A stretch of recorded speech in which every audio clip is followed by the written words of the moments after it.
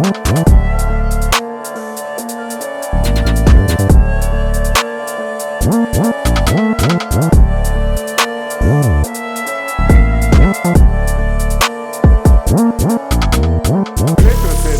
you go to Kemet school, you became more alert. You made a wake up, your spirit wake up. And you became a more human being. That's your character is built in a school.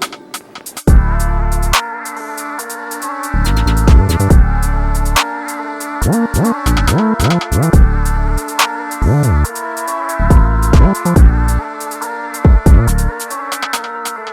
you study what you call classical studies, we must know Netcher.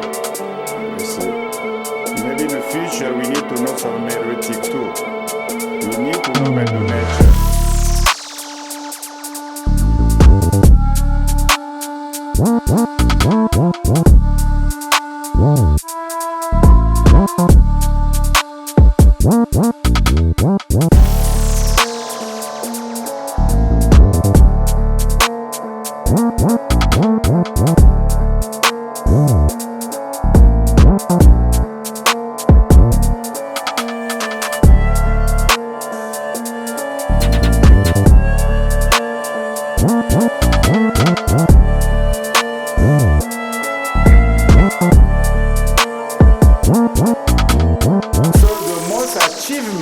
In Kemet, for me, is education.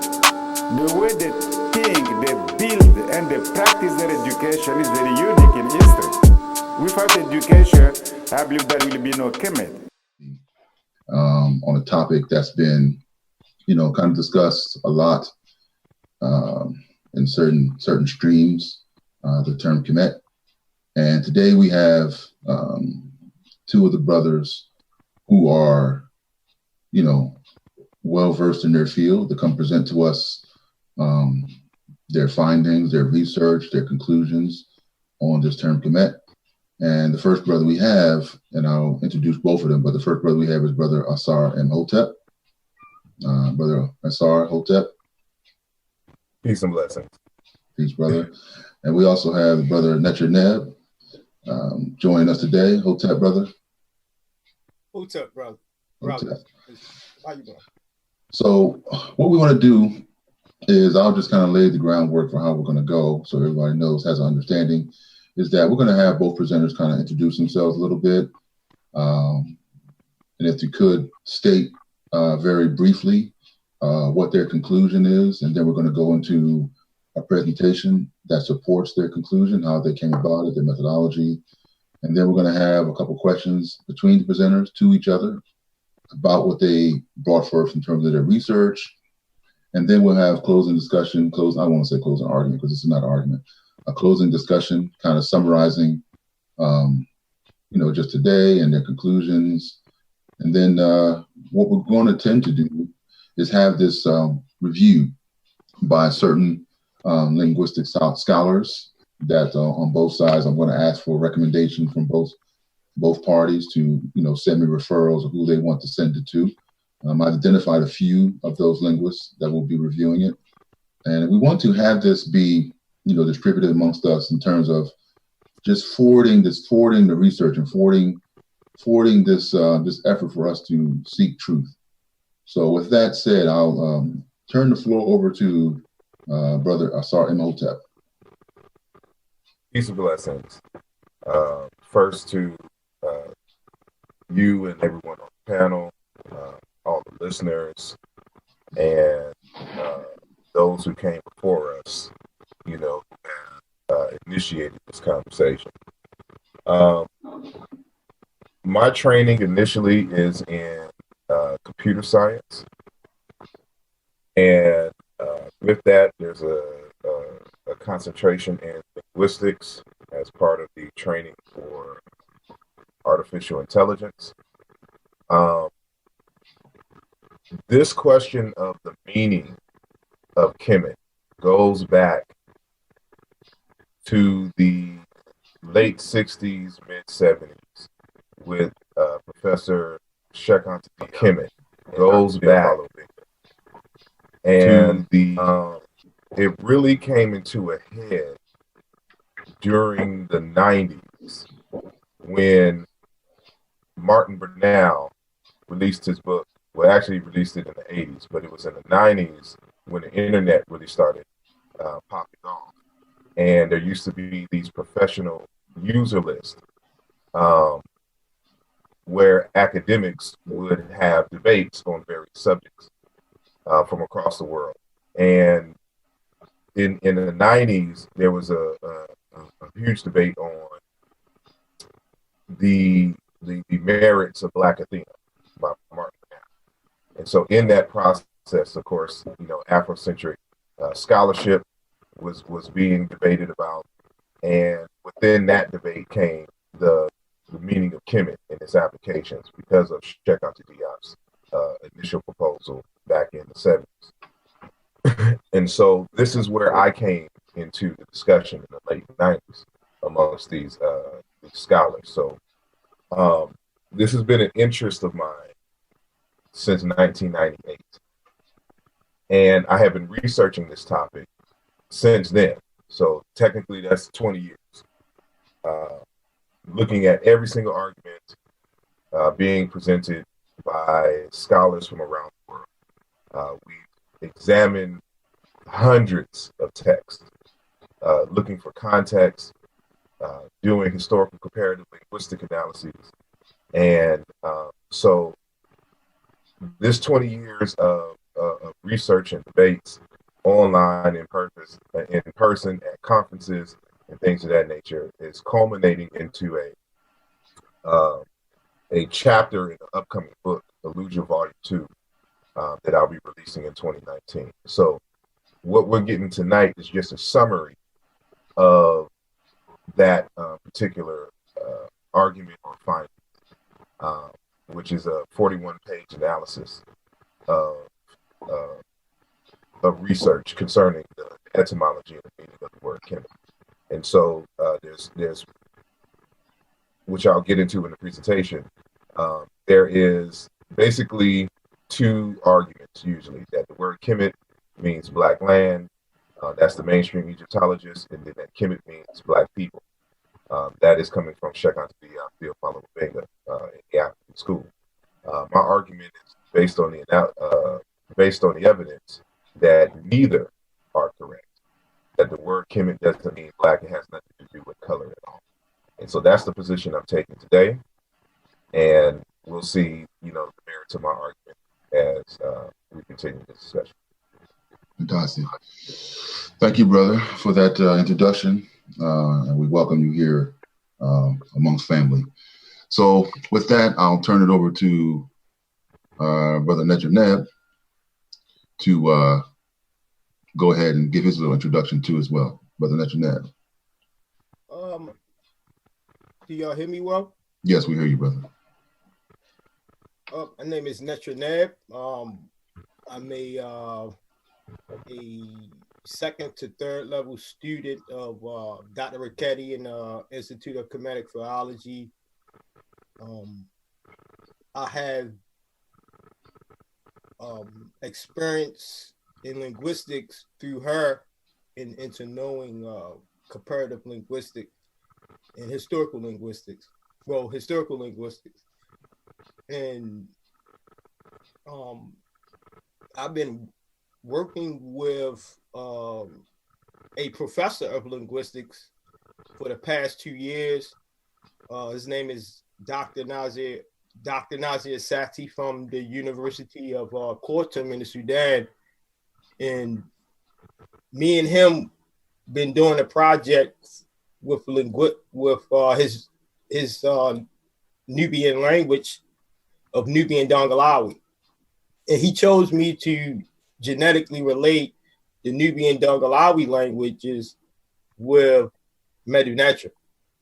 So we took that work and actually we submitted it to the Ghana Linguistics Journal, and it's still pending due to just minor upgrades. The work was excellent. It just was like some grammatical issues that we have to change. So that's already, almost finished. So we're going to resubmit it. But that's my background. I've been working with linguistic professors. I'm a student of a linguistic, Dr. Ricketti Amen, who has a degree in linguistics. And I built a team, like a little team, where just a lot of linguists from around the world, from Nubia, is in my group. Some linguists are from the Nuba part of Nubia, Sudan.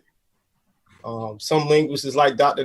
Nazir Sati is from Nubia, Sudan. So I've been working around linguists for the past 2 years.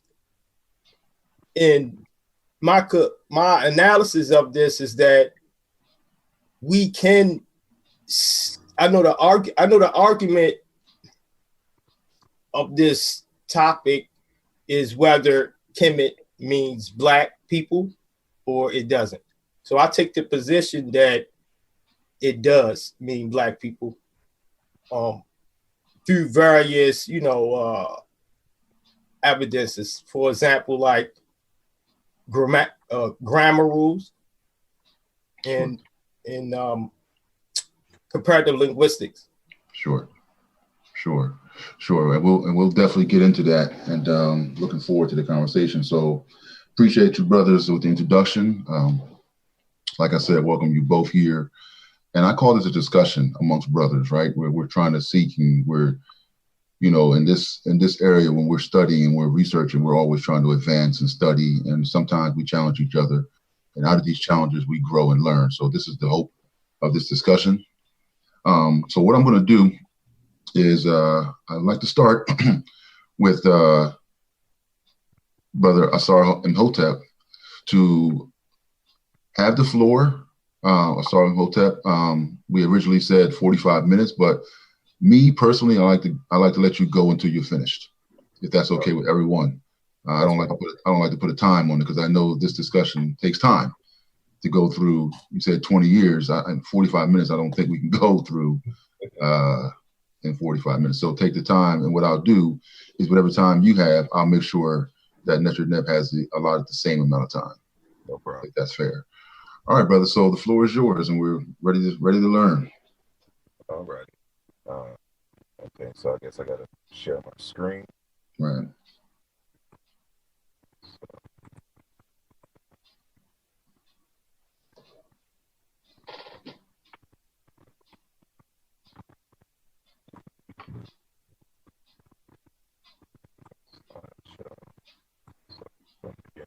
Let me know.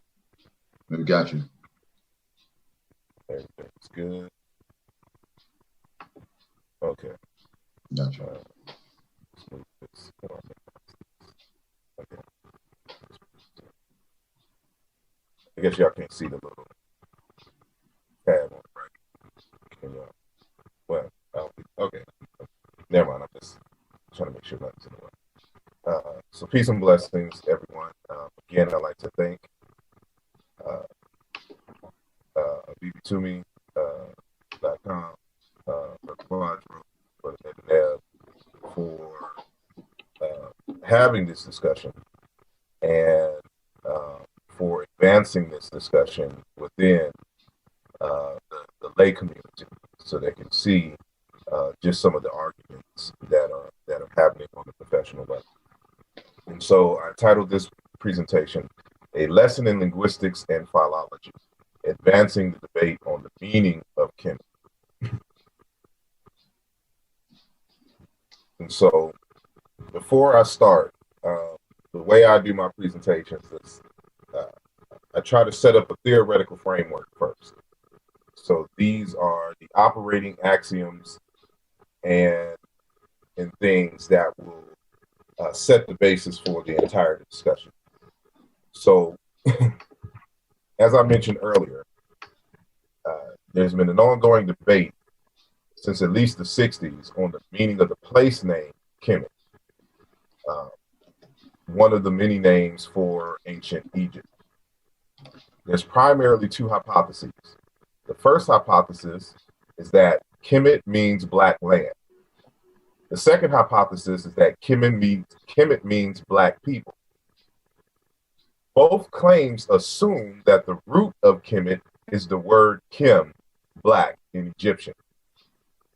This is the first issue that I find problematic about this entire debate, is the assumption. My arguments essentially is that both hypotheses are incorrect for the following reasons.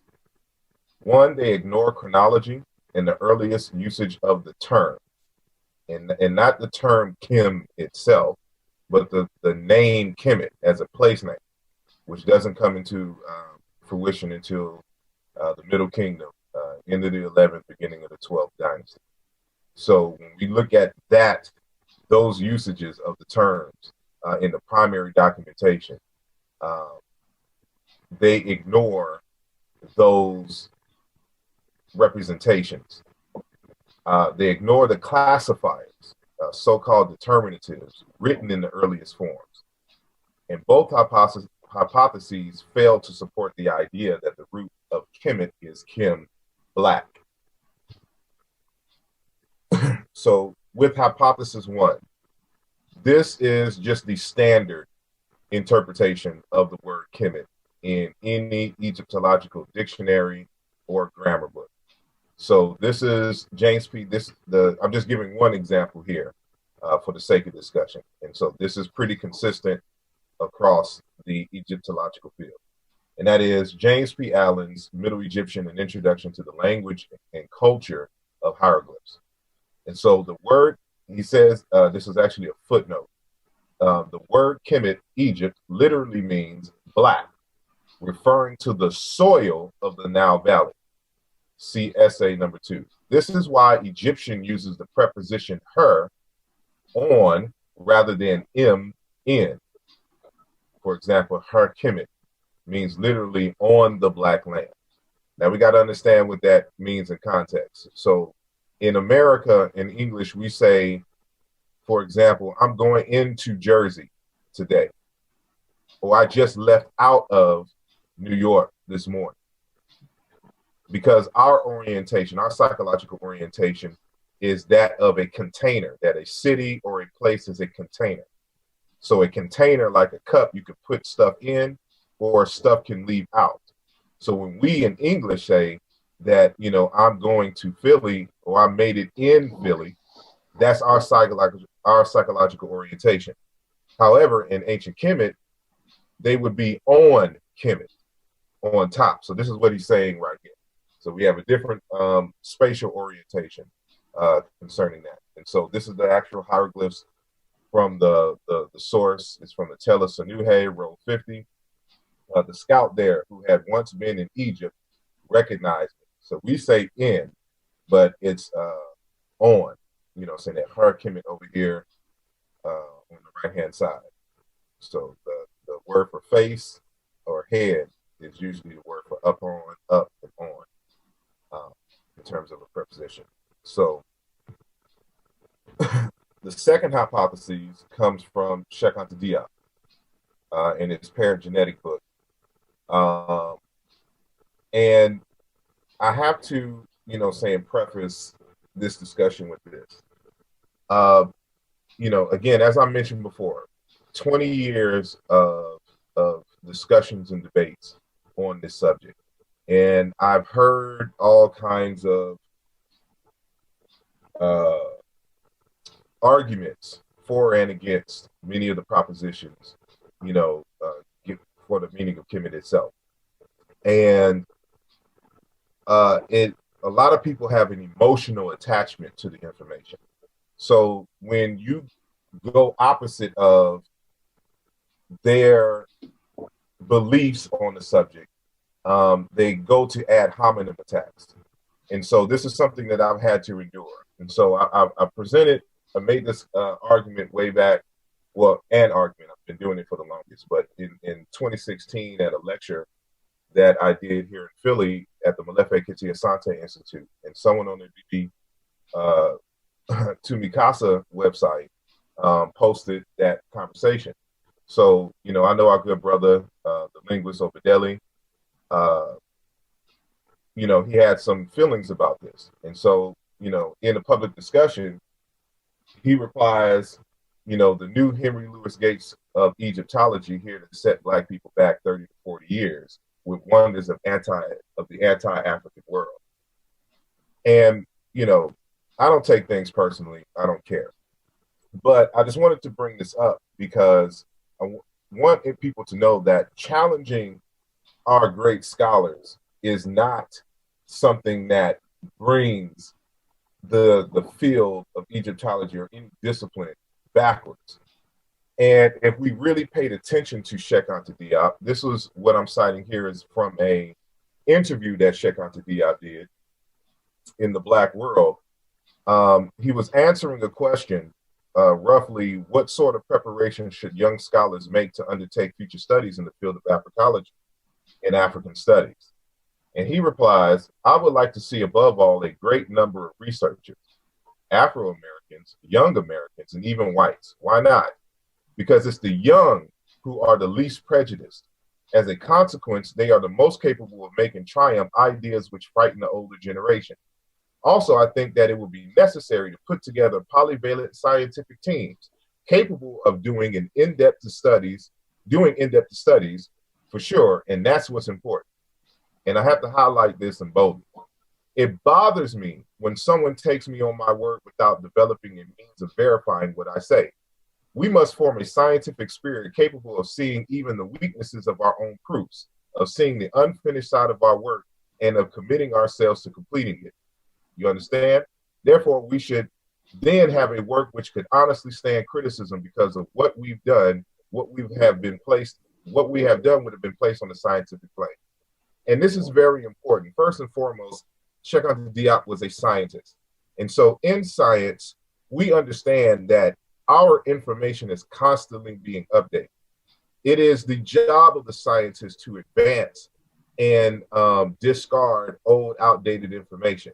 But for some reason in the conscious community, we think that because somebody of prominence said something, one, it's true, and that two, by challenging it, we are somehow moving back the discussion and going against, saying our ancestors and our elders. This is not how scholarship works. This is not how science works. And so with me having a science background, it's not a thing for me to revisit some of the older arguments and try to advance it. And matter of fact, this is what Cheikh Anta Diop actually wanted us to do in his own words. And so, so now with that being said, Cheikh Anta Diop, there's several places where he makes his argument, but mainly in French. But there's one of his arguments in English that you can get, you can read, and that is in Ivan van Sertima's Great African Thinker, Cheikh Anta Diop. And so on the pages 46 through 48, he gives his argument on Kemet, and it's essentially the basis on his 1970. It's basically the same as his 1977 work, where he makes his initial argument. So he says the Egyptians had only one term to designate themselves, Kemet, the Negroes, literally. In the Egyptian language, a word assembly is formed from an adjective or a noun by putting it in the feminine singular. Kemet from the adjective Kim equals black. It therefore means strictly Negroes or at the very least black men. The term is a collective noun which thus describes the whole people of Pharaonic Egypt as a black people. So, and then he goes on to try to demonstrate his point. And what I'm going to point out is that his argument is logically flawed. It's faulty logic.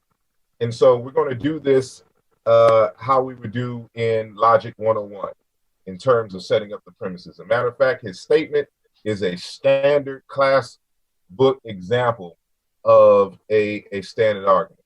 So his premise is a word of assembly is formed from an adjective or a noun by putting it in the feminine singular. His second premise is that Kemet from the adjective Kim equals black. Conclusion. It therefore means strictly Negroes or at the very least black men. So he has a premise, one dealing with grammar. He has another premise, the one where he claims that the word Kemet derives from a root Kim meaning black. So premise one and premise two are connected, and therefore Kemet means strictly Negroes, or at the very least, Black men. What we have here is a fallacy called begging the question. This argument is fallacious in part because it does not offer an independent reason for the claim he is trying to support, which we call the dependency problem. In other words, Diop is trying to support something by supposing prove what he has yet to prove. So he makes an assumption that Kemet derives from a root Kim, and then therefore Kemet means Black people or the Negroes, without even trying to demonstrate that his premise is in fact a fact. And so there's critical questions that we have to ask ourselves when we are making, accusations that someone is committing a fallacious argument, a logical fallacy. And so we have to ask these two questions. Has the arguer avoided the obligation to provide independent support for a claim by restating it in similar terms? 2, has the arguer avoided the obligation to provide independent support by assuming somewhere in the premises the very thing that he has to be shown? So he assumes that his premises is correct, and then he just goes on from there and argues without doing any type of work. So we must ask of each premise the grounds on which we are to ask to accept that we are asked to accept it as true and valid. Asking this question will expose cases in which we discover that the grounds by which we should accept a premise is the very point that we are supposed to see being proved in the conclusion. Where we can show this to occur, we have detected an instance of the fallacy of begging the question. And so again, check out the Diop, and this fallacy goes for any other mainstream Egyptologist as well.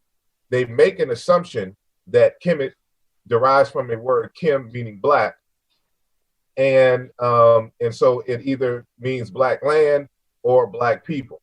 And so when you're making such arguments from a scientific point of view, everything has to be proved.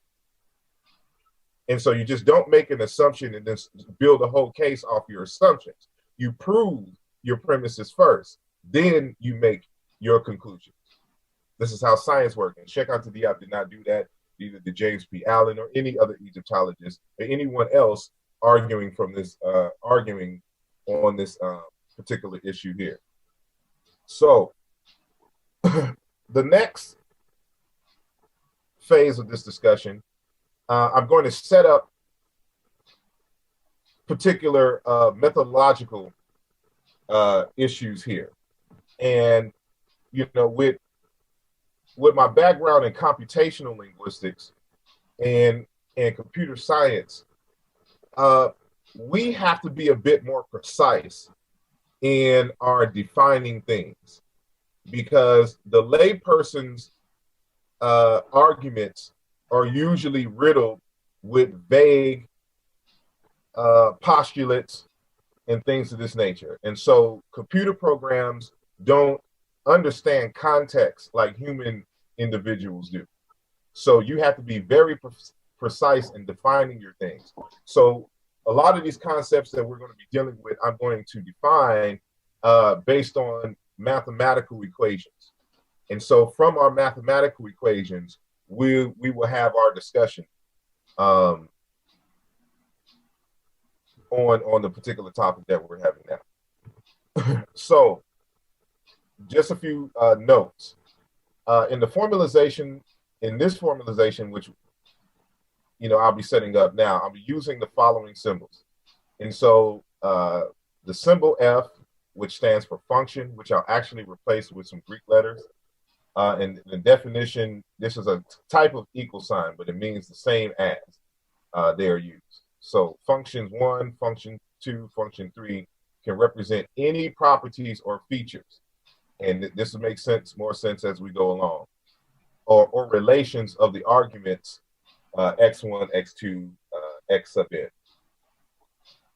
So we're applying these formulas to the actual words that we'll be comparing. So we'll be using some techniques in historical comparative linguistics And so when we're comparing words and arguing for cognates, we have to define a cognate in a very precise way.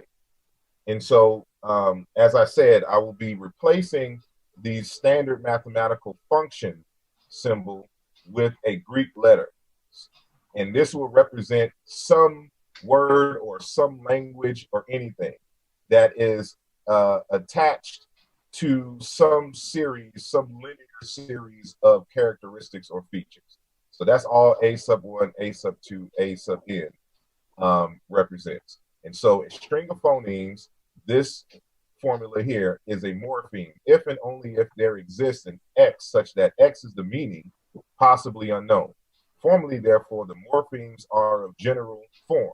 So this is a form. So this can represent, this phi can represent a word that has this string, or these phonemes in sequence with this meaning X. So this is what this means. This is a word with this meaning. That's all that means. This is a fancy way of saying a word and its meaning.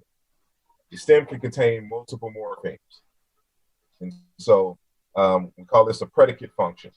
And so this is what you see, saying here. So this is basically just resentencing. So when we're talking about semantics, we want to make sure that we have a formal definition and a formal representation for it. It should be observed that the postulation of a Chiena Intu, and for those who aren't familiar, Theophilo Benga argued for a language family called Negro-Egyptian.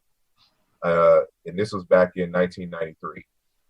In 2010, another linguist by the name of Jean-Claude Foley had advanced his work, and to my satisfaction, has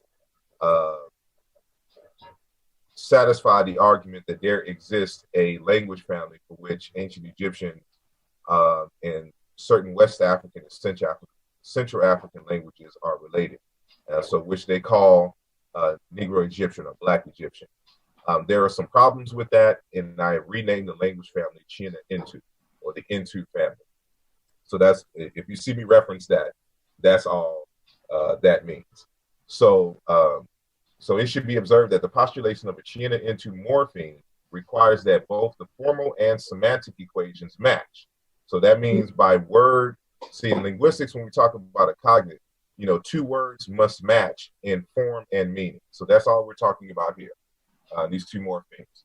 So we're saying that within the same, language family or something to this nature, that one word over here with one meaning should be equal to another word in this language and or dialect with another meaning. They should be similar in the sense. So they are identical if we can prove that they are in fact equal.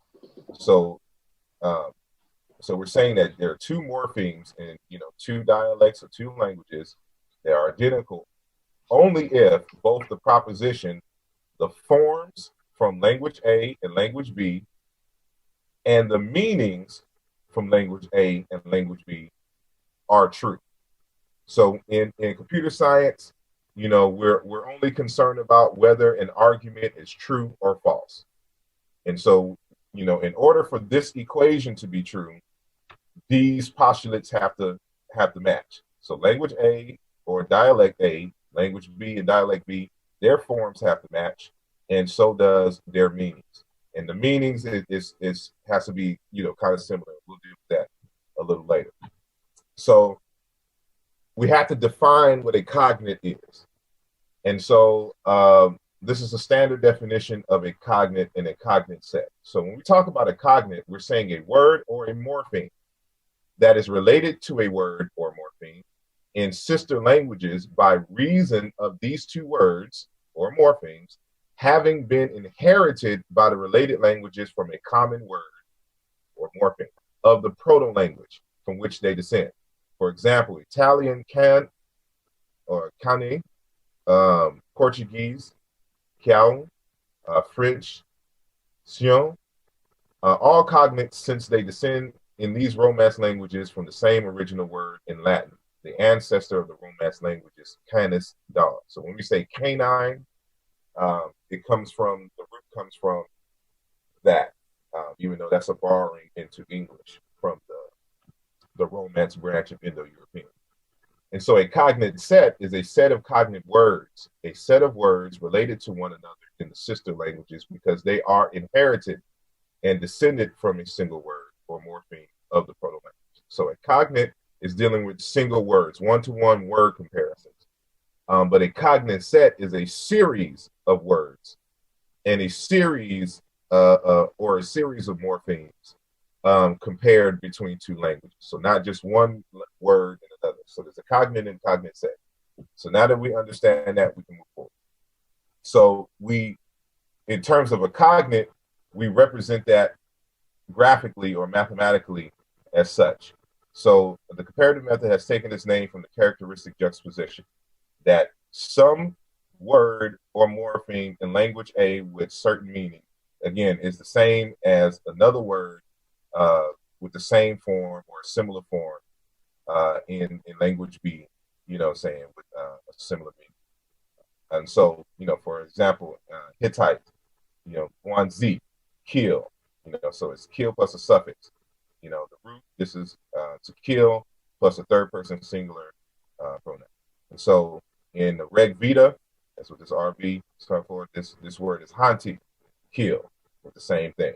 And so we can see that there is some, that these two are cognates, and this is how we would represent this mathematically. So, so we're saying comparing relations. So if language A, so there exists something in language A such that, so this is a such as marker, this semicolon here, that, in B.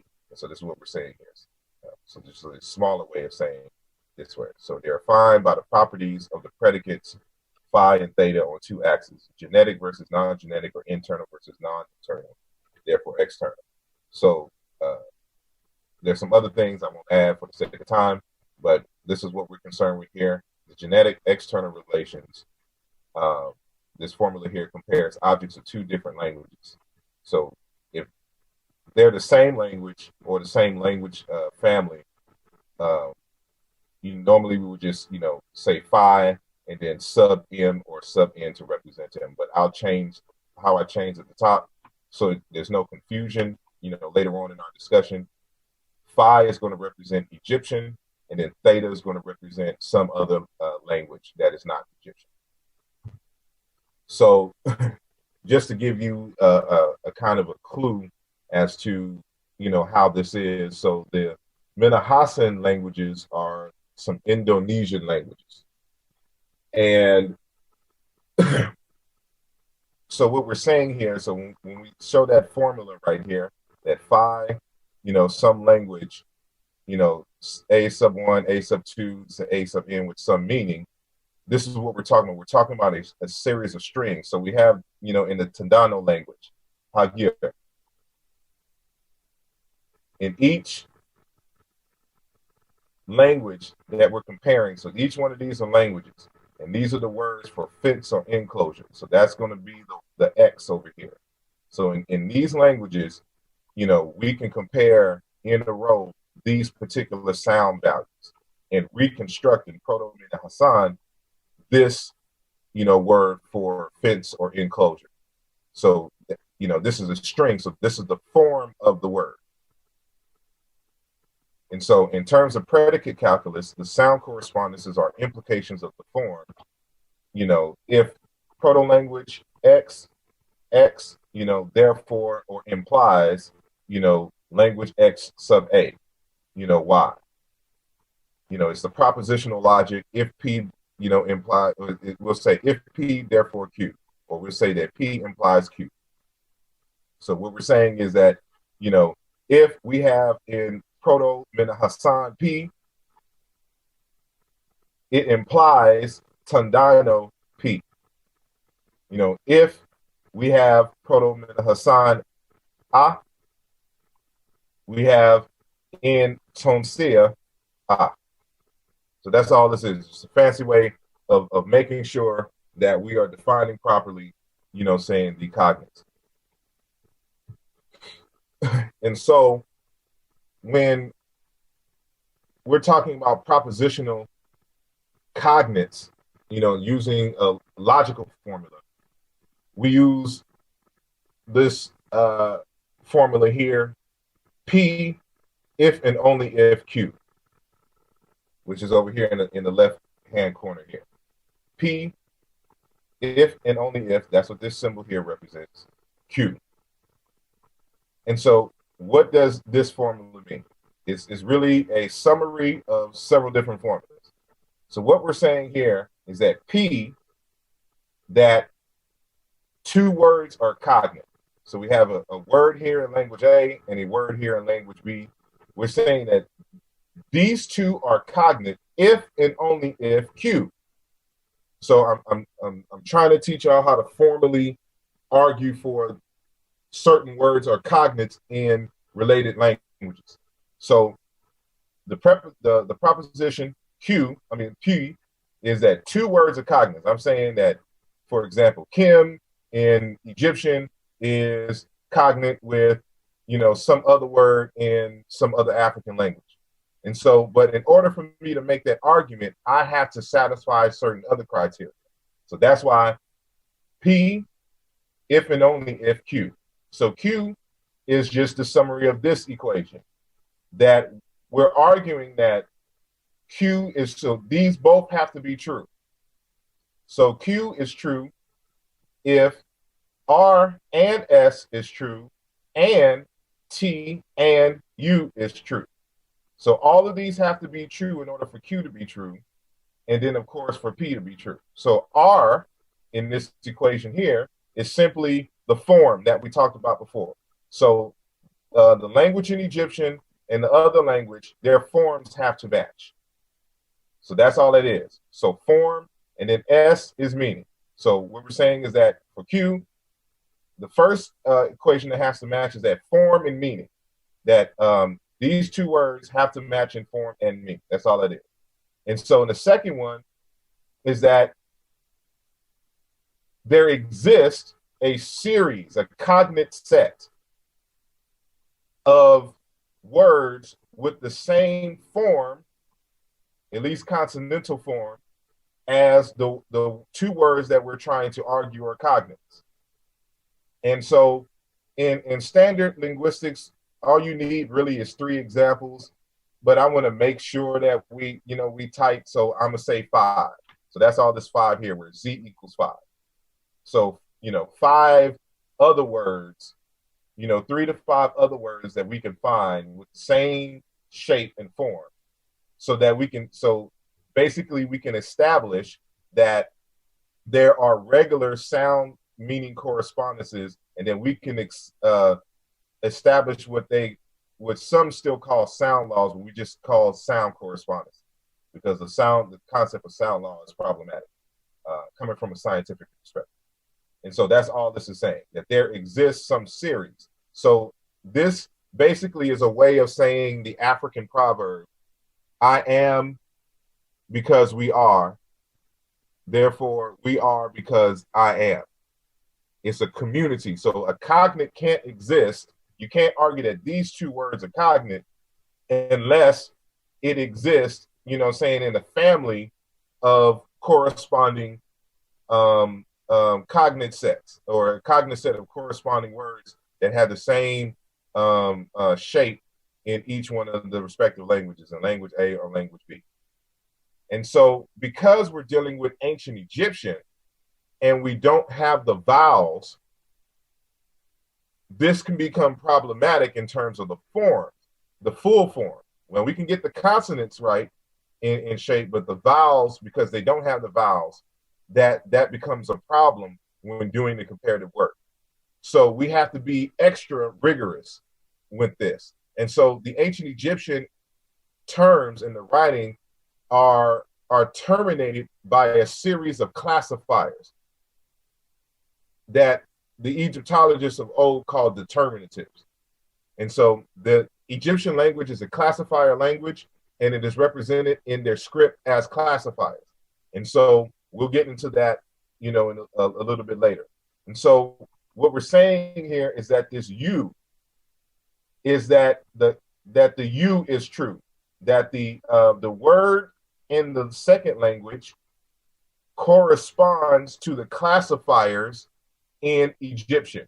So that's what this omega stands for here. So it means the classifiers must be in concert with the word in language B. And so phi, again, as I mentioned earlier, for us is going to represent Egyptian. And so omega represents the classifiers for the Egyptian words. So this is what this equation. So the forms and the meanings must match. There must exist sound meaning correspondences, and the classifiers for the words must match the meanings in language B.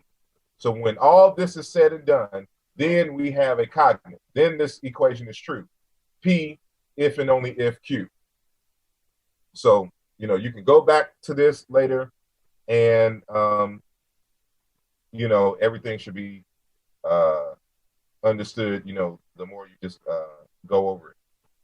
And so this would be an example of what I mean. So the other form is, is cumbersome, but as long as we have those postulates set in place, then everything how we move later on will set the tone. So again, in the beginning of this discussion is just simply the putting together the theoretical framework. So for people who are not familiar with historical comparative linguistics, this is how it's done. So this is, an excerpt from my upcoming book.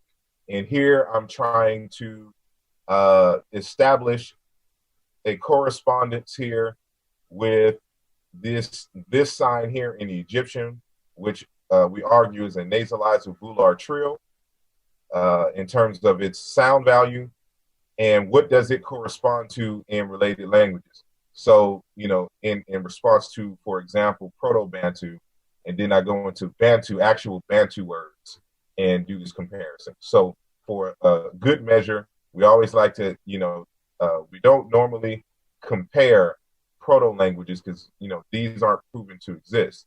But we have to test our proto-languages, our proto-reconstructions, against living languages or other languages for which we have attestations for, which were not included in the initial analysis for which we did the proto-reconstruction. So this is why I have Sumerian, and Shikam is what I call Egyptian.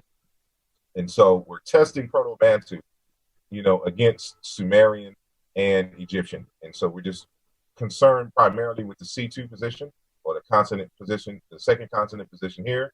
And as we can see, there's a correspondence between this sound and in Proto-Bantu, and various attestations here in Sumerian. And so, there's other tables that I've shown and can show consistently that all of these obey sound rules, correspondencing rules. And so, this is how you'll see a lot of the correspondences in later on in this presentation. So, looking at the stream, it seems that it's very blurry on the side. Anyway, so I'll continue. So we're going to deal with hypothesis one. So now we're getting into the meat of the discussion itself. So, hold on one sec. Here we go. So, as we mentioned before, the ancient Egyptian language does not record its vowels. It is consonant orientated. And so if you don't have the vowels, you don't know what the meaning, you don't know how to pronounce each and every word. And one of the problems in the argument is that there are so many Kemet words or Kim words that use the I6 hieroglyph that when it came to the ancient Egyptian place name, the toponym, they just automatically assumed that the word was Kim without any kind of verification whatsoever. And so, as an example of what I mean here, I'm taking the Collagen language, which is a Nilotic language, Nilo-Saharan, so-called Nilo-Saharan language, and showing that, if we see on the left-hand side a series of words. Now, it's clear to us that these are different words, just by the way that they're spelled and the vowels in between the consonants. But if we was to extract these vowels and only leave its consonantal skeleton, we would have a similar picture how we have in Egyptian.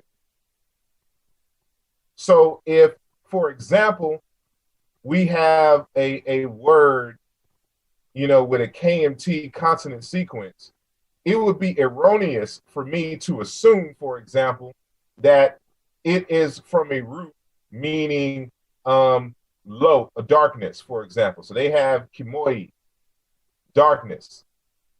And so it would be erroneous for me to assume that all these words up here are, have the same root. For example, this kim here, to die, which is the root of this one, the late, a deceased person. It just has a T suffix. So it would be erroneous to say something like the Black Death or to black die. That wouldn't make any sense. It's easier for us to do this in a living language because we know the vowels. But in ancient Egyptian, we don't. And so the Egyptians have a method for determining what the actual root is. And those are the classifiers which we mentioned. So we can see just a few examples, and there are a lot more, of the word kim. This is a bi-consonantal sign here. And this is what we call monoliteral. And these are this is another word here. But this is a classifier, and this is a classifier. So these are classifiers over here. And so, but these all have the same consonantal skeleton, but these are different words to perform work. The inhabitants of Erebus, to complain, the tail end of something, to make full, a serapeum, this is a location. All of these do not mean black. This is a moment in time, for example. This is a flickering or a book of wisdom. It's not a black book of wisdom.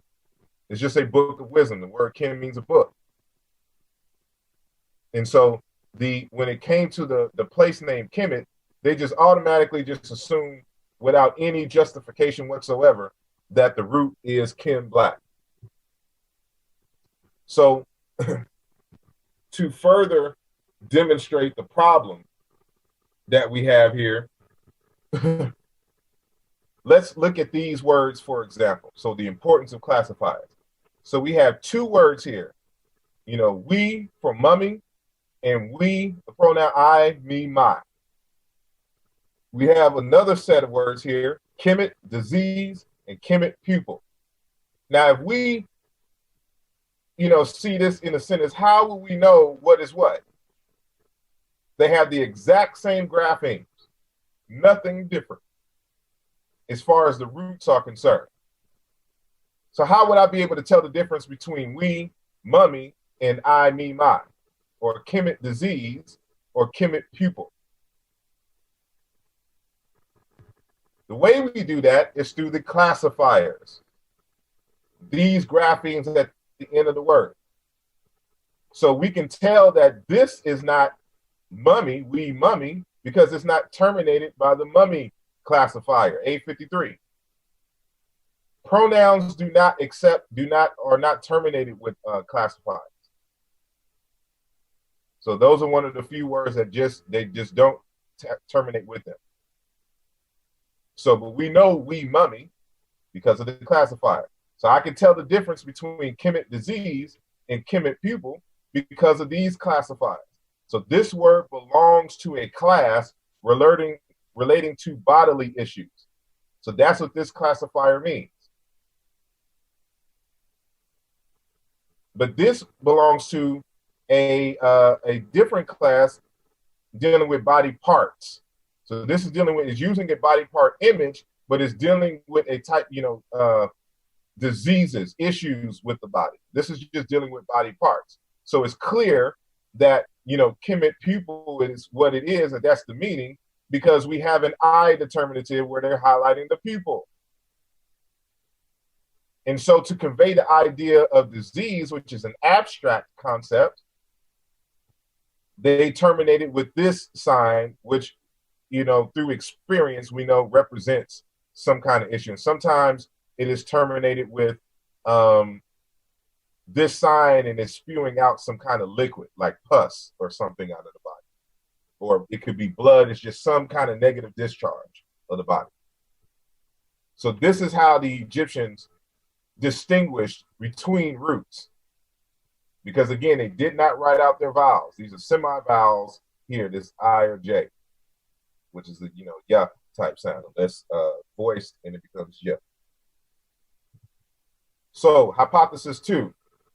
So we got to remember that the Egyptian that we're discussing a toponym, in which is a name of a place or any name derived from a place name. The ancient Egyptians terminated place names with these, or toponyms with these so-called determinatives, with their classifiers. So with the N36, this is a canal. This is a pool. This is a roadway. This is allegedly a tongue of land. This is an irrigation canal or irrigated land. This is a mountain or hill. This is allegedly a town. This is a just to convey the abundance of water. So these are the toponymic classifiers to let you know that whatever word precedes these signs, that it has to deal with a place, a landscape. And so this is very important because in the early days of arguing on the meaning of Kemet, one of the arguments is that Kemet was never terminated by a word that means land. This was false. So, for example, in the Wadi Hamamat graffito of an early Dynasty 12 official Antef, we can see that the word Kemet is terminated here by this symbol, the N23 irrigated canal. This is irrigated land determinative. So this falsifies any argument that it doesn't have anything to do with land, because this is what it's terminated by. This is the earliest renditions of the word Kemet. And so, you know, this is the transliteration, this is the translation. So then I and the entire force descended to the quote unquote black land without there being any retreating of any follower or the death of a great person or a little person. I reaching Kemet safely because of my skill in ascending to this place. And so we see here that this is the terminating classifier. And so we still have people arguing about this form here. This is the form that Diop focuses on. And so he argues that this means people, that this is, first of all, the root Kim, arguing that it means black, and then it describes the people. And that is not the case. And so we'll see when we actually read the primary document that this is not the case. And that you always have to go to the documentation. And this is something that Sheikh Anta Diop never did. He just looked at a dictionary entry in the Wartabush and he made an assumption from there. But the context for which this work is, there's only one place that this is actually used. Every other instance of Kemet is different from this. So there's only one representation of this, to our knowledge, in the ancient Egyptian records. So, and that representation is in the hymns of Sesostris III. And so it says, it was after he had ruled Egypt, or Kemet, this is where it is here, and after he had put the desert in his company, that he came to us. It was after he had protected the two lands, and after he had pacified the two banks, that he came to us. It was after he had caused Egypt or Kemet to live, and after he had removed its needs, that he came to us. So you can see here, first and foremost, that there's no conversation about people. Kemet here is being used to represent a nation, to represent a place, in contradistinction between the desert, Tawi, another name for Egypt, and Idebu, say another name for Egypt, the two banks, the two lands, the desert, in Kemet. So there's a theme going on here, and none of these have anything to do with people.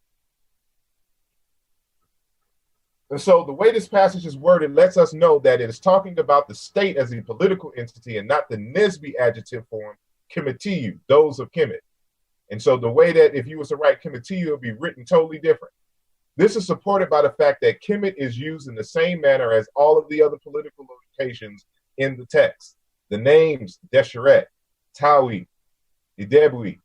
The original text does not employ personal determinatives. Furthermore, after the second sentence containing the word Kemet, it refers back to the first instance of Kemet by means of a third person singular feminine suffix pronoun, its. If it spoke about the people, we would expect sin, their, they, them, not its.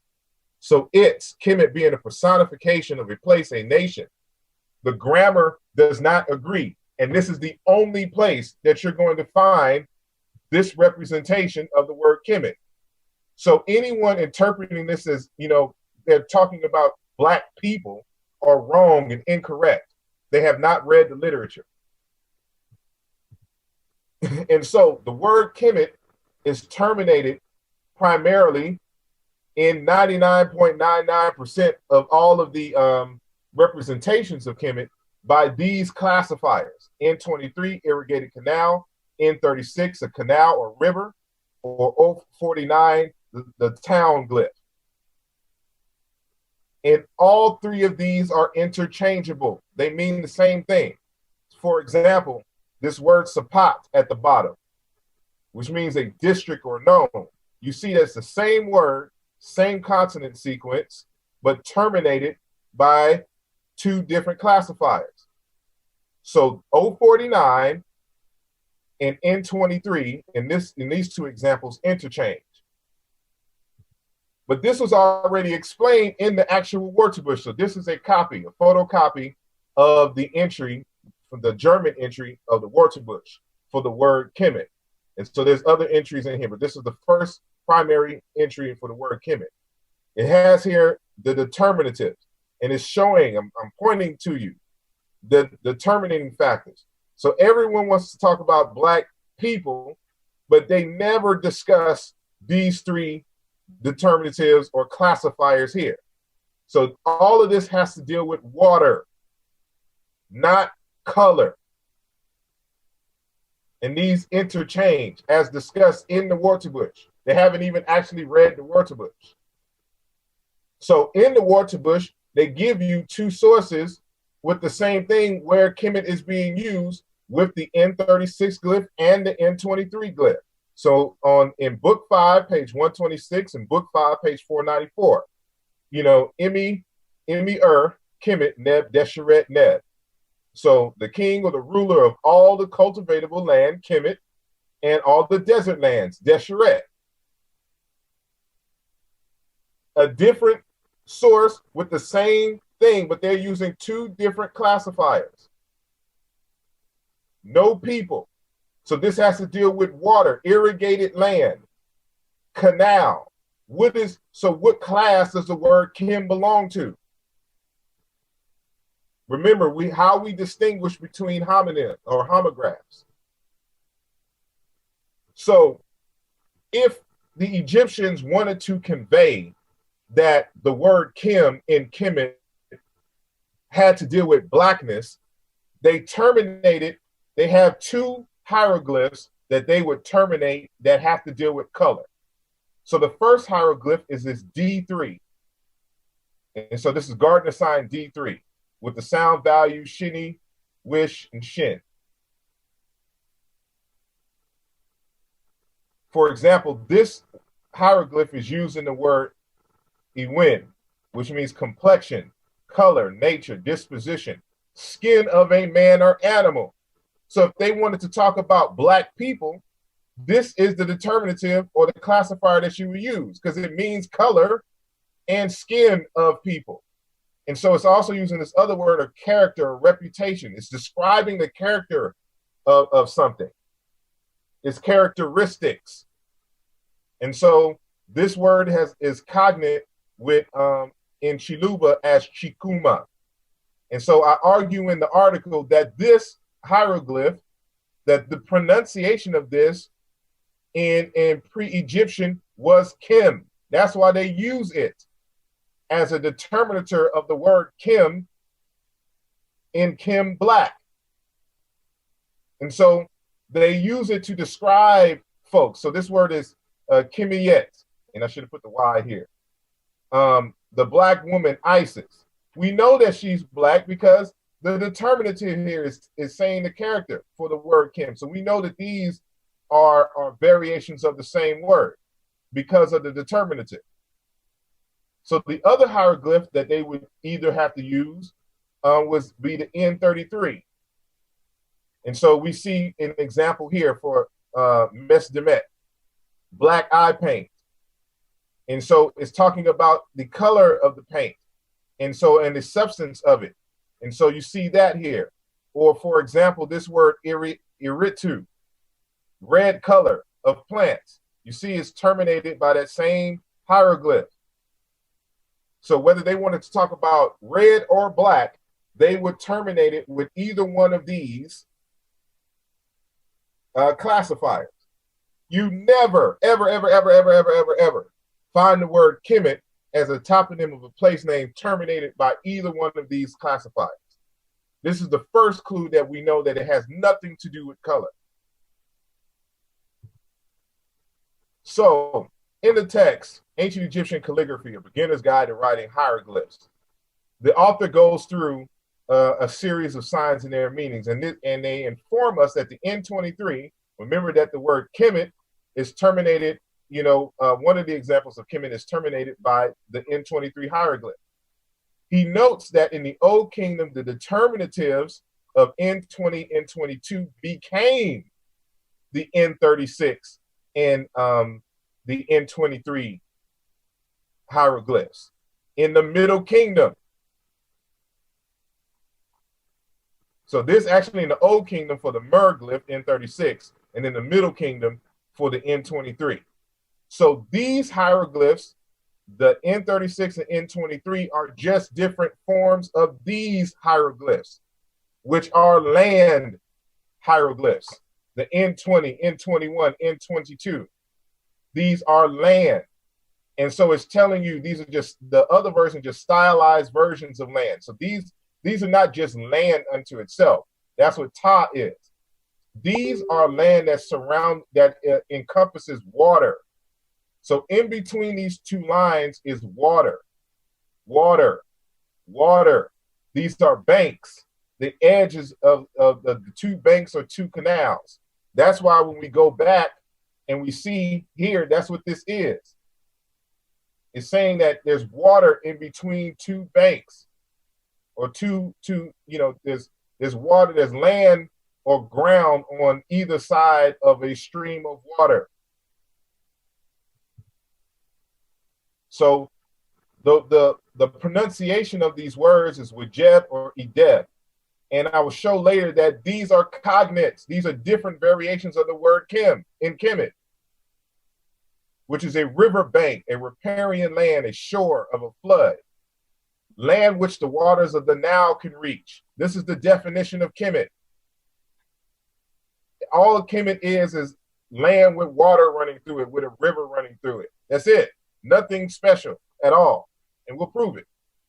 And so I made the comment that Wajeb, which became Deb in the language, is cognate with Kim. Way we prove that, remember our formula from earlier, that in language or dialect A, the forms must match the forms in language or dialect B with a similar or the same meaning. So we can see here, jabar, to replace, to reimburse, to repay.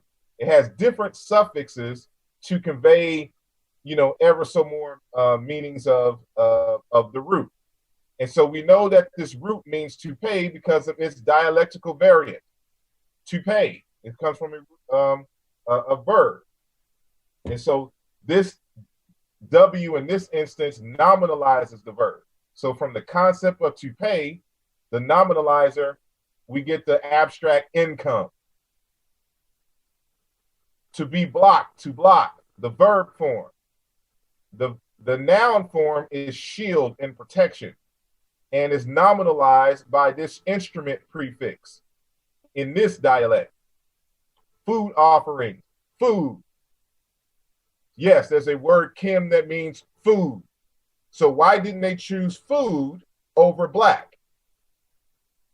What was their criteria from distinguishing these words?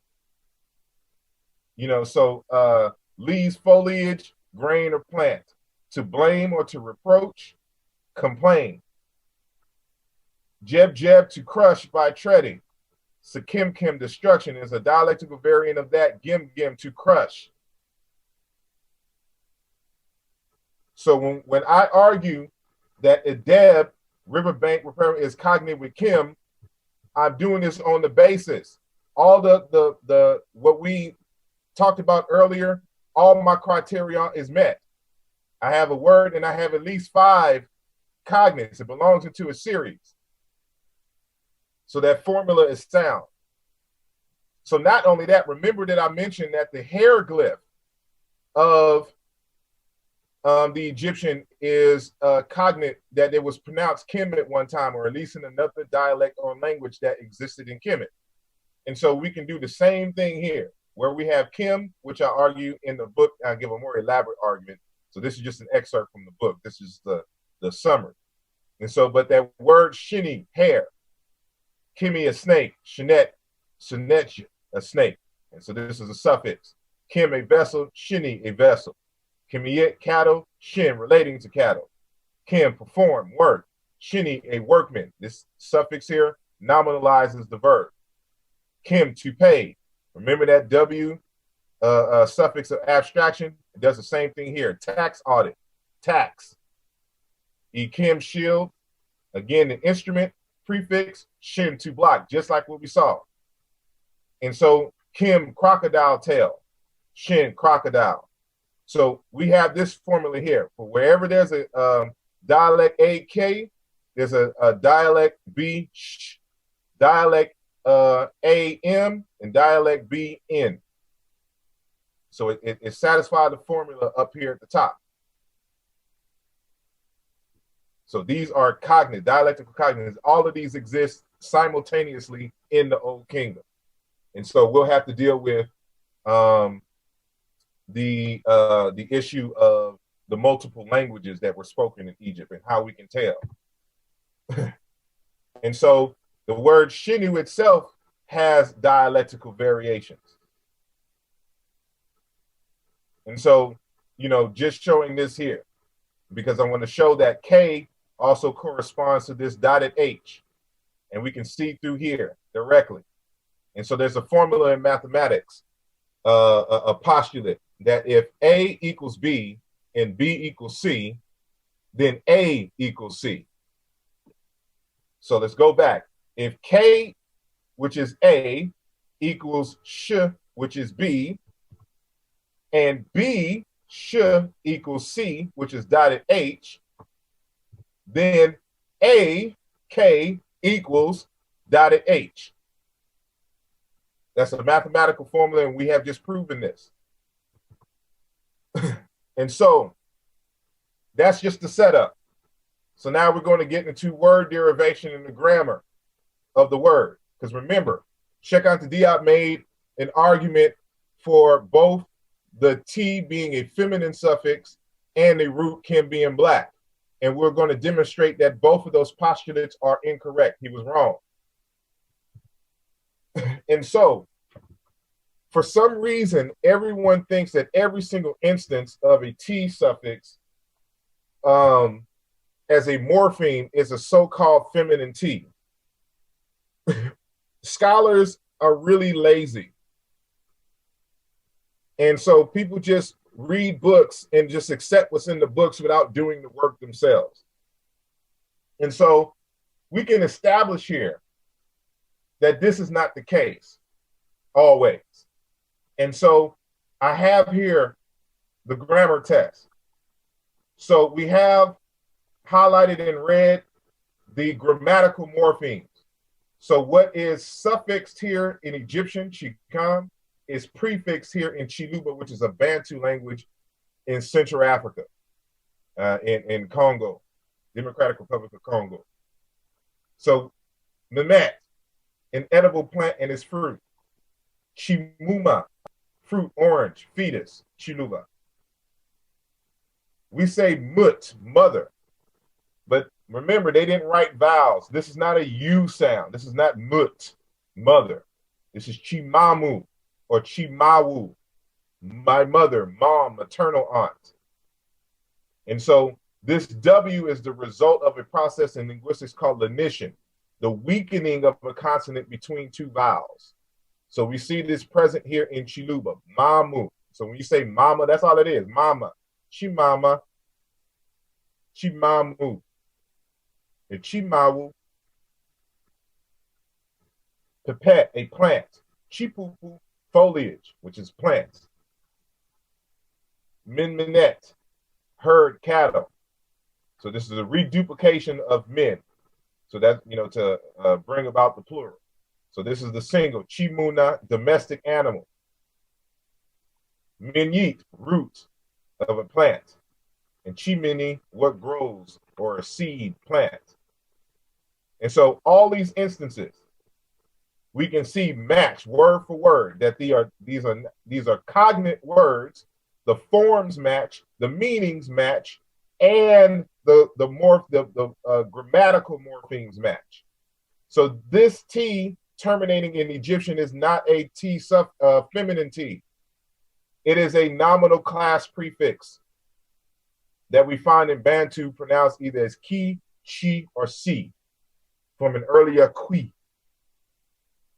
And so to test our hypothesis even further, we can see that two words which are not cognate but match in meaning, but still have the same grammar.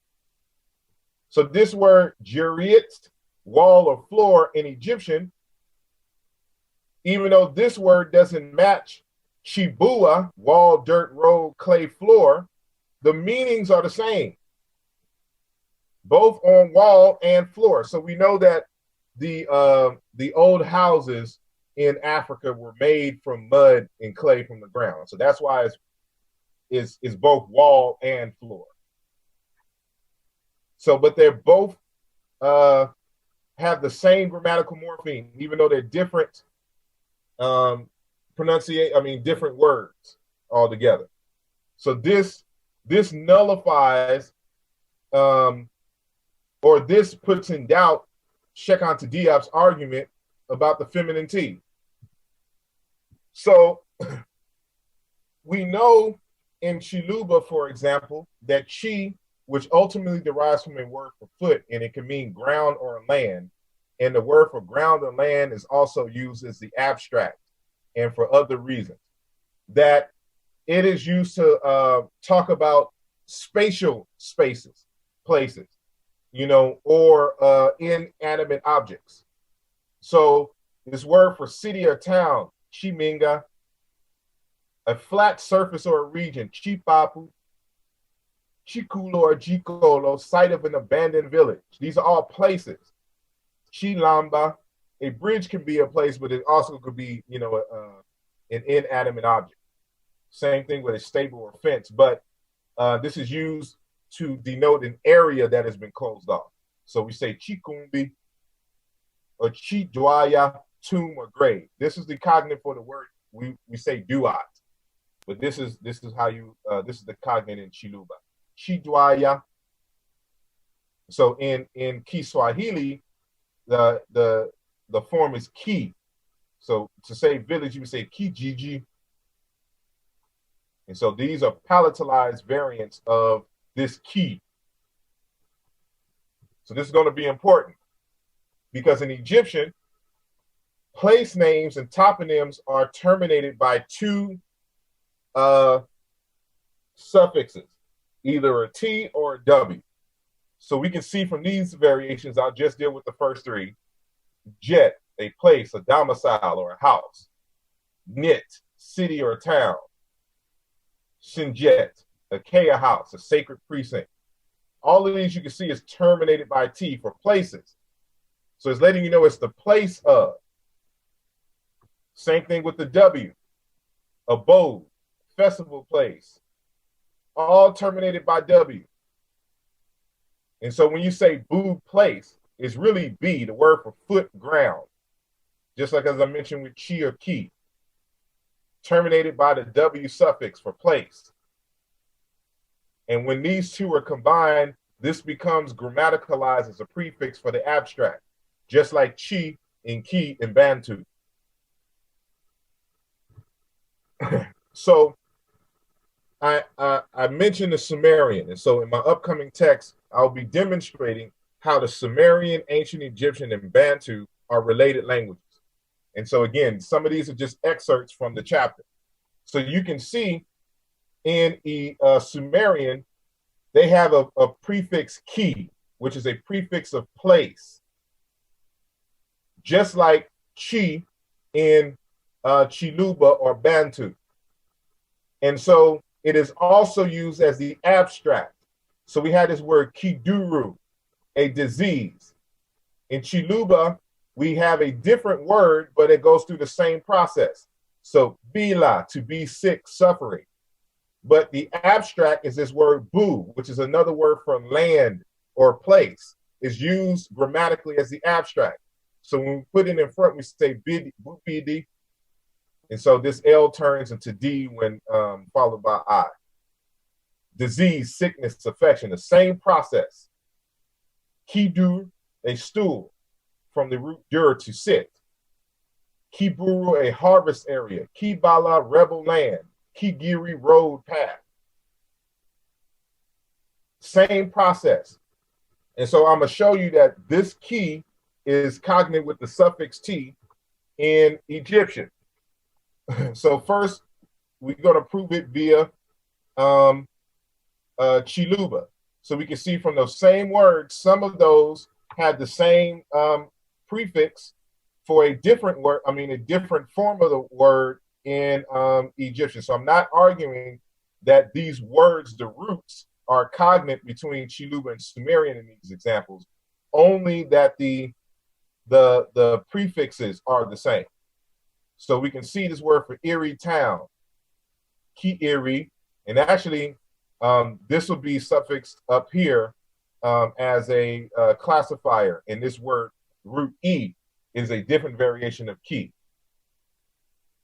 And so they have a word for flat surface or region, but it does not have that prefix in Sumerian. So I left that blank. So, but there's a different variant, the loss of the K, it turns into E, Iria, wasteland. So Chikulu, site of abandoned village. Bridge, they don't have a word for bridge in Sumerian. Kumba, stable fence, same thing. Kisiga, fence. Kishir, fence. Chidwa, tomb, grave. Kima, grave. Remember, this is a prefix for place. They are cognates. In Iduru, village, loss of K. This also means a house or a place. It's a single word in Sumerian. So, as I demonstrate here, so what I argue is that T is a suffix of place. It is equal to ki in Sumerian, which means place, ground, earth, land, toward, underworld, land, country, lower, down, below. And that this T suffix is a reduction of the word ta, land, earth, land, country, Egypt, soil, farmland, buildable land. All these is cited in the Waterbush, Book 5, page 212, entries 6 to 7. And so the cognate for this is Ker in Sumerian, underworld, land, country, mountains, east, easterner, east wind. So in both of these, actually, because ultimately these comes from a word for hand or foot. And this terminating R, both of these are types of R's, are dropped when grammaticalized here in both languages. And so to demonstrate that this is not a coincidence, you know, I add the other one, to burn, time, to burn, Ker, to burn, to light up. Form and meanings match in grammar, both in terms of their grammaticalization and everything. So in Chiluba, the word to burn is Oshika, Osha, to burn, to set fire, and Inshi, land. And so in Proto-Bantu, this word chi, ground, country, underneath. There's also a variant chi, inhabitant, person of. And so in Egyptian, which I go through in the book, I show you that these are cognate with Middle Egyptian Ankh, earth, land, Ankh, citizen, inhabitant, living person. The Egyptian language is monosyllabic. One root with either prefixes or suffixes to the root. And I show that the word Ankh, earth, land, Ankh, citizen, this is the root, this is a prefix, and this is a pre-prefix. But we don't have time to go into that. So, you know, we can see, for example, there's a text called Origins of African Place Names, an introduction to toponyms in cartography and politics in Africa. And so sometimes these words can be used to set direction. So, for example, and on page 210, Dr. Ingo states, however, directional place naming is also practiced in the West as Somerset West, Somerset East, Bank Street South, Bank Street North, in the case of Ottawa in Canada. The at prefix also exists in most settlements in Western Africa. Still in the Bamoon country, Inji was employed. So we have settlements as Inji Inca, Injinka, Injidare, Injitaut. And I must have mistyped something here. There's supposed to be another example here. The last settlement will be translated to be Injibet. So that's actually supposed to be here. So Injibet as at bets in the English and so on. And so what happens is that a word for land also doubles as a word for house or homestead. And grammatically, the words for land, which becomes house or homestead, becomes, words for at or in. And so when you read, for example, Kemet, it could be, interpreted as at Kim or on Kim or in Kim, or the land of, the country of Kim. So, for example, in Hayen and Kativa, dealing with the world lexicon and grammaticalization, that's the title of the book. It gives a few examples here how the word for home or homestead becomes a locative. And so in the Acholi African language, Paco, or Pato, I don't know how that's pronounced, homestead. And so the reduction of it, pa, at. And susu, konyi, kon plus yi, nominal marker. Home, residence, becomes kon ma, kon, a multi-purpose particle, to, toward, preposition, or postposition. And so, just as an example here, by at. So while the evidence for this pathway includes languages that can be assumed to be genetically and errorly unrelated, only African examples have been found so far. Nevertheless, we seem to be dealing with another instance of a more general process whereby relational nouns give rise to relational, typically spatial or temporal grammatical markers. See, for example, bottom, boundary, edge, side, top. So we see how the words for ground and house become, grammaticalized. And we see the same thing in ancient Egyptian. And so this is just another example of the word for place, which is a word for ground, becomes a locative, grammatical feature in a language. And so we just saw that in Indo's work on the African toponyms, where it's actually attached to the actual place name, and then we see it here used grammatically within a sentence, you know. And so you can review this on your own time. So yeah, same thing here. So now I'm gonna demonstrate that the word and prove that the word Kemet, the word Kim is not the word black. And so remember our formula from the beginning.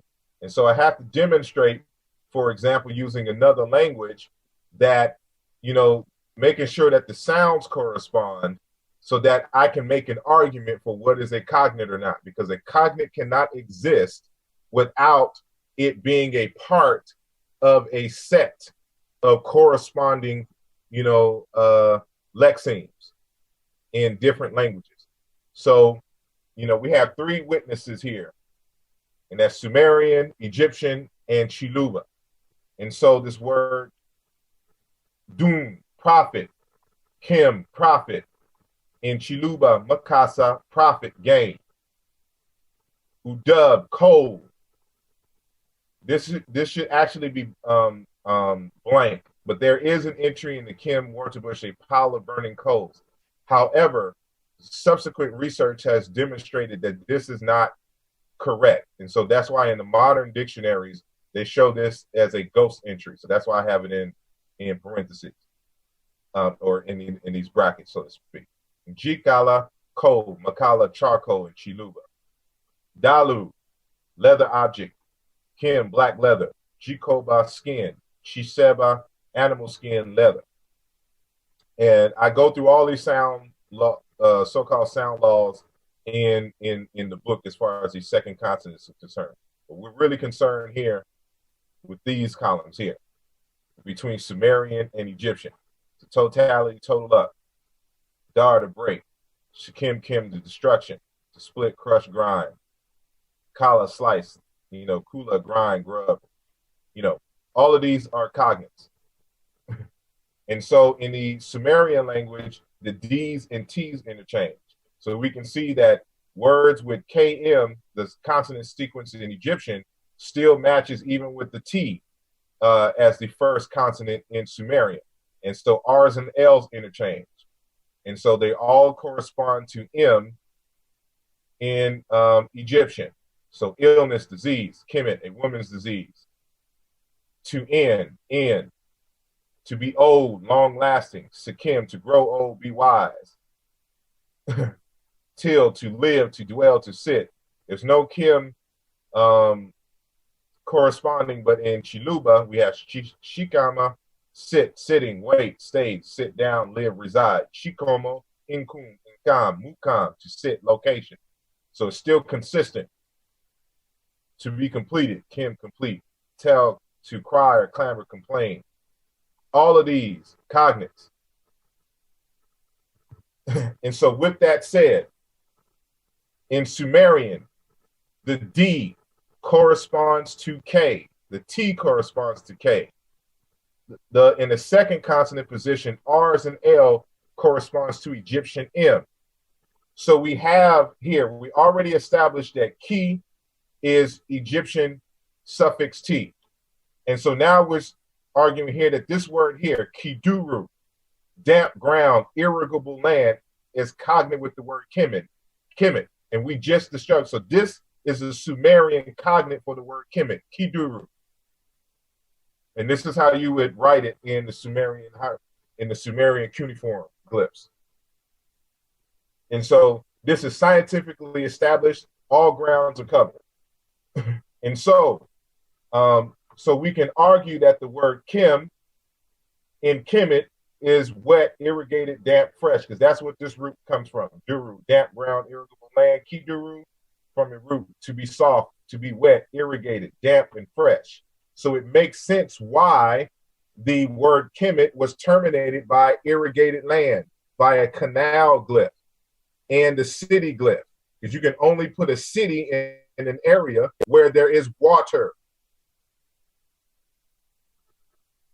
And so we worked by, going through the the morpheme, the grammatical morpheme first, and then going all the way backwards, and then, you know, finding what the root means.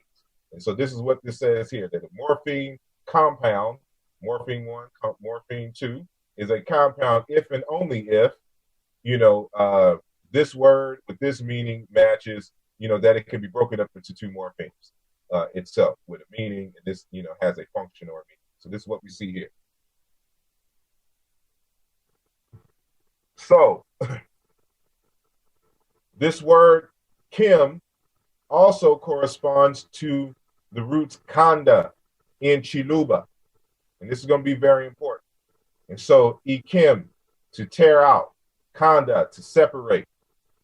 Kim, finish, complete. Kanda, complete, whole. Kimiyet, a book of wisdom. Mukanda, book, paper, letter.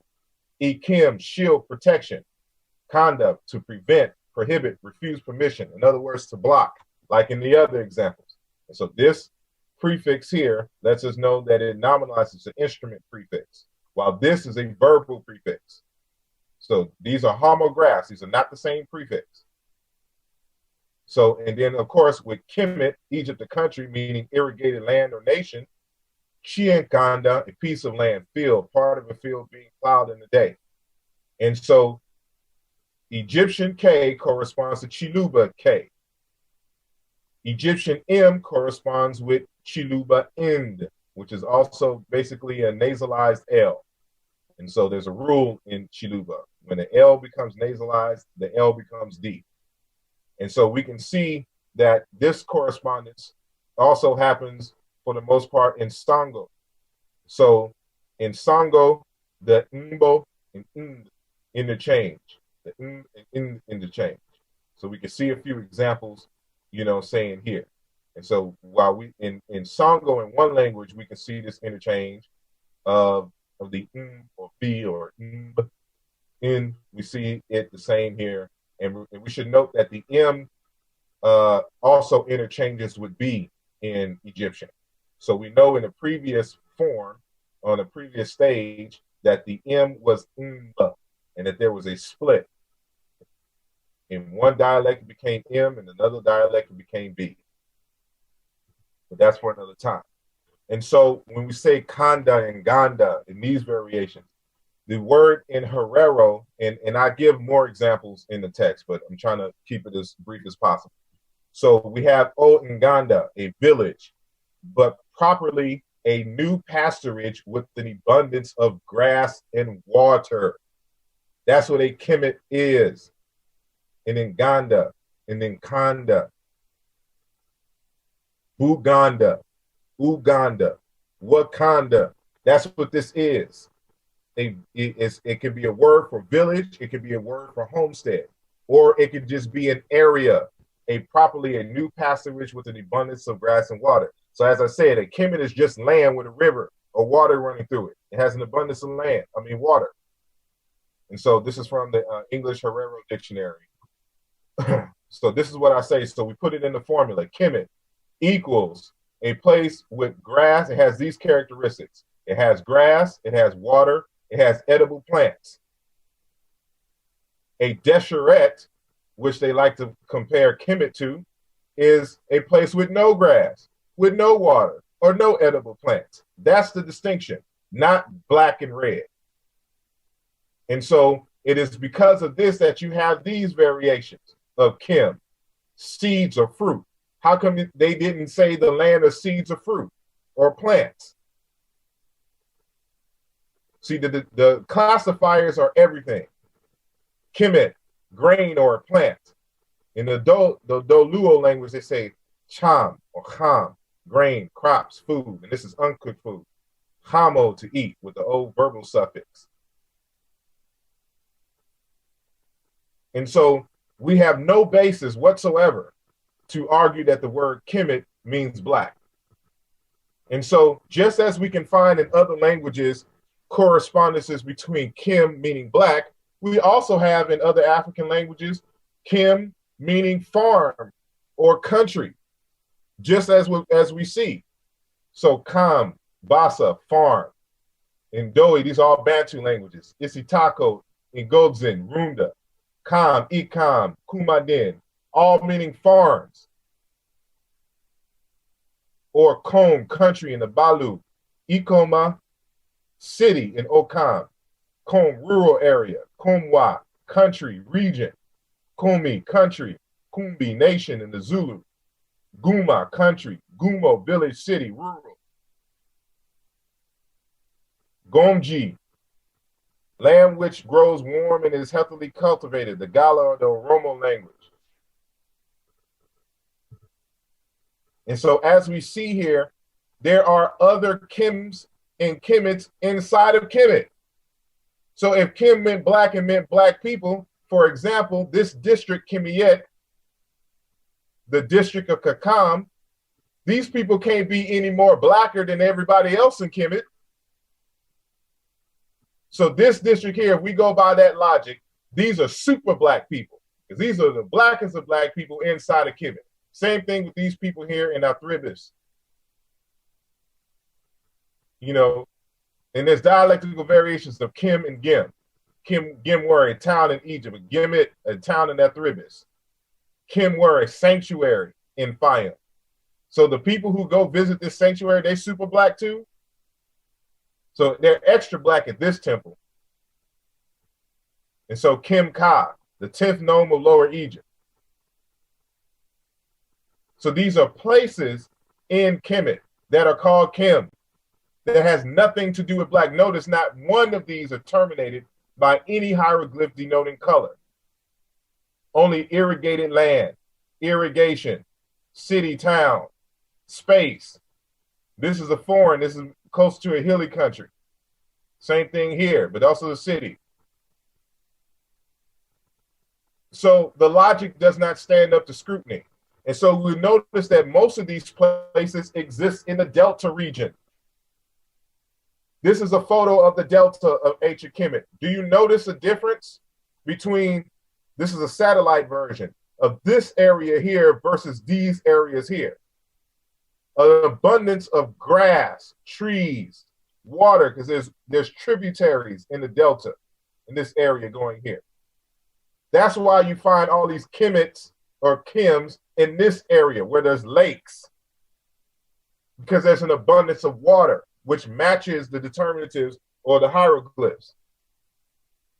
And I can show you that the word for the Delta or Lower Egypt, Mehu, is cognate with Kemet. It's just another dialectical variant of Kemet. And so we can compare Kim with Mes, the syllabic inverse. So remember earlier, we already established that K internally corresponds to dotted H. And so M corresponds to M. These are different dialects, different languages. And so using the Mboli model, we would say that this is a dialect Kekwi, and this is dialect Kweki. Different syllables of formation. And this isn't a process of metathesis. And so seeds, fruit, Mehu, flax linseeds, Kimi, desert snake, Mehen, snake, serpent, Mehi, serpent, demon, Kimi, so-called black bull, Mehi, holy bull. And so when we talk about Kemet, land, farmland, Mehu, parcel of land, land plot. Kemet with the river determinative or canal determinative. You know, Mehu or Mehiu. Flood, water now. This is used for words in flood, which I demonstrate in the book. You know, even the word for crown, even though this isn't using the I6 glyph, it's still the consonant sequence, crown of Lower Kemet, of Lower Egypt. And so Mehu or Meh, crown of Lower Egypt. And so Lower Egypt here, Mehu. And so Mehu is just another variation of the word Kemet. And so this dialect, they terminate their place names with W, while the Kemet folks, they terminate their place names with T. It's two different languages going on in Kemet. But that's another argument for another day. And so we can see the same correspondences between Chiluba and Chikam. I'll only do the first three. So Mehi, to flee, Kima, to run, Mehi, to hold, to seize. Akila, grab, take. So remember that the L's and M's, even in Chiluba, correspond, just like they did between Egyptian and Sumerian. So, you know, meh, arm, chikomo, fist, meh, to embrace, koma, to embrace, to place arms around the body. We can go down. So where there's an M capital H in transliteration, or M H dotted H, is KM in Chiluba. And so whether it's HM or dotted HM, the syllables are reversed. The order still remains in Chiluba. So hem, to tread, chikama, to press, to tread. Hem, crush, press, comma, squeeze, compress, crush. Hem, surprise. Kima, wonder, wonder at. Him, majesty, chief, sovereign. Kum, chief, or someone of social weight. Wehem, report. Mukuma, report. These are all cognates. And so we can establish that Mehu, Lower Egypt, is just a dialectical and related variation of the word Kemet. And they all have to deal with water. And so these are the different variations of the word Kemet, which we have established already. So Kemet, which we say is arable land. Mehet, arable land. And this is the source, it's Edfu text, volume 3. Notice the termination. Remember that this is the earlier variation of this. So these two are equivalent. They're terminated by the same terminated, just different variations of the same classifier. And so this is a different variation of the same classifier, all of these, with Jeb, shore, riverbank, Idebu, riverbank, riparian land, Ideb, which the Nile reach, Inebu, a field, all of this, cognates, variations of the same word, based on sound correspondences. And so I want to define, lastly, this word here, riparian land. This is how you would properly define Kemet. So a riparian zone or a riparian area is the interface between land and a river or a stream. Riparian is also the proper nomenclature for the one of the 15 terrestrial biomes of the earth. Plant habitats and communities along the river margins and banks are also called riparian vegetation, characterized by hydrophilic plants. Riparian land refers to terrain that is adjacent to rivers and streams and is subject to periodic or occasional flooding. Everybody who knows anything about ancient Kemet knows about the flooding, the flood zone. So a Kem is any land that is connected to a river or a canal that floods. That's what a riparian land is. This is so a land with grass and water and vegetation and plants because of flooding. That's why in the Vickers dictionary it has land which the waters of the Nile can reach. Riverbank, riparian land, shore of the flood. This is an irrigated channel. There's water. All of these are making sense. So in this here, from the African Journal of History and Culture, it says toponyms fulfill the task of identifying localities, thereby distinguishing them from one another. More so, they serve as cartographic labels that can be used for orientation, navigation, recreation, and reference points.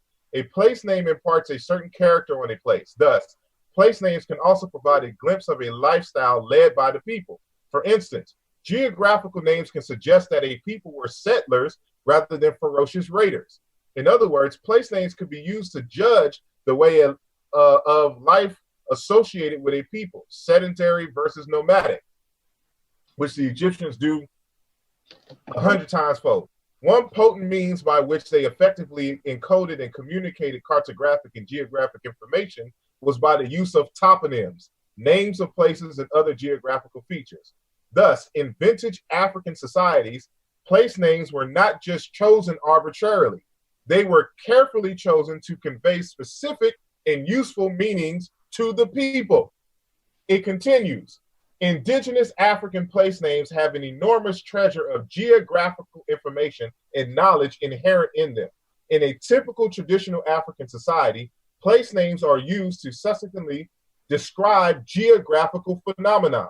Roten's account of the use of place names to identify various geographical conditions and features in Uganda, for example, typifies what is obtainable in a classic African society, as observed by Roten. Quote, a very prominent group of Ugandan place names are those which describe or imply the physical characteristics of an area. Relief, climate, soils, hydrology, flora, and fauna all feature in names throughout the country. Often the description is in terms of suitability of an area for human activity, the fertility of the soil, the presence of water, reliability of rainfall, suitability for a particular crop, a river or a swamp which endangers life, the occurrence of a tree or grass species of value for house building, tool making and handicrafts, and the presence of clay for pottery are all frequent examples. Other names suggest a type of land use, describing a prominent crop, the presence of grazing land, and so on. So when people make these arguments, they have no clue as to how African toponyms are chosen. They just have a hypothesis, and they think that a hypothesis is the conclusion, is a subsequent conclusion. And so we're showing that this is not the case, that African people, when they're dealing with place names, they have other means. You remember that people were nomadic. And so we had to describe certain things. So when they named Kemet, it's the place with the big river, where the big river runs through. The delta is the place where the river tributaries and the swamps and things are. And so now we're going to get on this word desheret, and this is going to be my final thing. Everybody keeps thinking that the word desheret derives from a root desher, red. The same fallacies that that people have for the word Kim and Kemet are the same fallacies that they conduct with the word desheret. So the word desheret, we already proven what the T suffix is. It's a place. And so the word desher has nothing to do with color or red. You never see the word desher terminated by any color glyph at all. It's only terminated by landscape glyphs. But the language itself will help us to understand how desher is formed. Because the word desher, red, the root here, is from this hieroglyph here, the flamingo. So because the flamingo is red, that's where we get the word red from, just from the color of the flamingo. So it's similar to our word for orange. The fruit orange is, I think after some investigation that is not named, like the color is not named after fruit, is the other way around.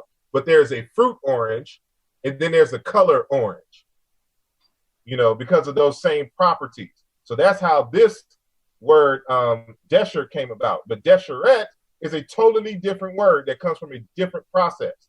And so this presence of this in the classifiers is only is like a logogram that reinforces the pronunciation of this word here, and has nothing to do with the color. And so we can prove that. So let's prove it. So one of the things I mentioned earlier is that the Egyptian language is monosyllabic. So there are monographemes that is prefix and suffix to the root. So here, for example, this word sure, threaten. When it has the prefix D, it becomes angry. So this is a verb, and now it's nominalized. So it has a nominalizing prefix D, angry. And then it has another suffix W, wrath. So you can see a series, the root SR, SR, SR, which is prefixed over here and suffixed on this side. And actually this R is a suffix too. But, but for this series, the SR is the root. And so in Chiluba, Shiwula, or in Soka, in Sumerian is Gur, anger, rage. That same sh, that palatalized K, which becomes sh, that is the root. So now instead of R, is being suffixed by W. So dry, dry, drought. Now it has two other suffixes, I or Y, T, wasteland, desert.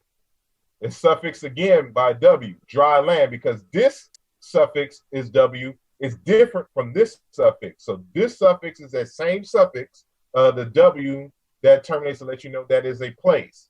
So this is why it's double suffixed by W. It's not a geminate. This is not a partial reduplication.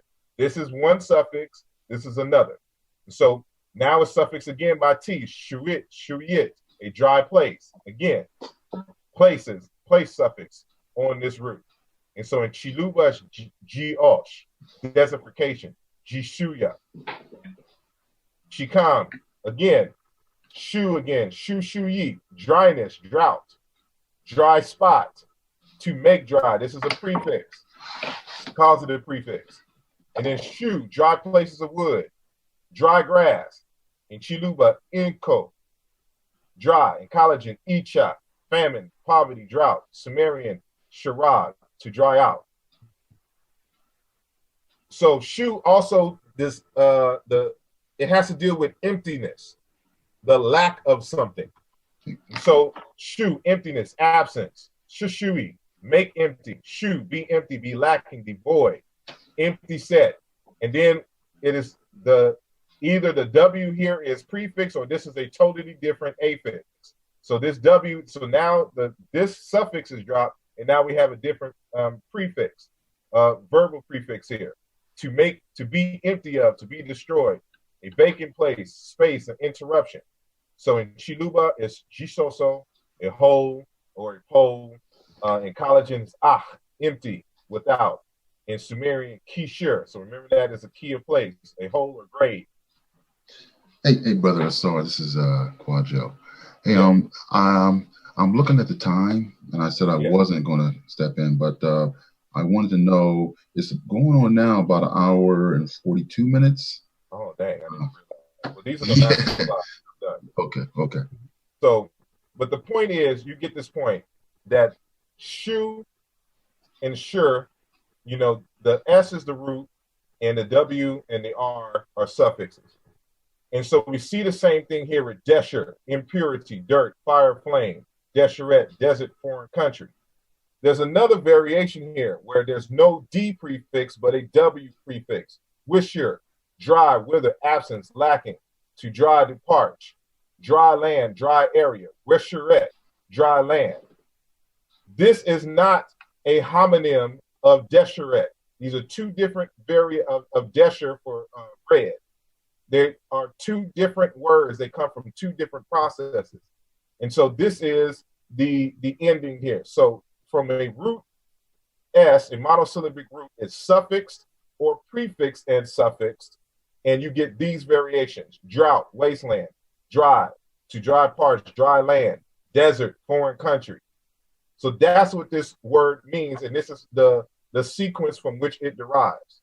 So there is no dichotomy between red land and black land. That's Egyptologists and linguists being lazy. And so there's only, you know, the land with water and grass and a river and plants, and then there's the land without water, plants, animal life, or life period. So this is exactly what you see here.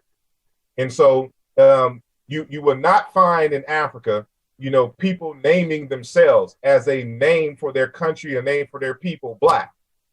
I have yet to find any place name in Africa.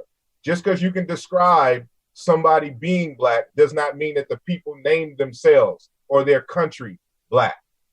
It doesn't exist. And so this helps to ruin. So that is the end of my presentation. I'm sorry it took so long.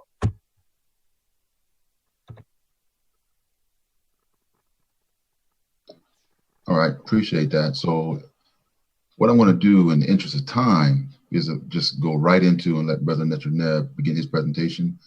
And then we'll have a brief moment for one question back and forth, because I want to make it short, because I want to have it, you know, where we can have someone take a look at it. So Netjer Neb, you're up, brother. I think, sorry, your screen's still being shared. No, it's not. No? Whose screen is this? Netcher Neb, are you there?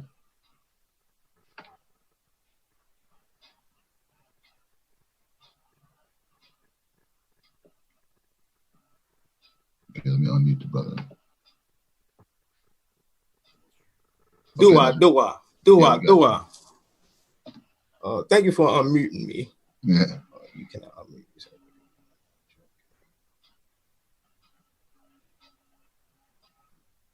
All right, I'm gonna share my screen. Okay. All right. Asar Imhotep, brother, I love your correspondences. The correspondences are beautiful as usual. But it's just some key things that you didn't do as far as following strict comparative linguistic rules. It seems as I evaluate your data, it's just you everywhere. And you are not comparing the adjectives in the adjective noun, the adjective verbs, and the adjective modifiers to see if we can verify them in genetically related African languages.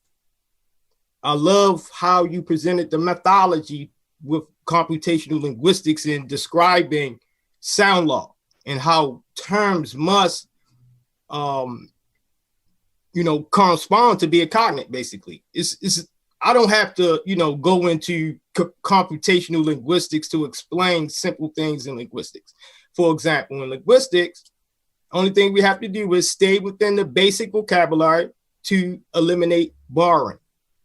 Once we eliminate borrowing by standing to the basic vocabulary, we can begin a comparisons of the languages. Once we compare the languages, we see if they're cognate by establishing sound law. After we establish sound law, we explain sound changes within the cognate. After we explain the sound changes, we do a proto reconstruction.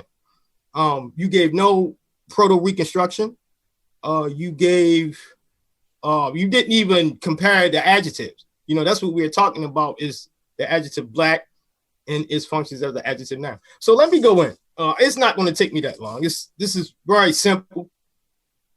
So the title of my presentation is Assumptions versus Grammar Rules. And I titled that Pacific because, of course, Asar claims that African researchers are assuming.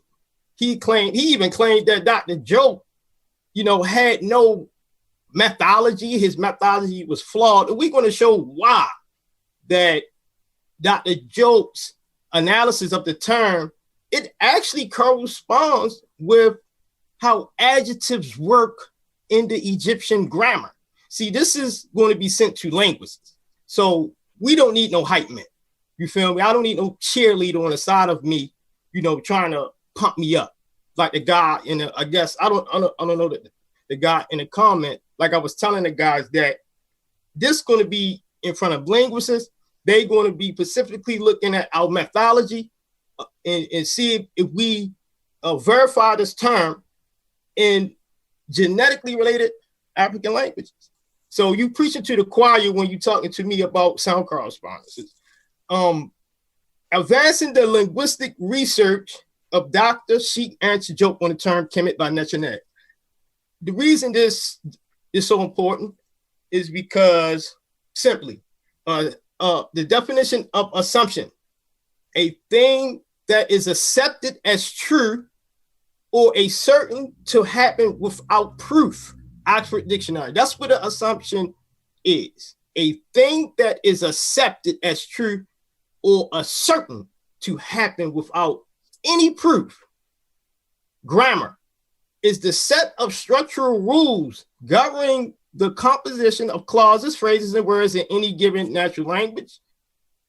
The term refers also to the study of such rules, and this field includes phonology, morphology, syntax, often complemented by phonetics, semantics, and pragmatics. Anybody with a basic historical linguistic understanding knows that grammar is actually the structure of linguistics.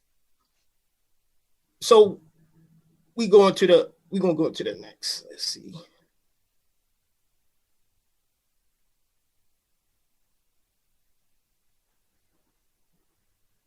My linguistic background. Second level Meta-Netcher grammar student of Dr. Raketi Amin in the Institute of Comedic Philology and Egyptian grammar translations and linguistics. I'm currently working with a professor in linguistics. His name is Dr. Nazir Sati, PhD, assistant linguistic professor of Khartoum University of Khartoum, Sudan, in genetically relating Nubian Dongalati with Medew Netcher.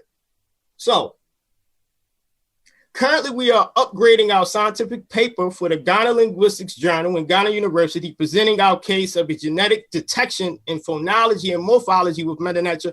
And I was told to do for the linguistic journal, I was told to do a reconstruction. So actually, we reconstruct the term kumu or kim, and we do a proper historical comparative methodology, and then we perform a proper reconstruction like we're supposed to do as linguists. Now, okay, the guy wanted to know do I have any work in the journal? Well, actually, Dr. Cambone is the head award-winning linguist of the journal. So we got to get past him. I ain't gonna lie, man. He is the most difficult person I ever tried to do a linguistic paper with and get it past that peer review. That peer review is no joke. And I learned a lot from my error, and I corrected them in the next, submission. So me and Dr. Sasi have a paper that's going to be, and I included the term Kim in that paper. And I actually had good reviews. It wasn't no negative reviews on it. I show proper correspondences. I show morphology, not only phonology in linguistics that detects a genetic relationship, but we must establish morphological correspondences as well, not just phonology. He delves into some morphology, but Asar does not compare adjectives. I'm not understanding that. Introduction. We evaluate some arguments of Asar in this presentation on his hypothesis. I say it's a hypothesis because hypothesis is only opinion. It's not based on any. A hypothesis can be based on scientific analysis, but also a hypothesis is not really a theory. A theory is something that is based in some type of scientific fact. And I'm going to show that Dr. Jope did not just assume, as he claimed. Dr. Jope knew of the precision of the grammar rules, and we're going to go to Dr. Jope's word himself. So let me get into the introduction. Okay, we evaluate some arguments of Asar in this presentation on his hypothesis of the term Kemet and how his arguments stack up against strict Egyptian grammar rules, historical linguistics, and philological contextual data. This presentation will show that Asar Imhotep is incorrect in his arguments. Our historical linguistic comparisons with African languages verifies that the term Kimu means Black people by observing the cognate C1.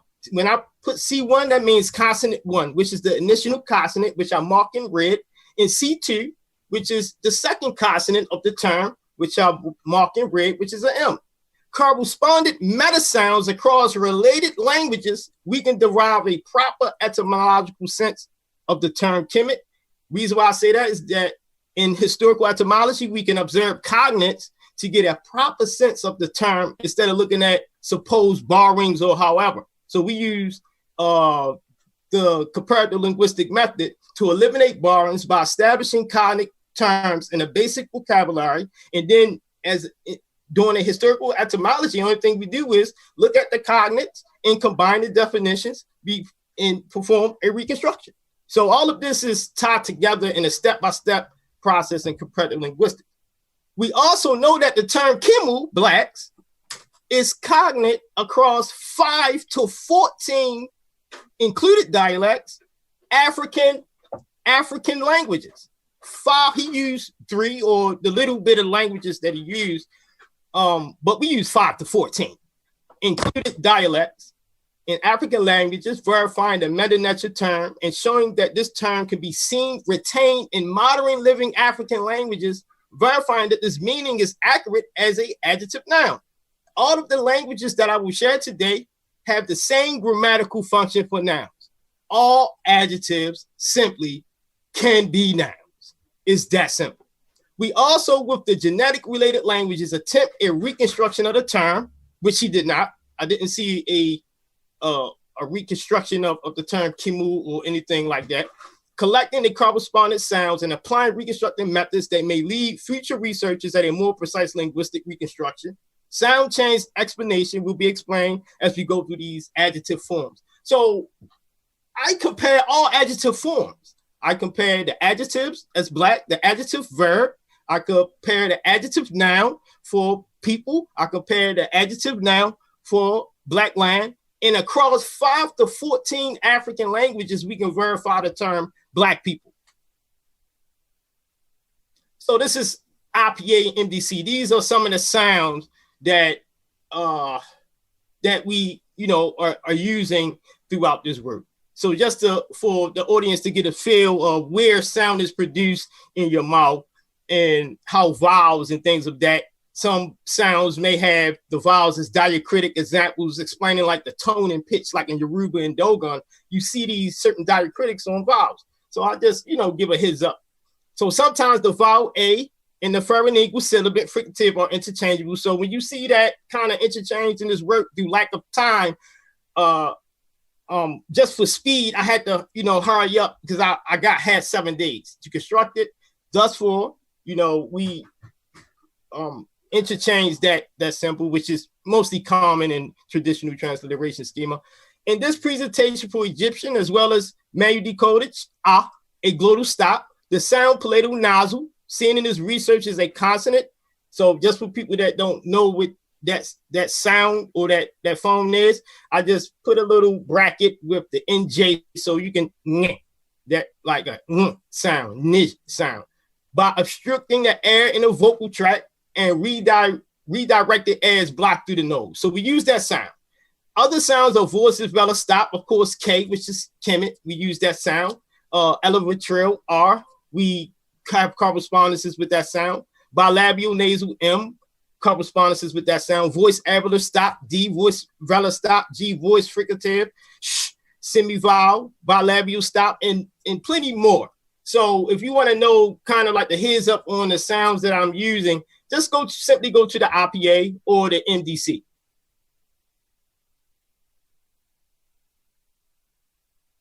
Oh, kind of. Okay. Methodology and demonstration. Like I said, I am not here to be wasting anyone's time making 5-hour lectures. We can easily get to the point, much simpler. Methodology and demonstration. Grammatical rules. Assumption versus grammatical rules. We all know what an assumption is, and we all know what grammatical rules are. I explained them. It's no use to, say I didn't know what the meanings are. So we know what assumption is. We know what grammatical rules are. Now, my methodology. We observe meta-Netcher grammatical rules on adjective nouns and how they operate. So adjectives in the Egyptian grammar, they operate a certain way. They operate and terminate things just like nouns. And we can check into the grammar rules and we can see that all adjectives in Egyptian grammar, not assumptions. This is not an assumption. This is a grammar rule found in at least 10 to 20 Egyptian grammar books, that all adjectives can function just like nouns. All right. We observe Dr. Jope's grammatical explanation of the term Kemet. Then we compare it with accepted meta-Netcher grammar rules. Again, we observe Dr. Jope's grammatical explanation of the term Kemet. Then we compare it with accepted meta-Netcher grammar rules. So that's how we know if Dr. Jope is just assuming something out of the corner of his head, or is he applying specific grammar rules? We observe grammatical operations of determinatives, because even according to grammar rules, determinatives, they have functions. It's different types of determinatives. In Old Egyptian, mostly determinatives, most of the time, or a majority of the time, determinatives are not even used. Did y'all know that? Why is this not explained? See, this is in grammar books. When you go to a Egyptian grammar lesson, they teach you that determinative classifiers, as he put it, is different types. So sometimes classifiers, that's why James P. Allen says sometimes the adjective noun will have a determinative to be more specific. Sometimes, not all the time. Determinatives is not always set. And you just got to understand that point. Just because a term doesn't have a specific determinative to tell you specifically what it is, doesn't mean the term don't mean black, because other grammatical rules come into play. Like all adjectives can be nouns. That is a grammatical rule, actually. Historical linguistics. We demonstrate 5 occurrences of metaphonemic. What I mean by metaphonemic, these sounds, as Asar Imhotep said, is seen throughout all of the genetic African languages that I use. I don't know about his, but in 5 of them that I use, and I did sound correspondences, we observed not only the term black people, but the adjective verb, the adjective, and the adjective noun, and the place name. These was not an Asar Imhotep. He did not compare. I don't know why he skipped over the adjective matrix. I call it the adjective matrix.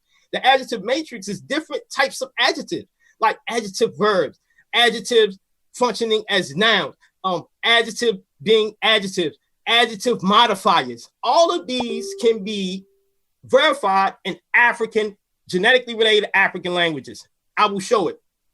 We demonstrate 5 occurrences of metaphonemic consonant 1 initial sound correspondent sound law with a limit of 3. We just want to say a limit of 3. Asar touched on that. Dr. Obenga in his paper and Dr. Joke, which I'm going to show, they use no less than 3 correspondences.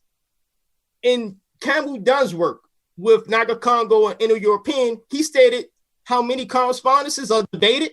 So we're going to go with 3, because it's no less than 3 that Dr. Obenga uses. And Dr. Obenga and Sheikh Asher Joke is the foundation to my research. In the African languages of Coptic Sahidic, Nubian Dongalawi, Dogon Tomoso, and Southwestern Dinka, showing that we can detect a phonological genetic relationship with basic vocabulary, eliminating chants and borrowings. So we know that we function off proper linguistic methodology.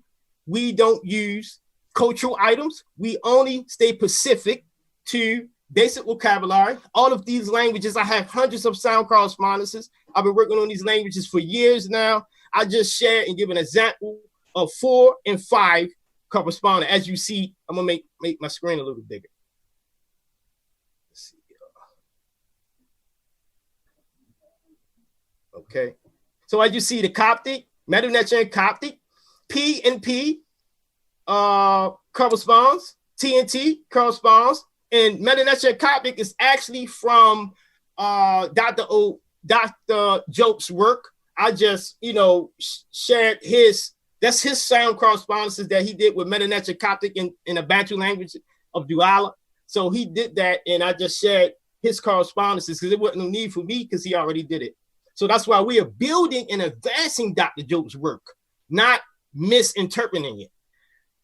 We have Medew, Netcher, P, P, T, T, K, K, Q, and you will have to go to the IPA. Either Dr. Obenga used that consonant. So just go to the IPA and see what it is.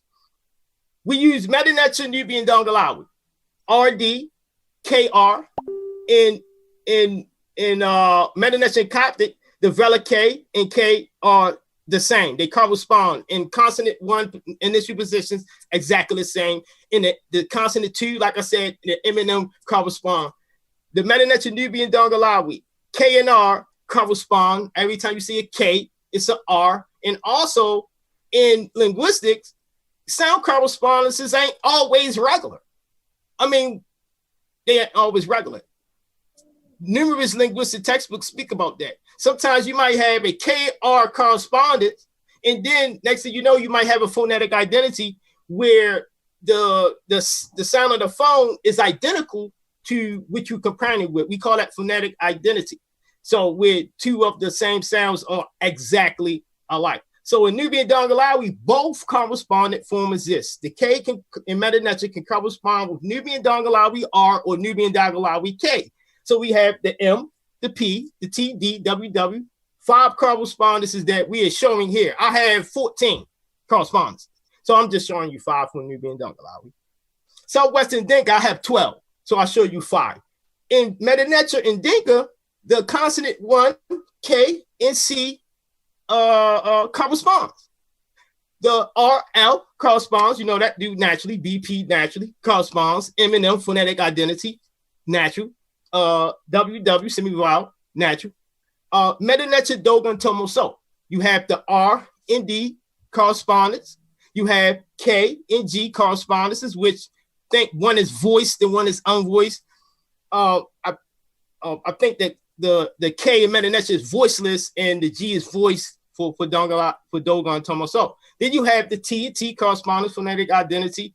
And this really supposed to be 4, but I put the T and the sound that I said that if you have trouble, you can go to the IPA or just go to my demonstration where you can get the exact name of that sound in Dogon Tomo So. You have S and S correspondences. So we're functioning off proper linguistic methodology. No one got to teach Netjer Neb how to do comparative linguistics when I've been working with a linguistic professor for 2 years, and we are publishing in a scientific linguistic journal in the Ghana Linguistic Journal that's headed by a award, a linguist, African linguist that got an award. Okay. We demonstrate morphological correspondences of the adjective modifier term remit Kim black person observed in Nubian Dongalawi and Dogon Tomo So. So not only the adjective noun of Kimu, black people, is seen to be cognate with 14 African languages. I say 14 because I use 5, but then I also do an internal thing where I add all of the dialects of Coptic. I add the dialects of Nubian Dongalawi, Dinka, and Dogon Tomo So, and all of them, it equals up to more than 14, but I use 14 here. Have the term black people. Have it. And it corresponds. Okay? We demonstrate all adjective forms of black, which Asar did not do. Okay? He did not demonstrate adjective, the adjective noun, the adjective verb, the adjective modifier. I have 4. Since we're using 3 correspondences, I'm going to use 4. And this 4 will be all geared towards the adjective matrix of black, which is adjective, black, Kim.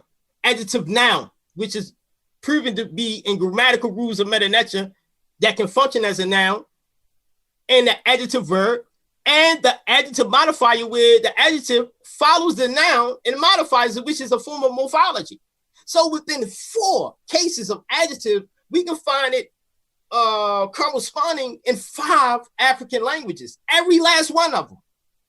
Okay, so linguists, when they see my work, they're going to be very, very, very, very happy that we advanced Dr. Joe's work. In living African languages, so we show the adjective, adjective noun, adjective verb, the adjective modifier in living African language that's genetically related with Meta Netcher. These related living African languages retains all adjective forms of black. All of them. It can be confirmed and verified within African languages. We demonstrate a historical etymology of the term Kemet, black people, by simply observing genetically related cognates in 14 African languages, included dialects of the already genetically related languages. All right. So a proper historical etymology method is only thing we got to do is look at the cognate meanings and collect them from the cognates, not borrowings, not sharing similarities, but the cognates that we established by using the proper linguistic methodology. Okay. Let's see. Okay, here go some of the things that I have a problem with. Brother Asar, I love that that computational linguistics thing. You know, I liked it. That was real cute. That was cute, man. That was pretty and cute. But did it solve anything? It did not. Now let's go to 1, 2, 3, 4. Asar states that researchers assume the meaning of Kemet is black. He said that at the Job's conference in here. And I put, we address this issue by simply, it's a simple issue, showing that Dr. Job did not make blind assumptions on the term Kemet. He actually used strict meta-Netcher grammar rules that we compared with known grammar rules regarding Egyptian adjective nouns. Yes, Dr. Job did not blindly assume, but made accurate inferences on the term Kemet by explaining the grammatical rules associated with the term. See, this is where the confusion come in. One person say Dr. Job assumes, and I say he did not assume. He used grammar. How can we show it? We're going to show it today. 2, Asar states that researchers ignore classifiers. I mean, like it's not just one type of classifier. Classifiers can be unseen. Classifiers can be seen but abstract. Classifiers can eliminate the plural. Special determinants, we're seeing in Uncle Rod grammar book, in Gartner's grammar book. You have so many different types of classifiers in Egyptian, it makes no sense. So to say that you gotta have a determinative for color is methodologically flawed, and you're ignoring grammar rule. And we're going to show it today. We address this argument by simply applying grammar rules. Determinatives, according to Egyptian grammar, can be deleted, not seen. And Pacific classifiers are omitted sometimes. Sometimes determinatives can be special by deleting the plural, indicating more specific details of the term. We observe classifiers in various adjective modifiers and adjective nouns to show the various uses since the Old Kingdom. So we show adjective since the Old Kingdom, not just what he's saying, just in the middle, you know, in the 11th, 12th. We showing it in Old Egyptian. And Dr. Neb, can you zoom? I'm sorry to interrupt you, brother. Can you zoom in on your slides when you change? Oh, I'm sorry. No problem. Appreciate it. You want me to make it bigger right here? Like that? That's perfect. Got you. Okay, so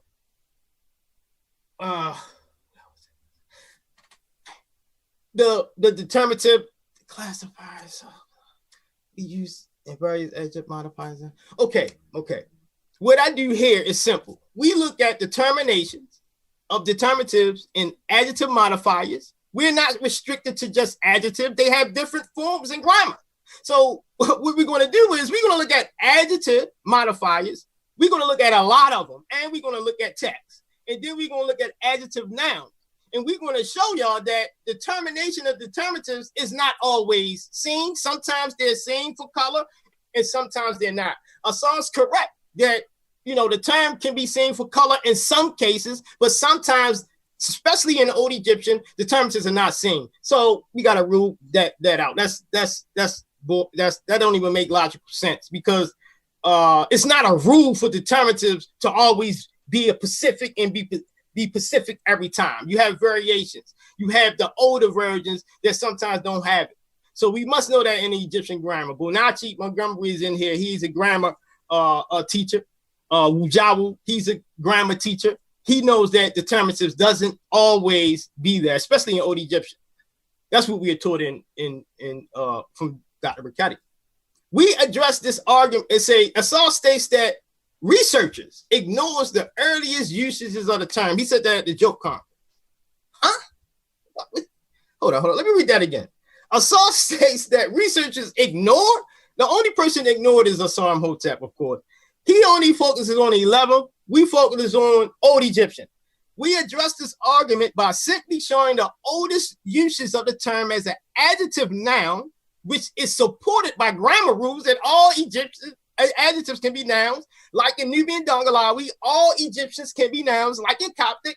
Adjectives can be nouns, like in Dinka. Adjectives can be nouns. This is a grammatical rule seen in genetically related languages. In Old Egyptian as black inhabitants, people as I translated, and as Dr. Joke translated as blacks. Black people, Dr. Obengo on his website has blacks, still had.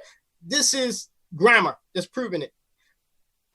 4. Asar states that researchers do not verify the term in genetic related language. Now, you know you wasn't talking about me.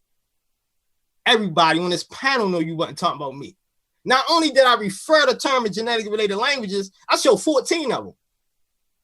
Actually, not only we verify in genetically related African languages, but we show that across 5 to 14 African languages, we can verify the adjective noun black people, the adjective black, the adjective noun black land, and the adjective verb be black, all demonstrating cognates by establishing sound law. The linguists are going to love this. They're going to love this. All right. Make this bigger. This is important. Asar's assumption, hypothesis, versus Jope's grammatical rule, theory.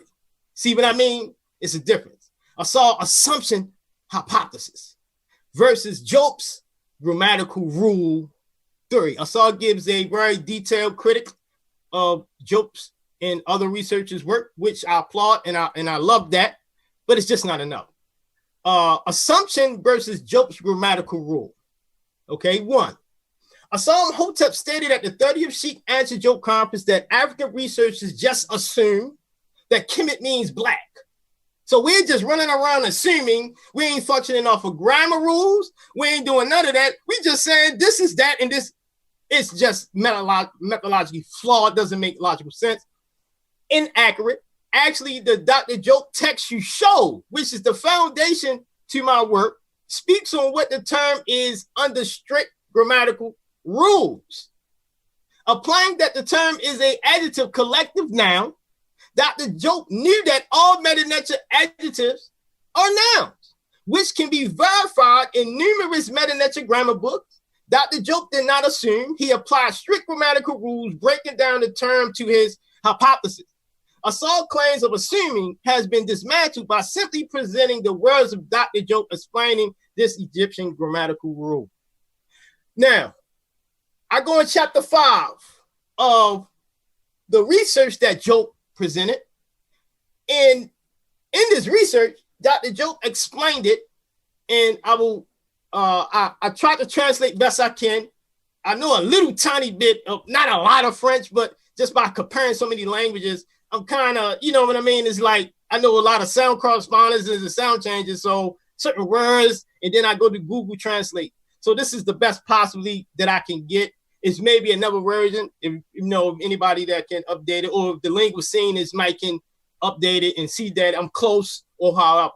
But it states, chapter 5, Dr. Jope's methods, adjective collective noun.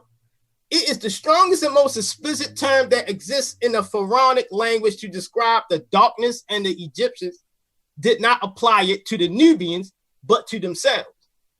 It is a collective form putting the adjective black to the feminine singular, followed by the determinative composers of man, woman, and the 3 traits of the plural. It is a precise grammatical rule of the ancient Egyptian, governing the formation of collective nouns. So I'm trying to get it in my head. Why is he saying that Dr. Jope assumed when Dr. Jope clearly states in his own work that is a precise grammatical rule? And we're going to find out, was Dr. Jope lying? Did he say it was a precise grammatical rule just to sound slick? Or did he mean what he said? Did he mean that this was a grammatical rule of the ancient Egyptian? Is this form an adjective collective noun? And can first adjective be nouns? In other words, if on the contrary, once in a thing to translate the word negre into ancient Egyptian or black into ancient Egyptian, the only adequate term is this one. Any other translation would be grammatically erroneous or fanciful. This term is attested in the Calhoun Papyrus. He also told us to go to the Calhoun Papyrus because the Calhoun Papyrus, which Asar did not mention, has a contrast. All scholars know that in context, you have contrast between the black and red. But let's go. You know, I don't like to do a bunch of, you know, I like just sort of evidence, get to going.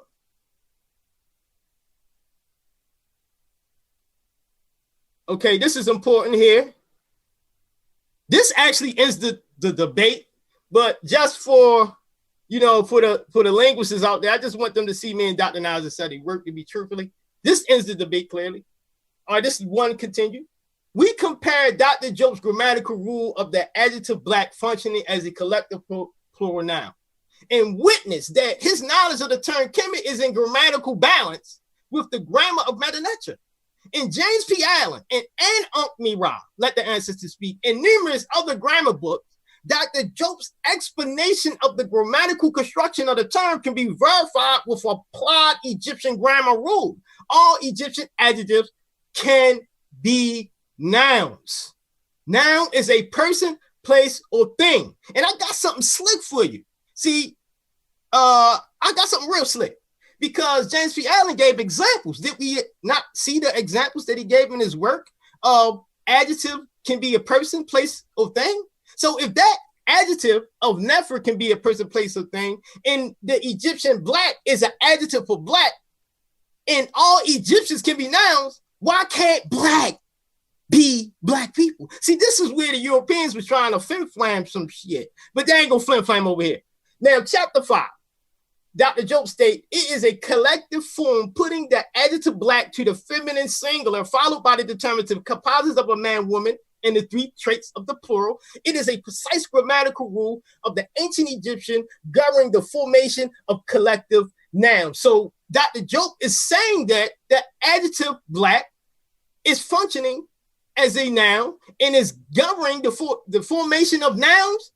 It can govern adjectives because adjectives can function identical as nouns. Dr. Jope, 1977.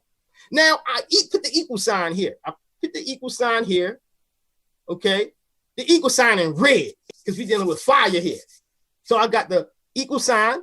And can we, as researchers, compare the literary text of Dr. Jope and compare it with the text that in numerous Egyptian hieroglyphic schools use the grammar rules to the day from James P. Allen? All right, can we do that? Yes, we can. Section 6.4. Adjectives as nouns in James P. Allen, Middle Egyptian, and an introduction to the language and culture of hieroglyphs. In fact, this James P. Allen.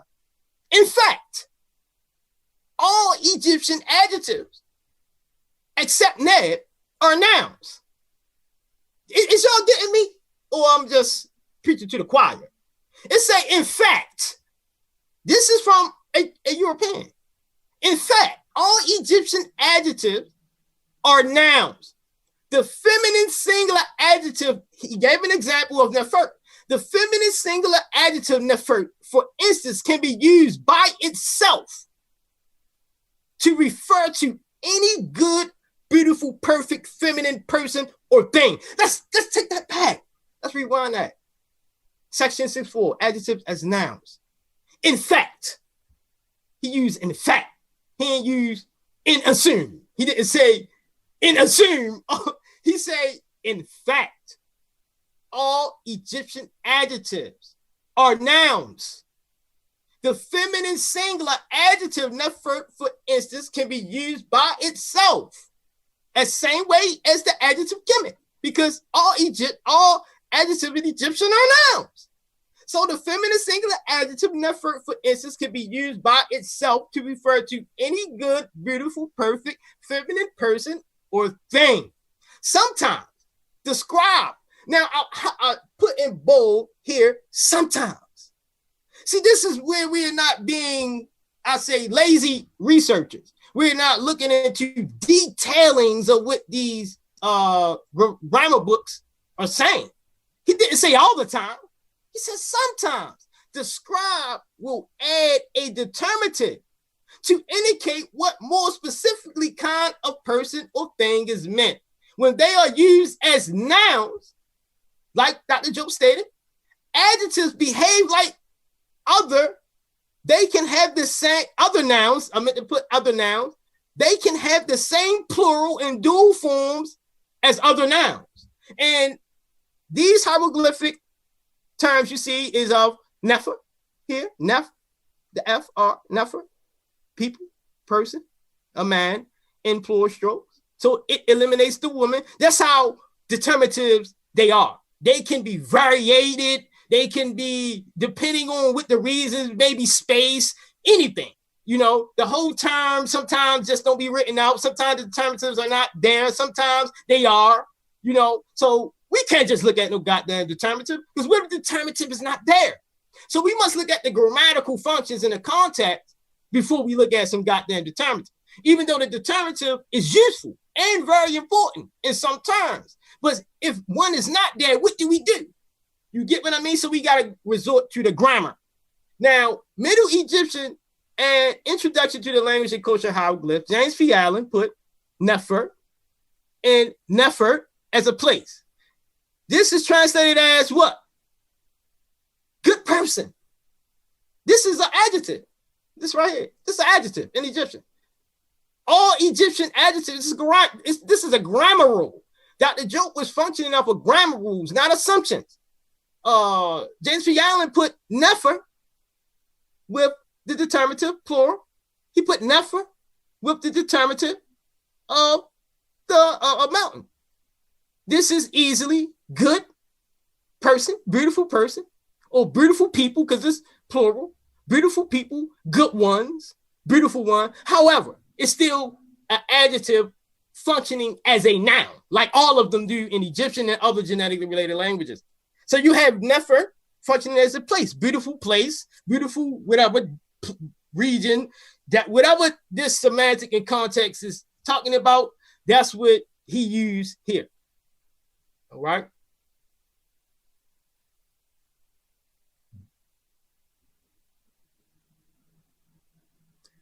Two.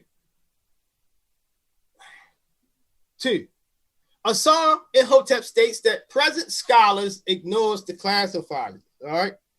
He even claimed Dr. Jope ignored. I mean, this guy is just on a mission. This slide presents information on classifier usages according to grammar rules and actual Egyptian inscription.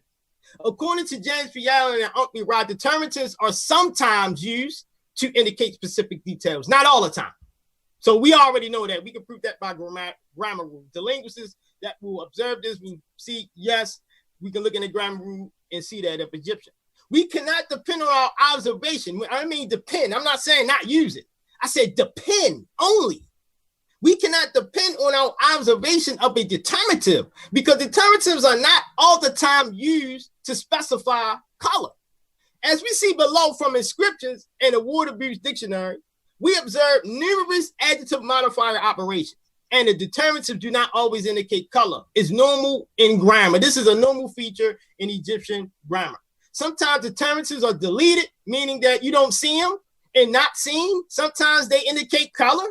Like when I show y'all black land, when I show y'all the term black land, using the adjective modifier in the Ibis Papyri, they use the special determinatives of right here that eliminates the plural strokes, which is mentioned in Uncle Rod grammar book. And you're going to see that they had a concept of putting color to land. All right. So, but let's focus here. Determinatives in Egyptian react sporadically and is not set. But grammar observation will let us know the color because we know that adjectives can follow nouns and modify it. Noun with the arrow, adjective following the noun. Below are adjective modifiers with various classifiers with the adjective noun counterparts. Sometimes equals classifier deletion, special classifiers, and general classifiers. All these types of classifiers can be used in regular nouns and can be used in adjective nouns because adjective function just like noun. All right. Set Kemet. We see here, set Kemet. We see the determinative for hair. We see Kemet here following the noun, right? But we don't see no determinative for color in back of Kim. We see it here, okay? But this could be talking about a woman's hair. This depending on context. But just stay strict to it. This speaking about black woman Isis, all right? Asar's correct in this instance that it has the hair, all right? I give him that. Now, what about inner Kim though? All right, I give him that it speaks about the color there. All right, set Kemet. But what about inner Kim? Inner Kim doesn't have a head determinative because it's sometimes. That's why the grammar rule states that it's sometimes. It's sometimey, like a sometimey person. around your neighborhood. Sometimes they act like this, sometimes they we can start calling them type people determinative. Because they act like a certain way, then they act like here, and the next thing you know, they show them what, they got different, different things. So here in inner Chem, we see no determinative. This is black stone, mineral, and water bridge. We see Remet Kim, black man. This is an actual adjective modifier in the Papyrus of Berlin, Chicago University. Institute of Chicago gave me this. All right, when I asked them, so they sent me some sources of demotic text that wasn't published in the British Museum. This is why we must advance the research, because not all the texts are out there. They sent me this information, and on the text, they stated that this information was text was not even published in the British Museum. And it retained the form Remet Kim, speaking specifically of a black person around Greeks in a demotic when the Greeks were reading. So this is a transcription of the demotic in the Papyrus Berlin of an adjective modifier, which you see the Kim modifying the term here. Now, it's unusual. It don't follow regular, as you see, grammatical laws as in Old Egyptian. As times go on, grammars, morphology, and phonology begins to shift and change. But we still see the overall construction that Kim follows the noun and modifies it. So within the University of Chicago, when they sent me that, the text indicates that they were describing a black man that had an earring and a scar on his face. And this is what the source is for that term, Papyrus Berlin. I have the sources for y'all, at the end, if y'all want to check it out. Amak Kemet, black mud, soil. That's in the Ebers Papyrus. The Ebers Papyrus is like a medical papyri. And within that papyri, we find that when certain people get burns or some type of burning ailment, they go to the banks of the river, all right, or whatever, like Asar said. A lot of things he said, I don't disagree with. You get what I mean? So when we go to the banks of that land that he so eloquently stated, they put the black mud soil on that burn as a remedy. So they even have Kemet with the special termination here of the hair with land. This means clay or mud or some type of mud, soil, ground. In other African languages like Dogon Tomaso, the term corresponds with a term called Nijim, which Nijim is in metathesis form, all right? And it corresponds, and it says in Dogon Tomaso, brown soil, dark brown soil in the Dogon Tomaso languages. Here, Pepi Enoch Kim, the black man. The black man, Pepi Unk. If we apply the strictest grammatical rule, all right, we know that Kim here, we know that this is the noun, Pepi in Unk, and Kim here follows the noun. So it modifies the noun. So properly termination would be the black man, Pepi Unk, but European scholars, they were honest and they said this termination means Pepi Unk the black, using Kim as an honorific or honorable title. So they still describing and using adjective modifiers even in their names. On the right, we have different usages of the term. So we have, of course, black stone with no determinative. Asar said it always got to have the hair determinative. No, it does not. In the Kim, we see the adjective modifier. The adjective doesn't have a hair determinative. We see in the Pepi Unk Kim, the black man Pepi Unk, the hair is not used either. The hair is not used in the Papyrus of Berlin. Okay? So I can give many examples of adjective modifiers and adjective nouns where the hair is just not used because it's used only sometimes. Now you have the adjective noun, black stone, because we see the adjective modifier form, black stone, inner Kim. Now we have the adjective noun because what? Adjectives can be what? Nouns and function as nouns. So this Kim means black, adjective, and here's the determinative. Blackstone, Kemet, Calhoun Papyrus, Dr. Jope, source, blacks in Obenga, Kim 2, right? Kim, black people, adjective noun. Going according with proper grammar rules, not assumptions, but grammar rules. Black farmland. Actually, Asar Imhotep usages of farm in upper African languages, I agree with. Because black farmland uses an adjective in Stili Mentu Hotep in contrast with the red desert or dry regions. Is farmland is mostly considered, it's dark. When you farm it, it's either dark red loam, dark black loam, the blackest loam, and it's called soil classification. And soil classifications in many African societies, they use adjectives to describe soil classifications. So they may use black to describe fertile farmland soil, and they might use red to describe something that's dry desert regions. We find this in actual inscriptions of the Egyptians using black on the side of rivers and red for mountain areas. I mean, it's like easy, common sense. I put a question mark. I'm not going to touch on that, but it is a Old Kingdom text that say black official, but I'm not sure that would be. I just don't know. That's why I put question mark. All right. So this just shows that classifiers, I mean, come on, in adjective modifiers, in adjective nouns, they can vary. I mean, literally, they can vary. Sometimes they're there, sometimes they act there, sometimes they disappear. It's like a funny acting person. So determinatives to me are a funny acting person. Sometimes they general, sometimes they special classifiers, and sometimes they just are not seen. Them niggas be acting funny. So,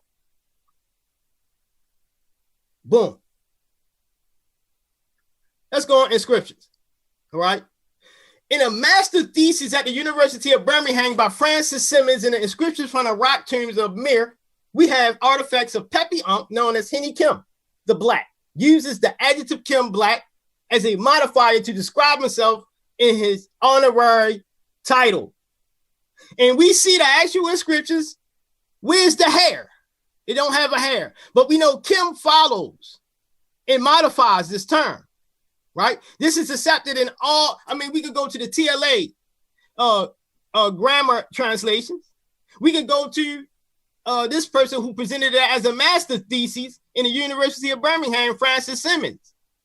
And this is Simmons' translation of it. Emira, him, Netta, Pepi Ankh, Ridinef, Nefa, Henny Kim. Overseer of God's servants, Pepi Ankh, whose good name is Henny the Black. How would they know this is black? Because of the grammatical operations that's seen here. Henny and Kim follows and modifies the noun, but it has absolutely no determinative at all. So this is proof with contextual evidence and grammar that determinatives are not always seen for us to know. And this is in Old Egyptian. This ain't in Middle. This ain't in the stuff that you were sharing. This is in Old Egyptian. Now, none of that. Overseer of Netcher, I don't say God. I say Netcher. Overseer of Netcher's servant, Pepi Ankh. His beautiful name is the black man, Henny. They describe themselves black as a honorary title. And actually in his theses, right? The Kemet that was on the southern side of the wall of the tomb, they the ones that was using majority the term black to describe themselves. So if anybody wanted that source is at the bottom. This was given to me actually by Dr. Reggie in a tomb of Pepi Ankh Henny Kim. Notice no determinative or classifier is used in this inscription. Only the Old Egyptian Kim glyph that follows the noun, which is the name of this black man. That's it. So we gotta be strict on grammar rules, not assumptions.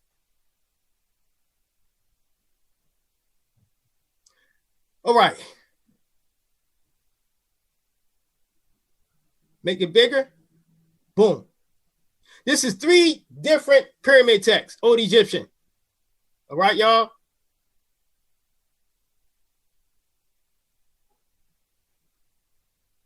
Sorry.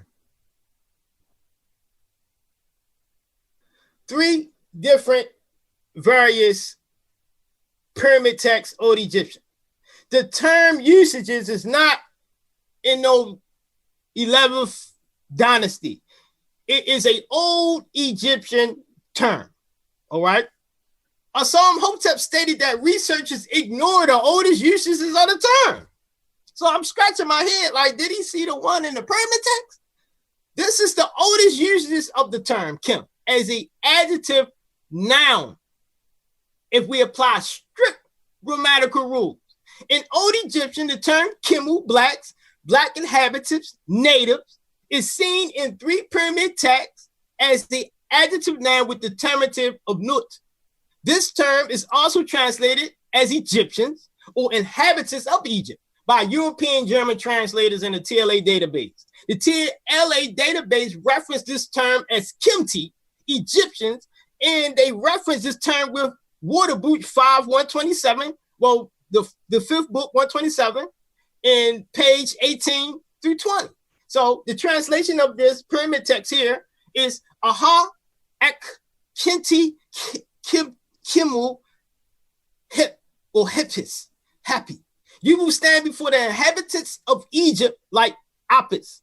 So even the Europeans, when they translate this term, they use what they use people to translate the term because the nut glyph can interchange with the people glyph. Okay, so the people in nut glyph interchanges. We're going to show terms where one term can be a certain word with the nut right here with this determinative, and it can mean people. And another term can have an interchangeable term for people and its source. So you will stand before the inhabitants of Egypt like Apis. This is the TLA German database.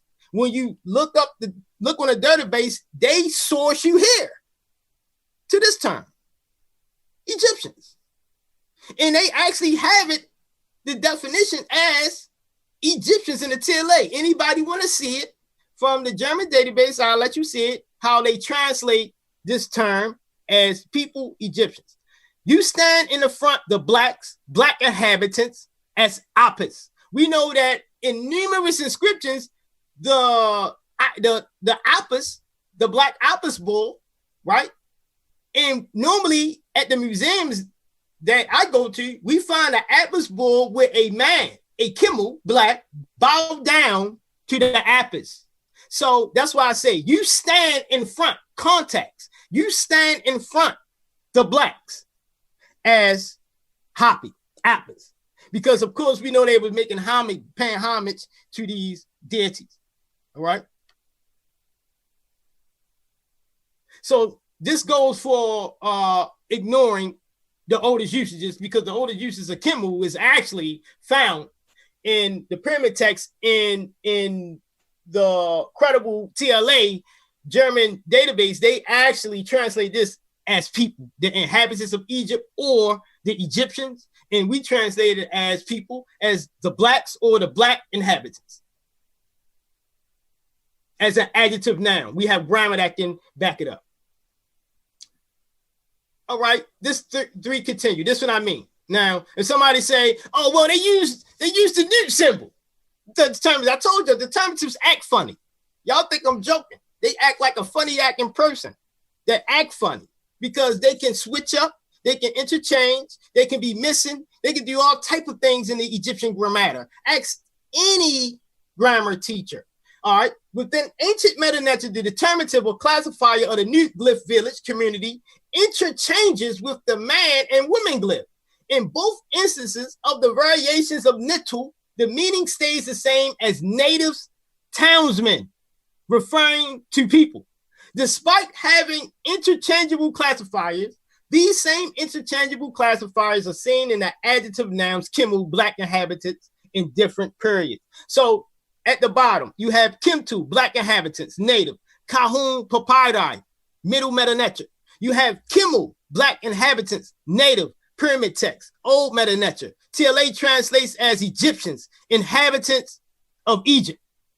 All right. Even though it has the place, it still could be translated because what? The terminative here as this word, Let's look at another word to check to see if we assume it, to see if we can look into other terms to further, provide evidence. You have native townsmen, which is the people, and we can rightfully translate this as native townsmen. And we have native townsmen here, new T, again, with the determinative, with the plural, and they both are translated as native townsmen, as this is translated as Egyptians or inhabitants of Egypt. We use the strictest grammatical rule as black inhabitants for our claim is that by grammar rules that this is an adjective noun. So these are the sources. Budge page 350b, and he sourced this. He sourced numerous sources for this term. All right. So now we know that the determinative nut can interchange with this and still have the definition of people. Next. All right. Bam. All right. This text is very important. That's why Job told us to go to it. Actually, I provide a philological approach, which I give. I compare the two texts and I apply strict grammar rules. When we apply strict grammar rules, things are different. It says, according to TLA, the old Egyptian adjective noun term, Kimu, which I just explained, is referenced to be WB5 127 1820 as Kimtu, Egyptians, inhabitants of Egypt. So here's the other term in which the TLA database translate or consider as a variation of Kimu using the nucleus. So this is a variation of that here. And it means, and it says, the Waterbury equivalent can be observed in the Calhoun papyrus, Hieroglyphic, in contrast with the red regions. We see this contrast. Matter of fact, I have the actual inscription where the Kemet has a red mountain area. They painted the red or pinkish red, the color of the flamingo, and then they painted the area by water with real thick strips of the edge of the land. I have evidence of the actual contrast that in Egyptian conception with material evidence. I will share it in a later discussion. So by simple color contrast found in Egyptian inscriptions, right? We know that this is simply a contrast of the regions. This is simply a contrast of the people. 2, grammar rules, all adjectives can be nouns. So we use two things: color contrast, black versus red in the actual art and artifacts of Medew Netcher, and 2, grammar rules, all adjectives can be nouns. So he came after assuming dominion over the inhabitants, Egypt, and taking possession of the desert, literally after having given the desert beside him. Now, this is the TLA translation. They translate it as after assuming dominion over the inhabitants. They say it's people. Asar saying it's not people because of context, but the TLA German, even white people disagree with you. I disagree with you. It says that he came after assuming dominion over the inhabitants of Egypt. People. Inhabitants, they had parentheses, the inhabitants. Then they put Egypt. And taking possession of the desert, literally after having given the desert beside him. Now, I have, he came ruling the black inhabitants, natives, and possessing the red desert regions in his company. You feel me? So I give a strict grammatical reading of the Medew Netcher, this Medew Netcher phrase here. I put, he came ruling, Hika enough, ruling the black inhabitants, natives, and possessing the red desert regions in his company. So my issue, my evidence to support my claim is simply Medew Netcher artifacts and art of the Kemet actually painting the areas red and black, and 2, grammar rules that all adjectives can be nouns. Like, that's it. All right. This is not even a linguistic text. So, all right. I I show an arrow going up. Don't look at this from up, because we're showing like a energy field, like a matrix, whereas those, we're comparing these forms within Egyptian to see if our model is absolutely correct, right? So let's apply strict grammar rules, okay? Grammar rules indicate that all adjectives can be nouns except nab. So let's minus nab. We know black can be a noun, correct, y'all? Didn't we see it in the grammar book? Didn't Dr. Job state that it follows the functioning as a collective noun? Didn't James P. Allen grammar book say that matter of fact, all Egyptian adjectives is nouns, right? Grammar rules indicate that all adjectives can be nouns in Medew, Netcher, and James P. Allen states, as James P. Allen states, right? We're going to compare Kim Black, adjective, with other adjectives functioning as nouns in its most strictest sense. James P. Allen, section 6.4, adjective as nouns is my source, all right? So at the bottom, we have beautiful good, Nefer. This from James P. Allen. This is not mine. I ain't make it up. I source James P. Allen. Good ones. James P. Allen states that all adjectives is nouns. Then he gave an example of Nefer. Then he terminated Nefer as good ones. Neferu. So this Nefer adjective can function as an adjective noun for good ones. And then we have it as an adjective noun for good land, Nefert. Whatever how you want to place it, this is an example of an adjective noun. But can we find this in other inscriptions? Yes, we can. All right. When we go up, we find Desher, red. The oldest I've seen is in primitive text. And red ones, Desher, Book of the Dead, Theban Recension, sourced by Budge. So Budge translates this as the red ones, the plural, the color determinative, and the Desher, the phonetic spelling. So we have Desher. This, we know that this is an adjective. All Egyptian adjectives can be nouns. So this terminates as an adjective for people, a noun, and then it can terminate as an adjective for a place, red desert region, which can be backed up by actual Medew, Netcher inscriptions in art and historical linguistics, which we're going to go through next. Now, we go up. Kim, pyramid text, old. He said we ignore the old, so I'm using all old Egyptian. Pyramid text, blacks, black folk, black irrigated soil. So let's look at this. Let's go up.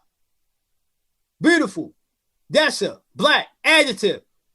Nefer can function as the adjective, if the adjective Nefer can function as a noun for people, so can Desha, because all adjective in Egyptian can be nouns. So that's for the adjective can function as red ones, describing, I don't know what, but it says an adjective noun, red one. So whatever type of cosmology they had, or whether they relating the people to the land or the land to the people is need further investigation. This is why we advancing Job's work. Then it goes up again. Kim, we see, to black folk, blacks, as an adjective noun. So this is not backed by assumptions, y'all. This is backed by accurate grammatical rules and functioning. Now let's go here. We see that this term can be in an adjective modifier form in the Ebers papyrus using the same determinative as Amat Kemet, using this determinative as black mud or black soil, sourcing Dr. Obadeli Camborn. All right. So this say black irrigated soil, Kemet, Stele of Mentuhotep. They compare the farmland regions or the cultivated areas, the areas, near the bodies of river, near in the dry regions, which is the red and the color qualification, classification, color classification. No, color soil qualifications. See, when you understand land and toponyms, we understand that in African systems, they apply color to soil, and they call that soil classification using colors. This is known throughout the world, all right? So we have Nefer, good land. If Nefer can function as good land, it's an adjective, then Desha can function as red desert region by strict grammatical rules. If Nefer can do it, then black can do it, because black is also an adjective. And all adjective can what? Be nouns in Egyptian and function as nouns. So we have proven that point quite clearly. Here, historical linguistics. Now this is about to go down. All right. Let me make this a little bigger.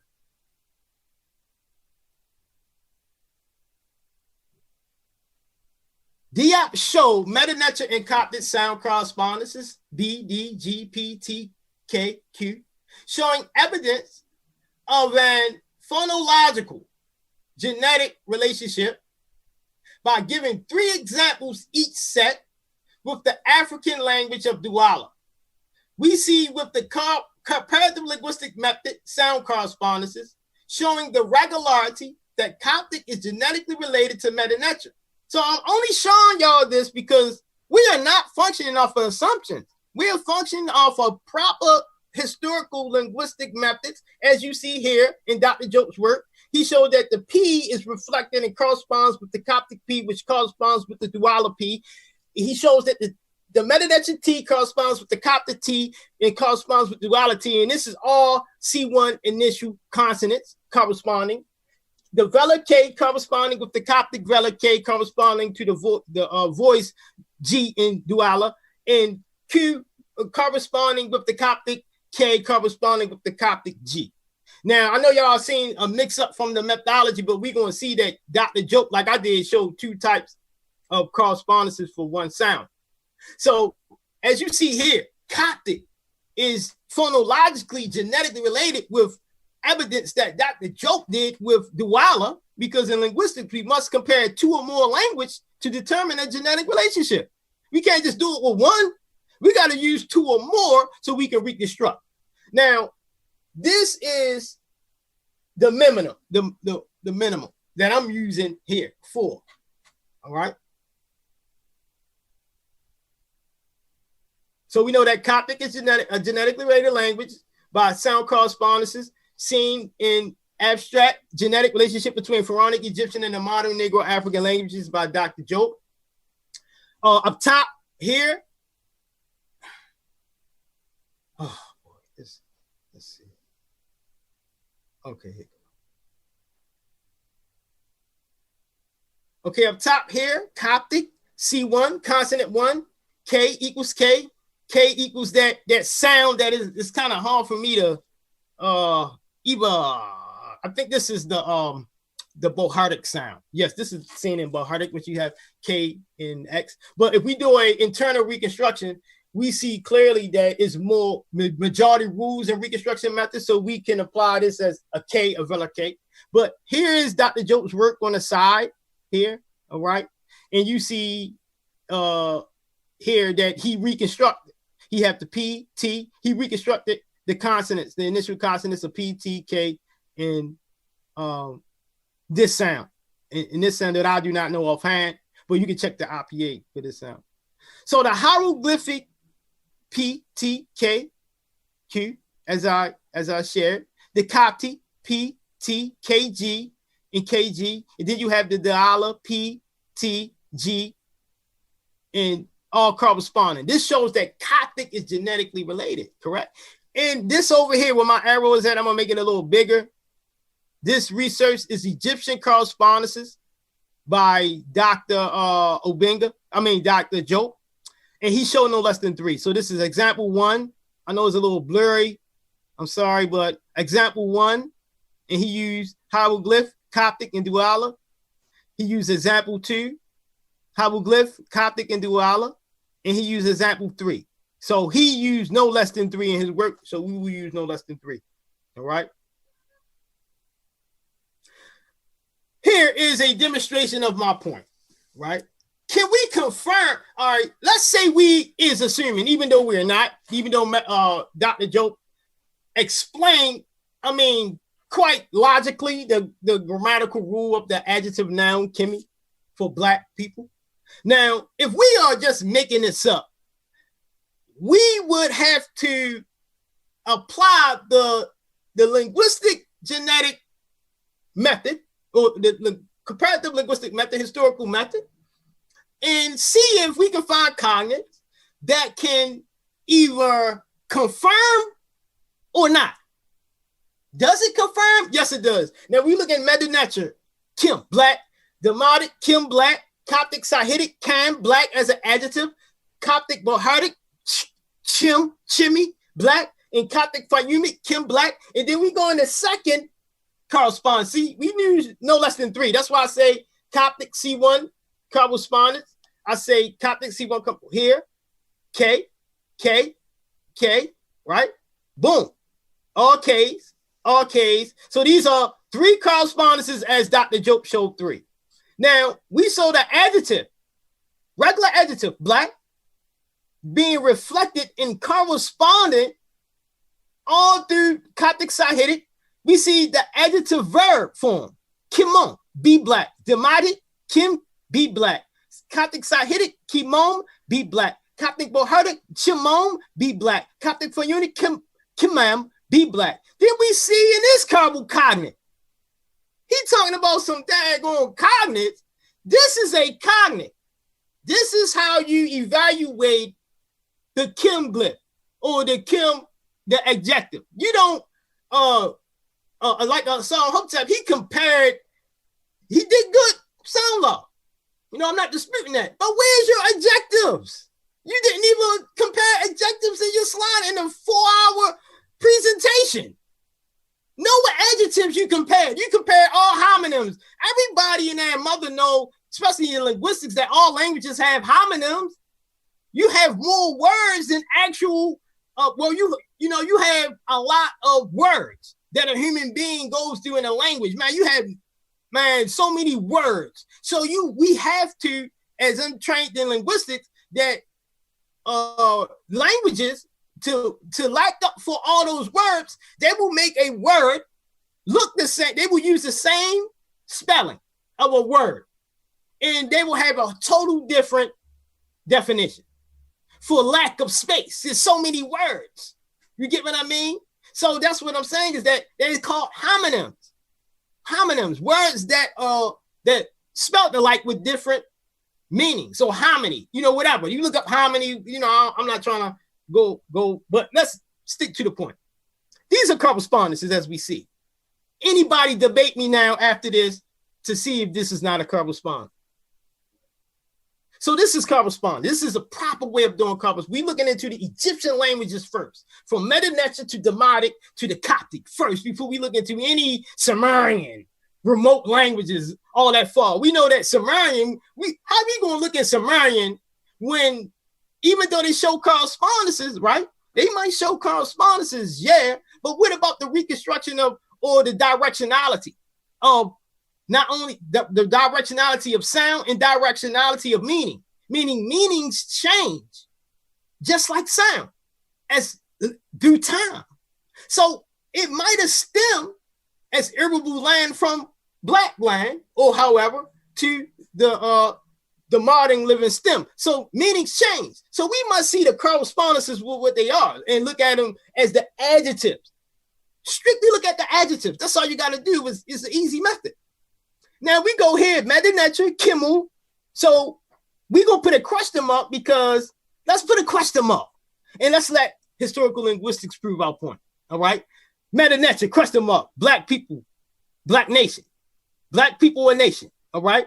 That's my definition. Am I correct? Now, when we go to Demotic, University of Chicago, they have Kim for dark-skinned persons, describing dark-skinned people as Kim. So do time change? It went from Black people, it seems, to describing dark-skinned people. Coptic Sahidic, Kimmy, Black person. Coptic Bohardic, Chimmy, Black person. Coptic Foyumic, Kim, Black person. This is found in Crumb. Did y'all look over this? Why haven't y'all seen it, or y'all just ignored it? Either y'all looked over it or just simply ignored it. We find in genetically related languages the term Kimmy, Black person, in all 4 of them in ancient Egyptian. All 4 of them. We can even do an internal reconstruction. We can even, we can do an internal reconstruction. We can do it. I use I use 3 dialects of Coptic, and I use Demotic. And all of the terms as an adjective, verb, and adjective noun can be seen. Let's go to the next slide. Nubian Dongolawi. Now, this is where I'm presenting in the Ghana Linguistic Journal. It's not easy because Dr. Cambone, he's a real linguist, so it's not going to be easy. But he really didn't say nothing about my correspondences in methodology. I know I'm good, but sometimes I write a little effed up, if you know what I mean. I'm not I'm one of them persons, I need an editor to edit everything. You get what I mean? I need an editor. But my work, my methodology, he told me is on point. I just gotta get my periods. Look at this. This is what I mean by, I'm gonna show y'all error, right? I don't even put a period here. I don't do no space in here. I need a little space. It's certain errors that I do in the grammar. And I know it, and I'm learning from it. But let's focus on the methodology. All right. In Medew, Netcher, Nubian, Dongolawi, we have over 12 correspondences. Actually, we give the Ghana Linguistic Journal, I think, 14 correspondences. That's a lot of correspondences. We give them 14 correspondences, and we give them phonetic identity, and we give them correspondences with numerous different, I think probably the whole sound system of Nubian Dongolawi corresponds to Medew Netcher, and that's amazing to me, just to see that. So we have RD, we went over this, and I highlighted in red, the K consonant 1 initial corresponds with Nubian Dongolawi R, the Medew Netcher M corresponds with Nubian Dongolawi P, which is natural, the T, Medew Netcher corresponds with Nubian Dongolawi D, the W corresponds with Nubian Dongolawi W. All right. So we know that Nubian Dongolawi is a genetically related language. So let's look in Nubian Dongolawi to see, can we find the term as an adjective noun, not no other words that don't have nothing to do with Kim. Let's compare adjective, because we know we're dealing with genetically related languages. Let's compare the adjective matrix. I'm calling it the adjective matrix, meaning the adjective verb, the adjective noun, the adjective for place, different types of functions and concepts of adjectives functioning. And ironically, in Nubian Dongolawi, guess what? All of the forms exist. All of them.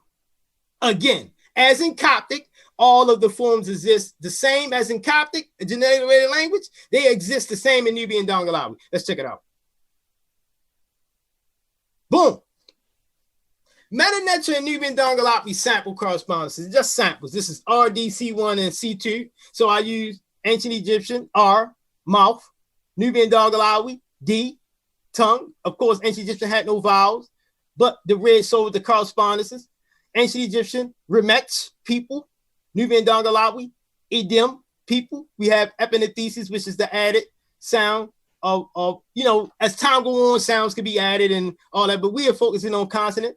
So Adam, RD, we see the consonant. So the RD functions in numerous positions, regular in Ancient Egyptian between Nubian Dongolawi. I show this example of a second consonant, which is here, C2, second consonant of the per, R, is part in run, is walk in run, which is semantic evolution. Dr. Joe and Obenga uses a term called semantic evolution, where terms, as I explained to y'all, can through time change a little bit. You get what I mean? So from Ancient Egyptian, per, walk, it became part or run in Nubian Dongolawi. We see the PNP called phonetic identity, which happens in Nubian Dongolawi numerous times in the RD, which happens. MPC1. So we have Ancient Egyptian, Murray, love, Nubian Dongolawi, Pali, love, Ancient Egyptian, Medew, word, speech, Nubian Dongolawi, Pidu, religious speech, Ancient Egyptian, Mer, tomb pyramid, Nubian Dongolawi, dip, tomb pyramid. We have here Ancient Egyptian, Timmy, cut, Nubian Dongolawi, dim, cut, Ancient Egyptian, ta, land, country, Nubian Dongolawi, da, country, Ancient Egyptian, eat it, land, Nubian Dongolawi, arid, earth. Ancient Egyptian, water, chief, Nubian Dongolawi, Oda, king, Ancient Egyptian, wheat, mummy rat, Nubian Dongolawi, Uridi, mummify, Ancient Egyptian, Awi, two, Nubian Dongolawi, OE 2. Okay? Correspondence.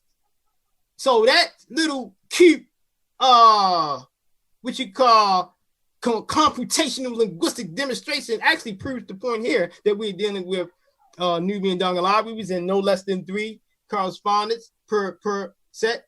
I give 5 correspondents, including the correspondence for Kim. And I also show here clearly that this is a phonologically genetically related language we're dealing with. So let's check to see if the adjectives correspond within Nubian Dongolawi and Medew Netjer. Logical. All right. This is Southwestern Dinka language. It's another African language that has a phonological genetic relationship with Medew Netjer.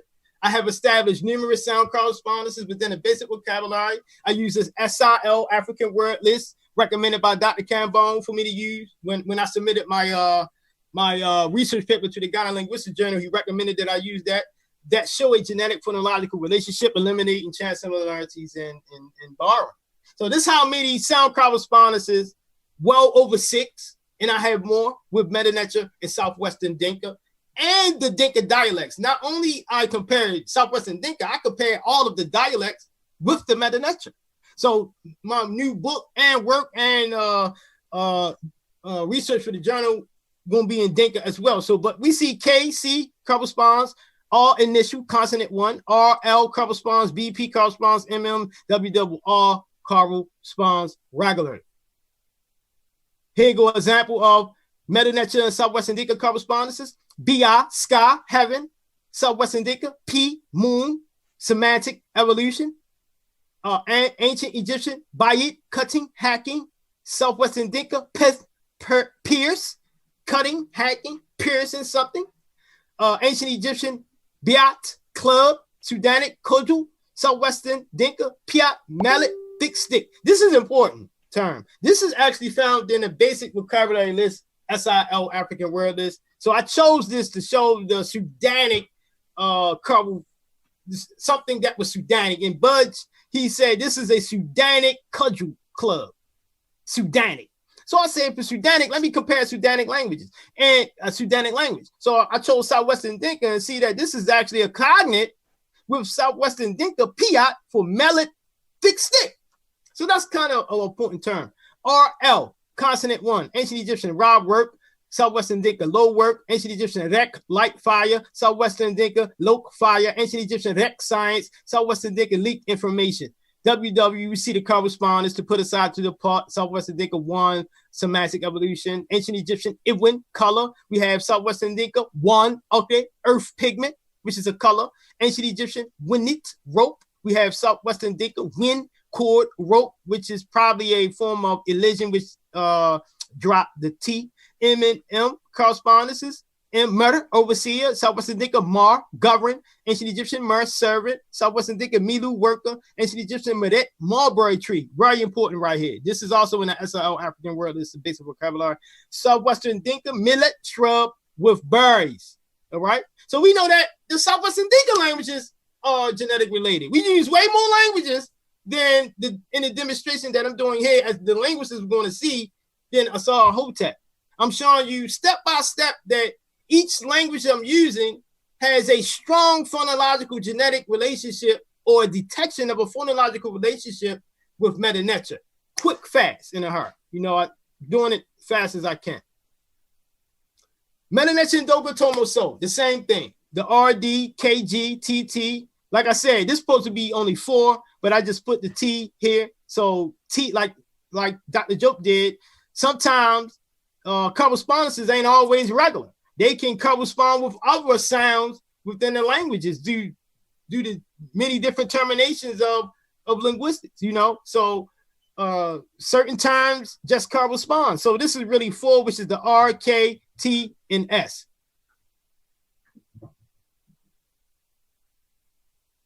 Here you go, Medew Netjer and Doga Tomo So. Correspondences initial, which is ancient Egyptian, sin, to bow, to pay homage. Doga Tomo So, sini, to pray. Ancient Egyptian, Saul, sage, wise man. Doga Tomo So, saw, cleverness. Ancient Egyptian, sir, write, engrave. Let me make this bigger. Doga Tomaso Sidu, line drawn by hand. Ancient Egyptian, Ridi, to give. Doga Tomaso, Diddy, stretch out. Ancient Egyptian, Rim, people, mankind. Doga Tomaso, needy, man. Ancient Egyptian, Ra, work. Ancient Egyptian, so, Da, unbuild, take apart, which is semantic evolution. Ancient Egyptian, Amat. This is the term that in Doga Tomaso can also mean brown, clay, brown mud, but just stick to strict historical linguistic rules. Amat, which is here, which is let me see. This is metathesis form, which is really a C2 position, and it's T in this sound here in Dogon, which this is the other J is a gemination. So J and this sound can sometimes interchange with each other, but we see that this is some type of gemination of this. That's all that is. And T corresponds in a metathesis form for clay, mud, earth, mud, muddy, ground. Ancient Egyptian, tep, to burn, fire, flame. Dogon Tomaso, nam, fire, P and M, T, all interchanges with Dogon Tomaso. Ancient Egyptian, Tim, stubborn. Dogon Tomaso, nim, difficult. This is, I like that. Ancient Egyptian, Tau, ground. Dogon Tomaso, Tau, ground. Ancient Egyptian, Tuni, child. Dogon Tomaso, Tari, ni, which we see the R here and N here, which are, correspondence. Grandchild. Ancient Egyptian, Timmy, to cut. Dogon Tomaso, Tamba, cut with a blade. The reason, the importance I'm showing this is that we are making sure that the languages that I'm showing correspond. Now, here's Nubian Dongalawi after the Coptic, okay? Can we find in Nubian Dongalawi a genetic related languages and a conic for the term Kim? Yes, absolutely. Yes, we can, y'all. Yes, we can. This is in a linguistic journal that is pending to be accepted in the Ghana Linguistic Journal relating Nubian Dongalawi with Medew Netcher. And we see the KR simply corresponding elements. And I use 4 here. KR. Can we actually have so many KR correspondences? But I use, of course, 4, more than 3. I said 3, but I'm going to use 4 here. KR, Kim, Urume. So the M is phonetic identity. So we see C1, KR here, C2, M&M. So we have Rum, Urume. The adjective, cognate, corresponds. Medew Netcher, Kimum, be black. The adjective verb, be black.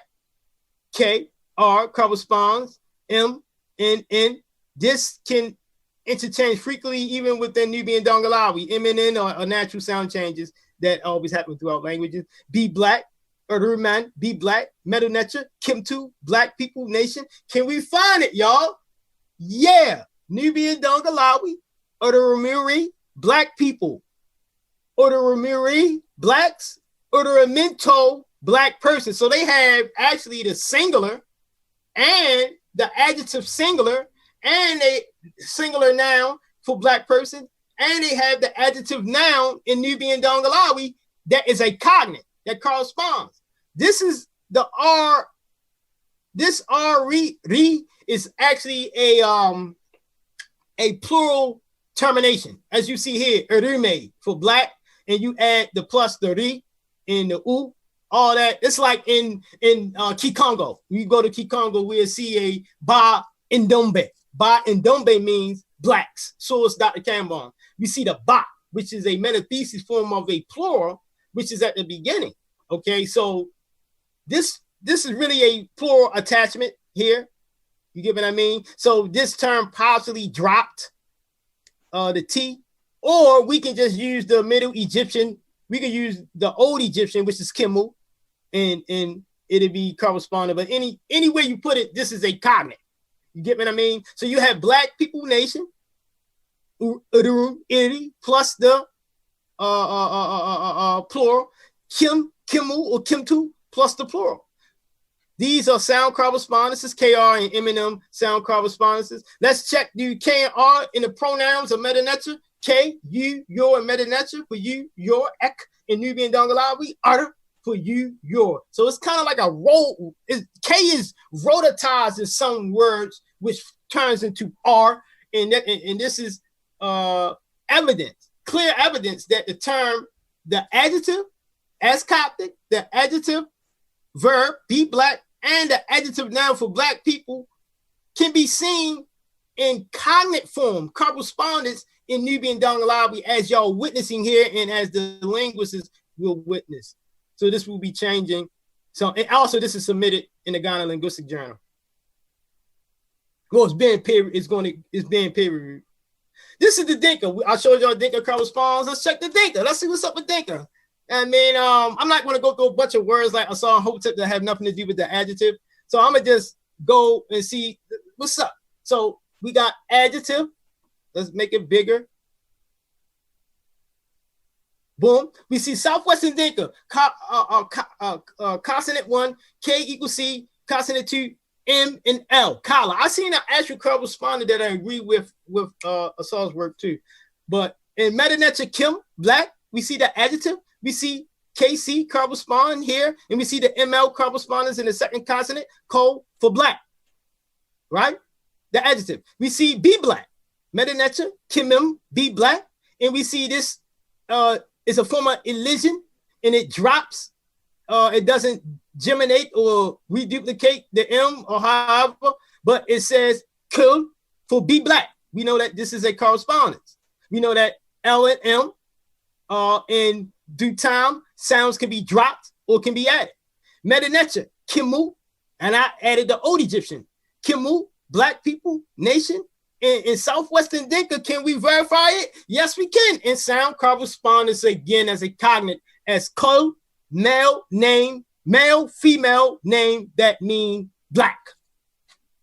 Again, we are verifying the term exists in Lyric African languages in sound correspondence within proper, precise, strict historical linguistic methods of showing established sound correspondences, and we see that the term black people exists and is verified. So let's check this another one just for fun.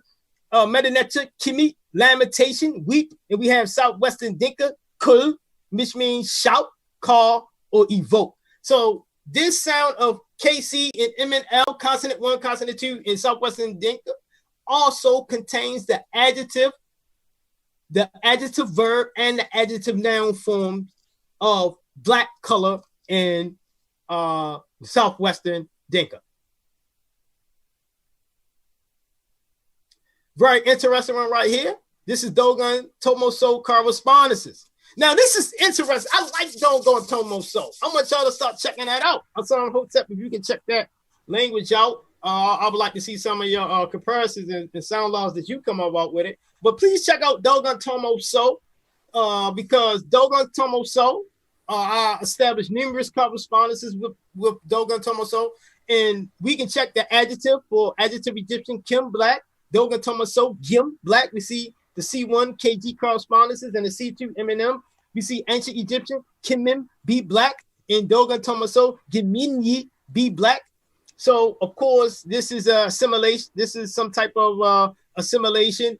More research has to be done, but we see this is similar to a Nubian Dongalawi on how the M and N, and sometimes, words assimilate as time goes on, sound changes. But we see a duplication similar to here, and we see this, and we recognize this as a cognate because the initial K and G correspondences to be black.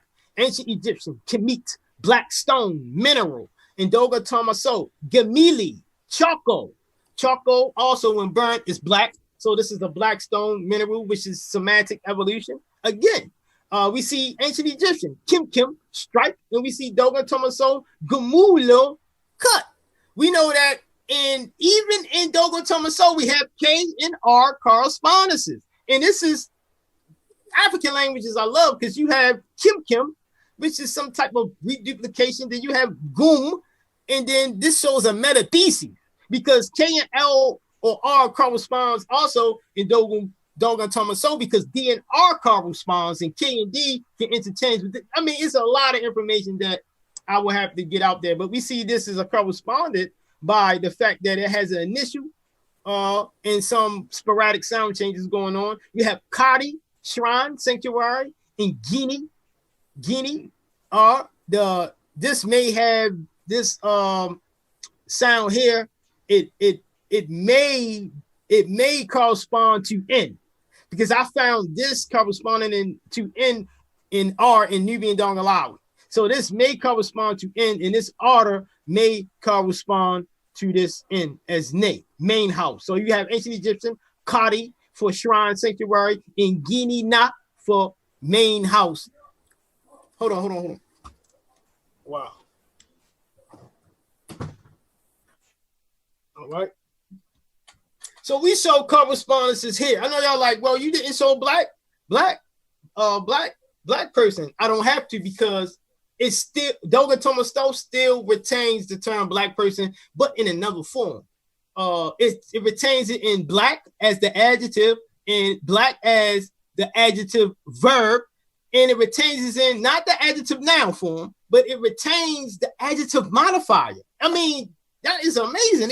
It retains the adjective modifier in corresponding elements.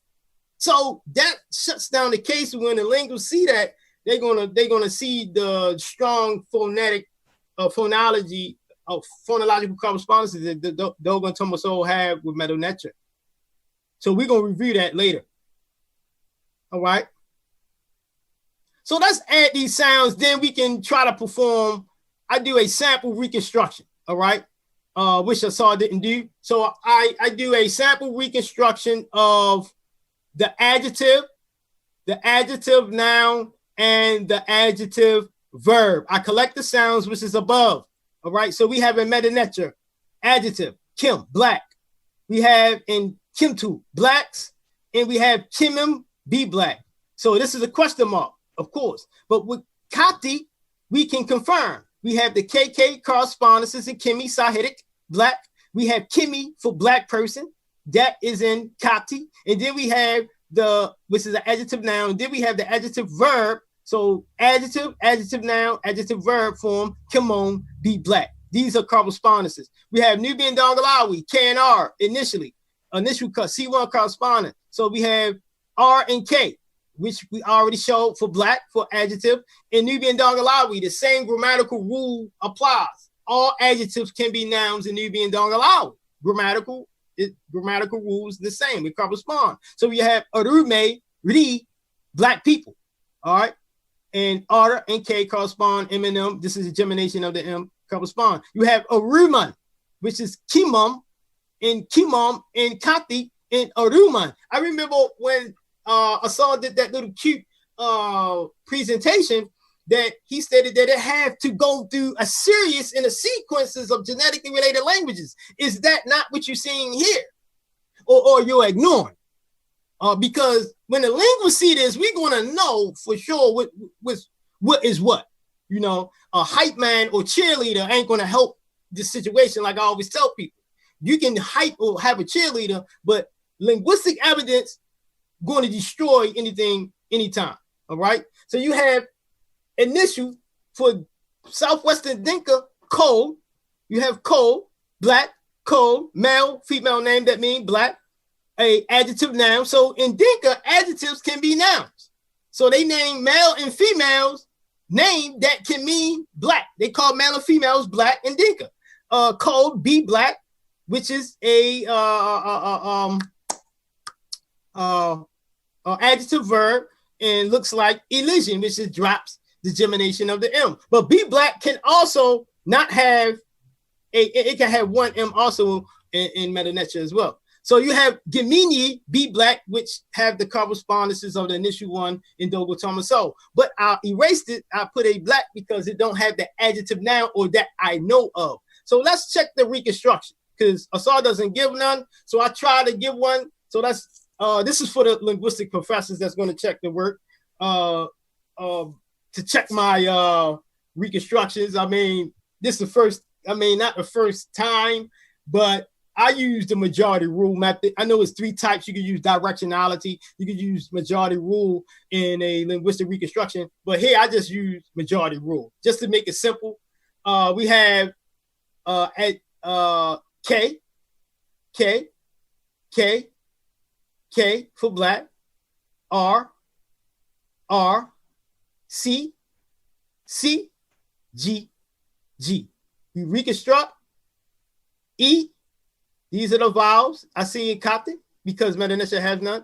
U, O, O, E, E, M, M, M, M, L, M. Collected, we reconstruct what I call Wawat Egypto-Nubian, because I call it Wawat Egypto-Nubian because I seen an inscription that Dr. Obadiah Campbell shared, in which he showed that the Egyptians themselves stated that their ancestors came from Wawat. When you study Wawat, Wawat is in an area of Upper Kemet, which is upper Kemet and Lower Nubia mixed in the Egypto-Nubian, and that's what I think that the origins of these people came from, a region that's mixed between the Nubian regions and the Upper Kemet, and they are the same exact type. They are the exact people. That's why they have similar everything, and the languages genetically relate, which is the Nubian Dongalawi. So I call it Wawat Egypto-Nubian. That's what I call it, or Wawat Tasseti, Proto-Wawat Tasseti. And in Proto-Wawat Tasseti, based on inscriptions of the ancient Egyptians stating that they came from that place. So let's reconstruct. You have Kum. Reason why I reconstruct this as Kum, because it's more K's, majority rule, is more K's seen, which you don't always have to do that when you reconstruct. That's why reconstruction is not good to use in your comparisons. These are hypothetical, all hypothetical method of a possible common ancestor. They are not real languages, but just on common grounds of using reconstructing methods, we can say K, K, boom, boom, boom, K, more K's than we see any other sound. So I'm going to use a K. U, E, U, O, E. I choose U because U seems like the strongest vowel sound. So I choose U, and you have M, M, M, L, M. There's more M's than you see an L, so it's more common sense to choose an L to reconstruct. So if somebody want to know how to reconstruct, I have reconstructed methodology, papers, and things like that to teach you about the majority rule. But majority rule is not used all the time. I do this because of speed and space. So I actually do a reconstruction. We reconstruct the adjective black, kum, black, in Proto Egypto-Nubian, 2K, K, R, C. We find that K, K, R, C. E, U, O, E, U, O, M, M, M, L, M, M, M, L. This is a little complex for me here, but let's take this out and use Kimu, found an old Egyptian. That's what I did. So I used that instead. I made a mistake and used the feminine, the feminine collective noun, but it supposed to have been the Kimu without the T. So we have here, and also I do the plural, the plural. I would do airy, but I didn't. I just put the semi-vowel, so I reconstructed that as kumu. So this goes according to accurate reconstruction methods and comparative linguistics. The linguists who check this out will know what I'm talking about here when you perform a reconstruction. Hey, Netcher Neb, this is Brother Quadro. So, in about 7 more minutes, to be fair, to get the same time. Okay, I was that long? Goodness gracious. Yeah, it goes by. All right, Pete, we're going to go fast. Boom. All right, within the grammar book of James P. Allen, numerous other Meta Netcher grammar books, we know that grammar supports our assertion that all Meta Netcher adjectives can be nouns, person, places, and things. The Meta Netcher adjective, nefer, kim, desher, can act as a noun by itself, sometimes with determinatives and sometimes without determinatives, as some nouns operate. With the genetically related languages of Nubian Dongalawi, Copy, Southwestern Dinkan, and Dogon Tomaso, we can confirm this grammar rule about adjective functioning as nouns in these living African languages. So here you go. Black, blacks, black people, black, cultivated land, be black. Orume, black, black people. We find phonetic identity in MNB correspondent for black extension of land in Nubian Dongalawi. So we found black land in Nubian Dongalawi, and we presented that to the paper. We have Uruman, be black, verb, black, black person, black land in Kati, be black. We have Dinka, black, black male or female, a dark green grass. That was amazing right there. A dark green grass and be black. So let me hurry up. Okay, this is linguistic etymology. I give a linguistic etymology reconstruction. And this is 14 African languages. So we use ancient Egyptian, Kimtu, blacks. We have Kati, Kimu, black person. And these are the consonants. Here we have Demotic, Kim, dark-skinned persons. In Demotic text, Coptic Sahidic, Kimi, black person, Coptic Bohardic, Chimi, black person, Coptic Fayumic, Kim, black person, Nubian Dongalabi, Urume, Iri, black people, R and K, cover and M, Old Nubian, Udim, dark people, Ethiopians, D and M, Nubian Kinuzi, Urumi, Iri, blacks, Nubian, Noban, Urumi, blacks, Southwestern Dinka, Kul, male, female name that mean black, Kikongo, Ba, and Dombe, blacks, Dr. Cambone, Nidi, Imi, which is a assimilation of entity, Akon, Twi, Abibi plus 4, black people, Dr. Cambone, Yoruba, Adulawo, human, black in color. So we have in 14 African languages, all of these 5 languages are genetically related to ancient Egyptian. I will challenge anybody or on that, or any linguist on that. And also we have the dialects, which is an internal reconstruction. So I could perform an internal reconstruction, which I do here. So what I do here is look at all of the sounds and I say majority rules. So for Coptic, I put a K. For Nubian Dongalawi, I see the dialects and within these old Nubian languages, and I see R, even though I can use D. You feel me? Because sometimes the strongest sound you can choose, but I use R because majority rule is my principle. So it's more R's found. And so we use R here, C, D. So E, U, O, U, more U's, M, M, M, L, L, U's, and we can reconstruct Kum, black, dark colored person, Kumi, or Kumu, blacks. Reconstruction, majority rules. Conclusion. We showed that Asar Imhotep's assertion that scholars blindly assume the term Kimu as black is dismantled with grammatical rules explained by Dr. Joke. We showed determinants operating in both adjective modifiers and adjective nouns in grammar and Egyptian descriptions does not always indicate a determination of color. To just focus on determinants to innate color is a methodological flaw. We evaluated the oldest existing term of Kemet in 3 old Egyptian pyramid texts before the 11th dynasty. We show in genetically related African languages the term Kimu is cognate in 4 different African languages and all adjective frequencies as adjective verbs, adjective nouns of the color black is retained in living African language that verify the Netcher meaning. We perform a linguistic reconstruction phonologically by observing sound laws and reconstructing the term of majority rules as Kumu, black. 6, we, with proper linguistic methodology of establishing sound laws between the African languages, we can observe a correspondence between the dialects and establish a historical etymology by observing conics.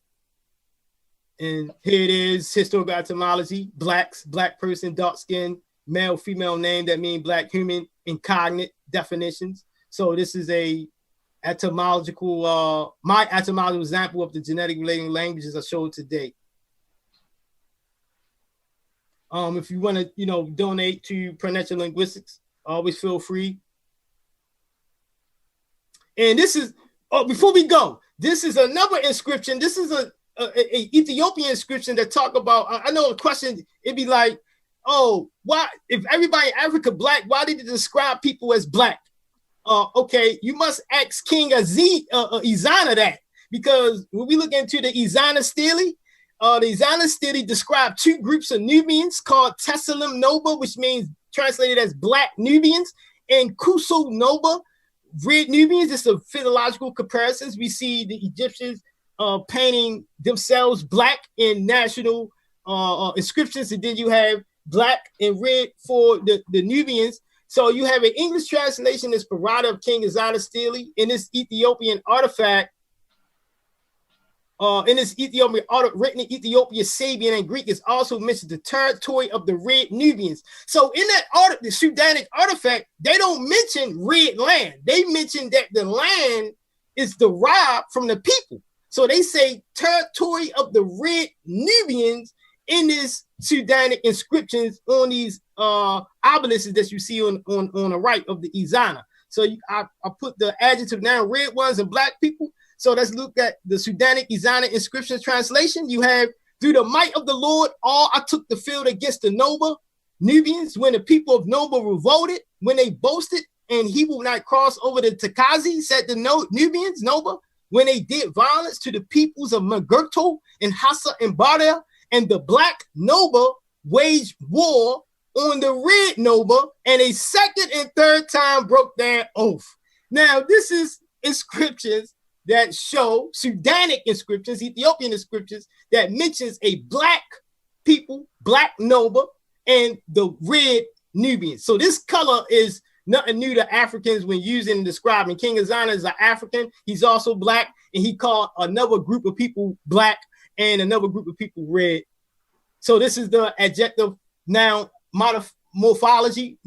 Understanding morphology, you have Medew Netcher, remit Kim, black person, which is seen in the Berlin Papyrus, describing a black person. Then you have Dogon Tomaso, Nidi Gim, black person in Dogon Tomaso, and Nubian Dongalawi, Adem Arume, which means black person. So time, I don't want to be too long. So I guess I'm done. Sure. Okay, appreciate that. So what we'll do, in interest of time, what I want to do is have one question to each other and have like maybe a 2 or 3 or 4 or 5 minute response. Brother Asar, are you there? Tell me.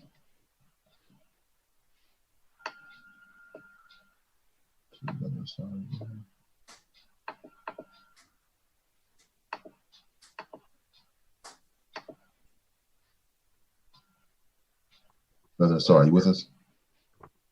Hello?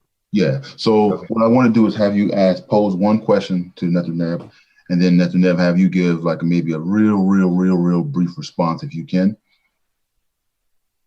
Okay. Yeah. Again, I appreciate the dialogue and the time spent on this question.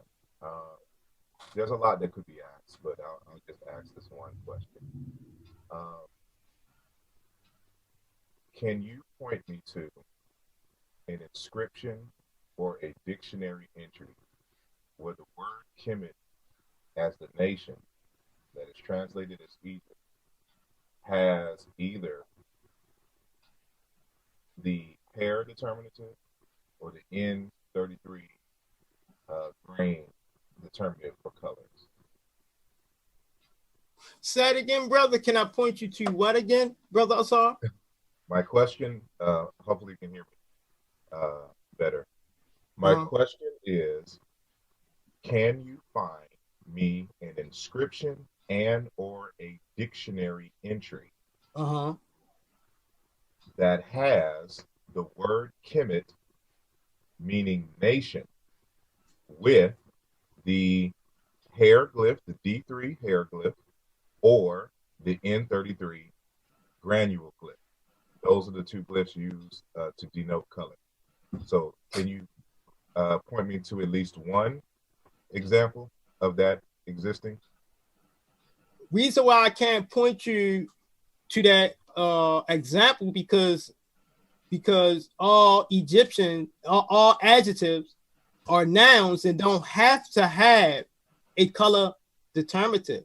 In Old Egyptian, the pyramid text that I showed, we are applying adjective grammatical rules in Medew Netjer that all adjectives can be nouns. And from that grammatical rule, when we look at the inscription in the pyramid text, we state black people because, as I just showed, that determinatives are sometiming. They can be specific, and sometimes they don't show up in Egyptian grammar, and sometimes they does. In Old Egyptian, you will rarely find it.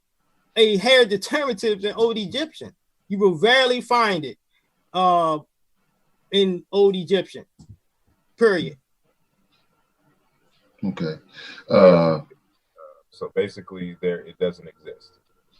So no, what I'm saying is that we are reading it. I mean, how many times I got to tell you, brother? I mean, I'm telling you that we are looking at hold up, brother, let me talk.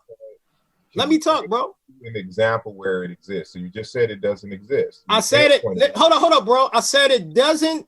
I said I can't find it for you because we are looking at the inscriptions from grammar rules, adjective nouns. It don't have to exist because determinatives, as I showed you, varies. It can sometimes determinatives don't even be there to indicate color. As I showed you, as I showed different adjective modifiers and I showed different adjective nouns that can mean black, sometimes determinatives are not there. If you want me to go back to the grammar book where James P. Allen, hold on, let me go back. So what I want to do, I appreciate the question of Sarah, and I think the brother answered. So I don't want to have like a back and forth kind of thing. So if you satisfied he at least gave an answer, I think I want to move and now have Brother Netjer Neb ask a question. And the same thing. Yeah, the same thing is that, you know, if you ask a question and you give an answer, let that just be the answer and just, you know, not the back and forth, because that's going to turn into, you know, just a lot of back and forth, which I don't want to have. So if you can, if you understand that, Brother Asar. So, okay. Yeah, so the question is on record and the response is on record, and then it is what it is. Yes, sir. People can go and do their additional research after that. So Netjer Neb, if you ask a question, then the same thing, but Brother Asar, you can answer it shortly. All right, my question to Asar Imhotep is, why didn't you show, why didn't you do comparisons with the languages that you compared? Why didn't you show no adjective? You didn't show no adjective verb. You didn't show adjective nouns. You don't even recognize that they are adjective nouns. So I want to know, do you recognize that they are adjective nouns in ancient Egyptian grammar? I never denied that, and I want you to be sure. Did you actually pay attention to all the examples that I gave and was able to distinguish between a noun, a verb, and an adjective? No. What I'm saying to you is this. Don't you know how I did a comparison with sound correspondent elements for four different languages of the adjective going through four different languages, the adjective verb going through four different languages, the adjective noun for Black people going through four different languages, and the adjective noun for Black land going through four different languages. I'm asking you, why didn't you compare just all the adjectives within the comparative languages? And if so, show me. Okay, your question. Okay, I answered the question. Okay. If you don't know the difference between a noun, an adjective, and a verb, I can't help you in your brother. Okay, so brother, can you show me? Let me do this. Same thing for you, Netcher Neb. Same thing back. You know, you asked the question, he answered it. He's satisfied with his own answer. So we're going to move forward from that one. If people want to, you know, afterwards, we hear the question, we hear the answer. People can discern for themselves whether or not it was satisfactory or not. But for the person answering and for the person responding, if they're both satisfied that they gave a proper response, we'll move forward. So at this point, what I want to do, I didn't intend to go this long, but it was well received in terms of the information. I think we have, you know, you both gave your presentations. We appreciate that. So the thing we want to do is, you know, have it as a record and then have it looked at, and people can make the decisions here or there. I think, you know, what we can agree is that there's work being done. There's some agreements between the two of you. There's some disagreements, but that's always the case. So what I want to do here, if you both agree, is kind of give like a real brief 2 or 3 minute summary, kind of summarizing, you know, your claim. Real brief 3 minute summary. Since I saw you went first in the first beginning, I'll let you, Netcher Neb, go ahead and give your summary closing. Oh, you want? All right, can I share this? So give my summary. Yeah, you have 3 minutes, 3 to 4 minutes to give your summary. However you want to do that. Okay. This is when okay, here. This is my summary. All right. In all of the languages that I compared, unlike Asar Imhotep, I compared the adjective functioning as a noun in Egyptian grammar. I compared the adjective verb in another adjective noun. These are the comparisons of the adjective noun for Black found in 14 African languages. All right, on your right are corresponding elements. These are the languages I use: Coptic, Nubian, Dongolawi, Southwestern Dinka, Ancient Egyptian for this presentation. all right, and Dogon Tomo so.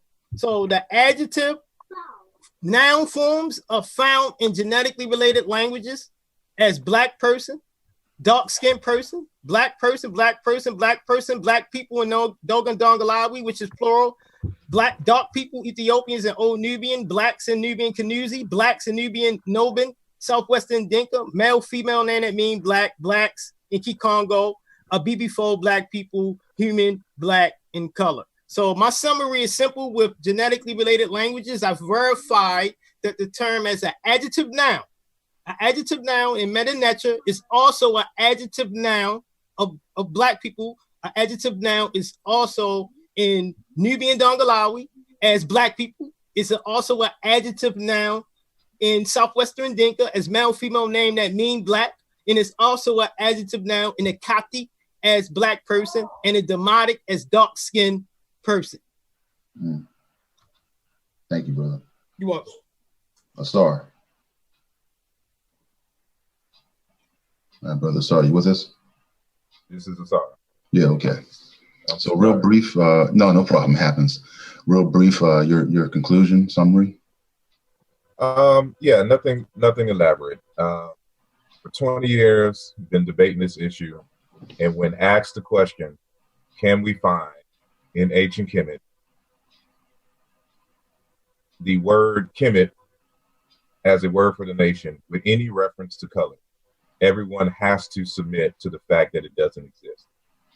And until we find that, this argument is null and void. And so people just do not want to accept the fact that they made an assumption and they ran with a conclusion without trying to verify the facts.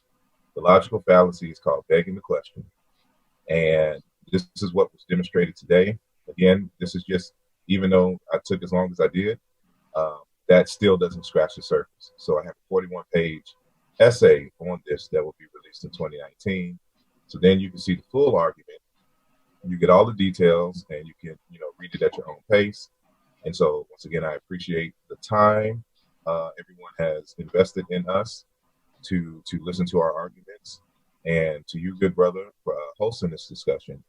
And I hope everyone learned something, and we can continue and advance the discourse around ancient Egyptian, around the relationship between ancient Egyptian and African languages and cultures, and more so to find inspiration and avenues to build a more advanced, quote unquote, Kemet in today's day.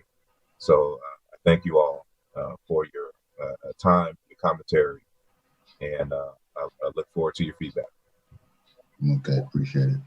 I'm going to stop the recording.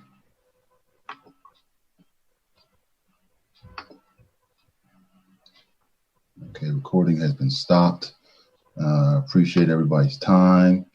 I didn't want to open the floor up for a lot of back and forth on the recording, but if everybody's in agreement, if we can all be,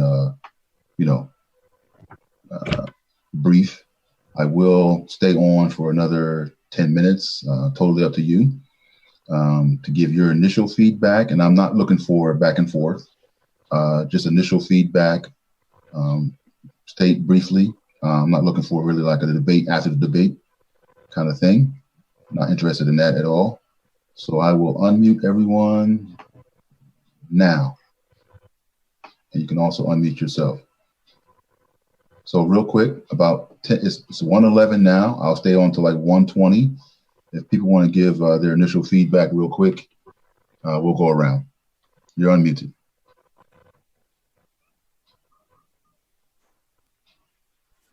Feel free to speak, anyone. Yo, what I say, Uncle Justin Neb, excellent, debate, excellent discourse. I thoroughly enjoyed it, you know what I mean? From the beginning. I definitely, I'm glad that you guys decided to open it up and, for others to observe.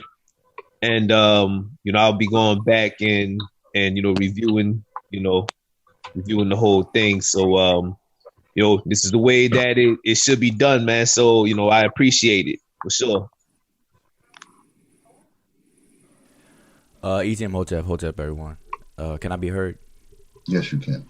All right. Peace to the panel. Peace to the brother Netcher Neb. Peace to the Asar Imhotep and everyone else on the panel. I enjoyed the discourse today, and I as well. I'm going to go back and watch it again. It was lengthy between the two. Added together is lengthy, so I would definitely encourage everyone who's watching it to also do the same, to watch it again.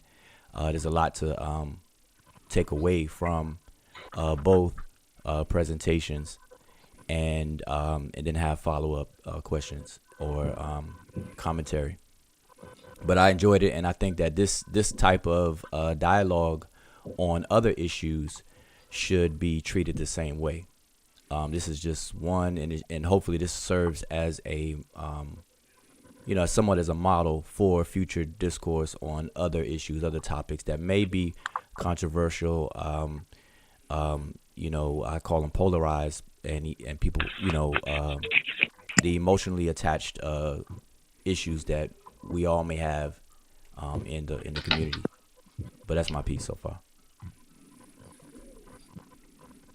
Okay. Anyone else?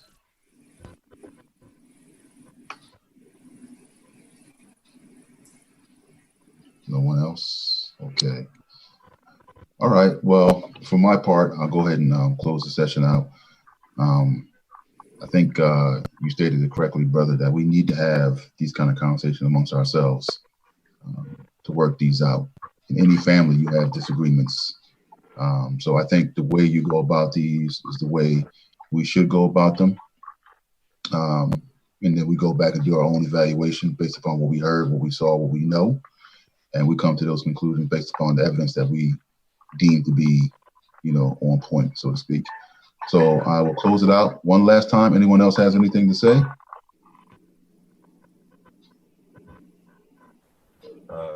I'll just say again, thank you, everyone. All right, brother. And this is why we write, so that the reader can get the full analysis of the thoughts and evidence and things, because time is so short when you have these types of discussions, and a lot can be missed. And so I encourage everyone when the text is released to check it out and look at the full scope of the argument in conjunction with other supporting arguments that will be made in the book 2 and other chapters. And again, I look forward to your feedback. And thank you all. All right, everyone. You guys have a great day. All right, what's up? What's up?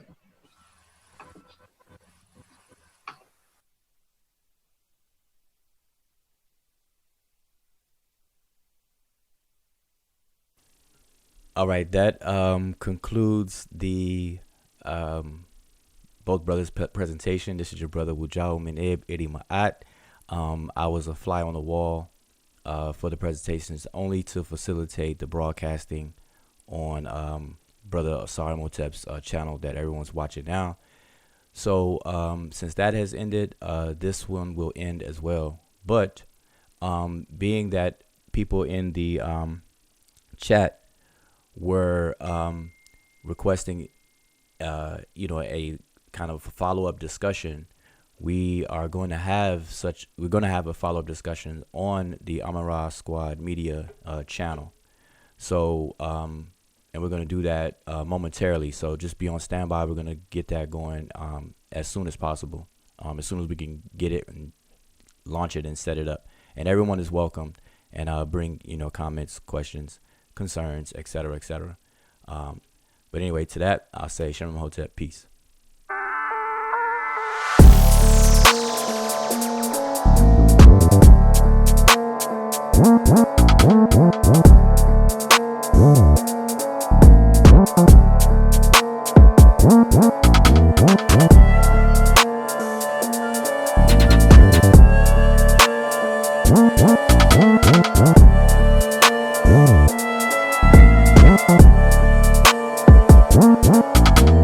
Great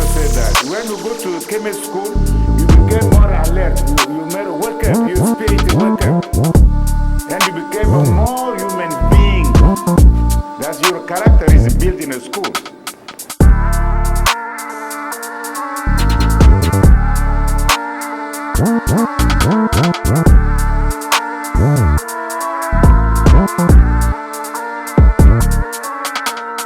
When you study what we call classical studies, we must know Netcher. You see, maybe in the future we need to know some heretic too. We need to know Netcher.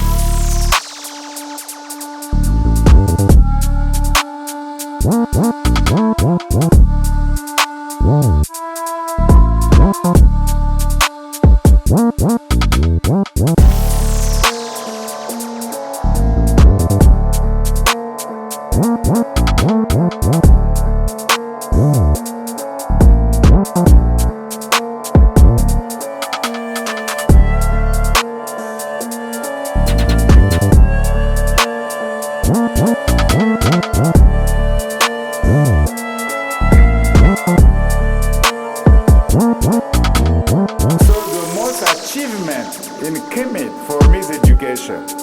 The way they think, they build, and they practice their education is very unique in history. Without education, I believe there will be no Kemet.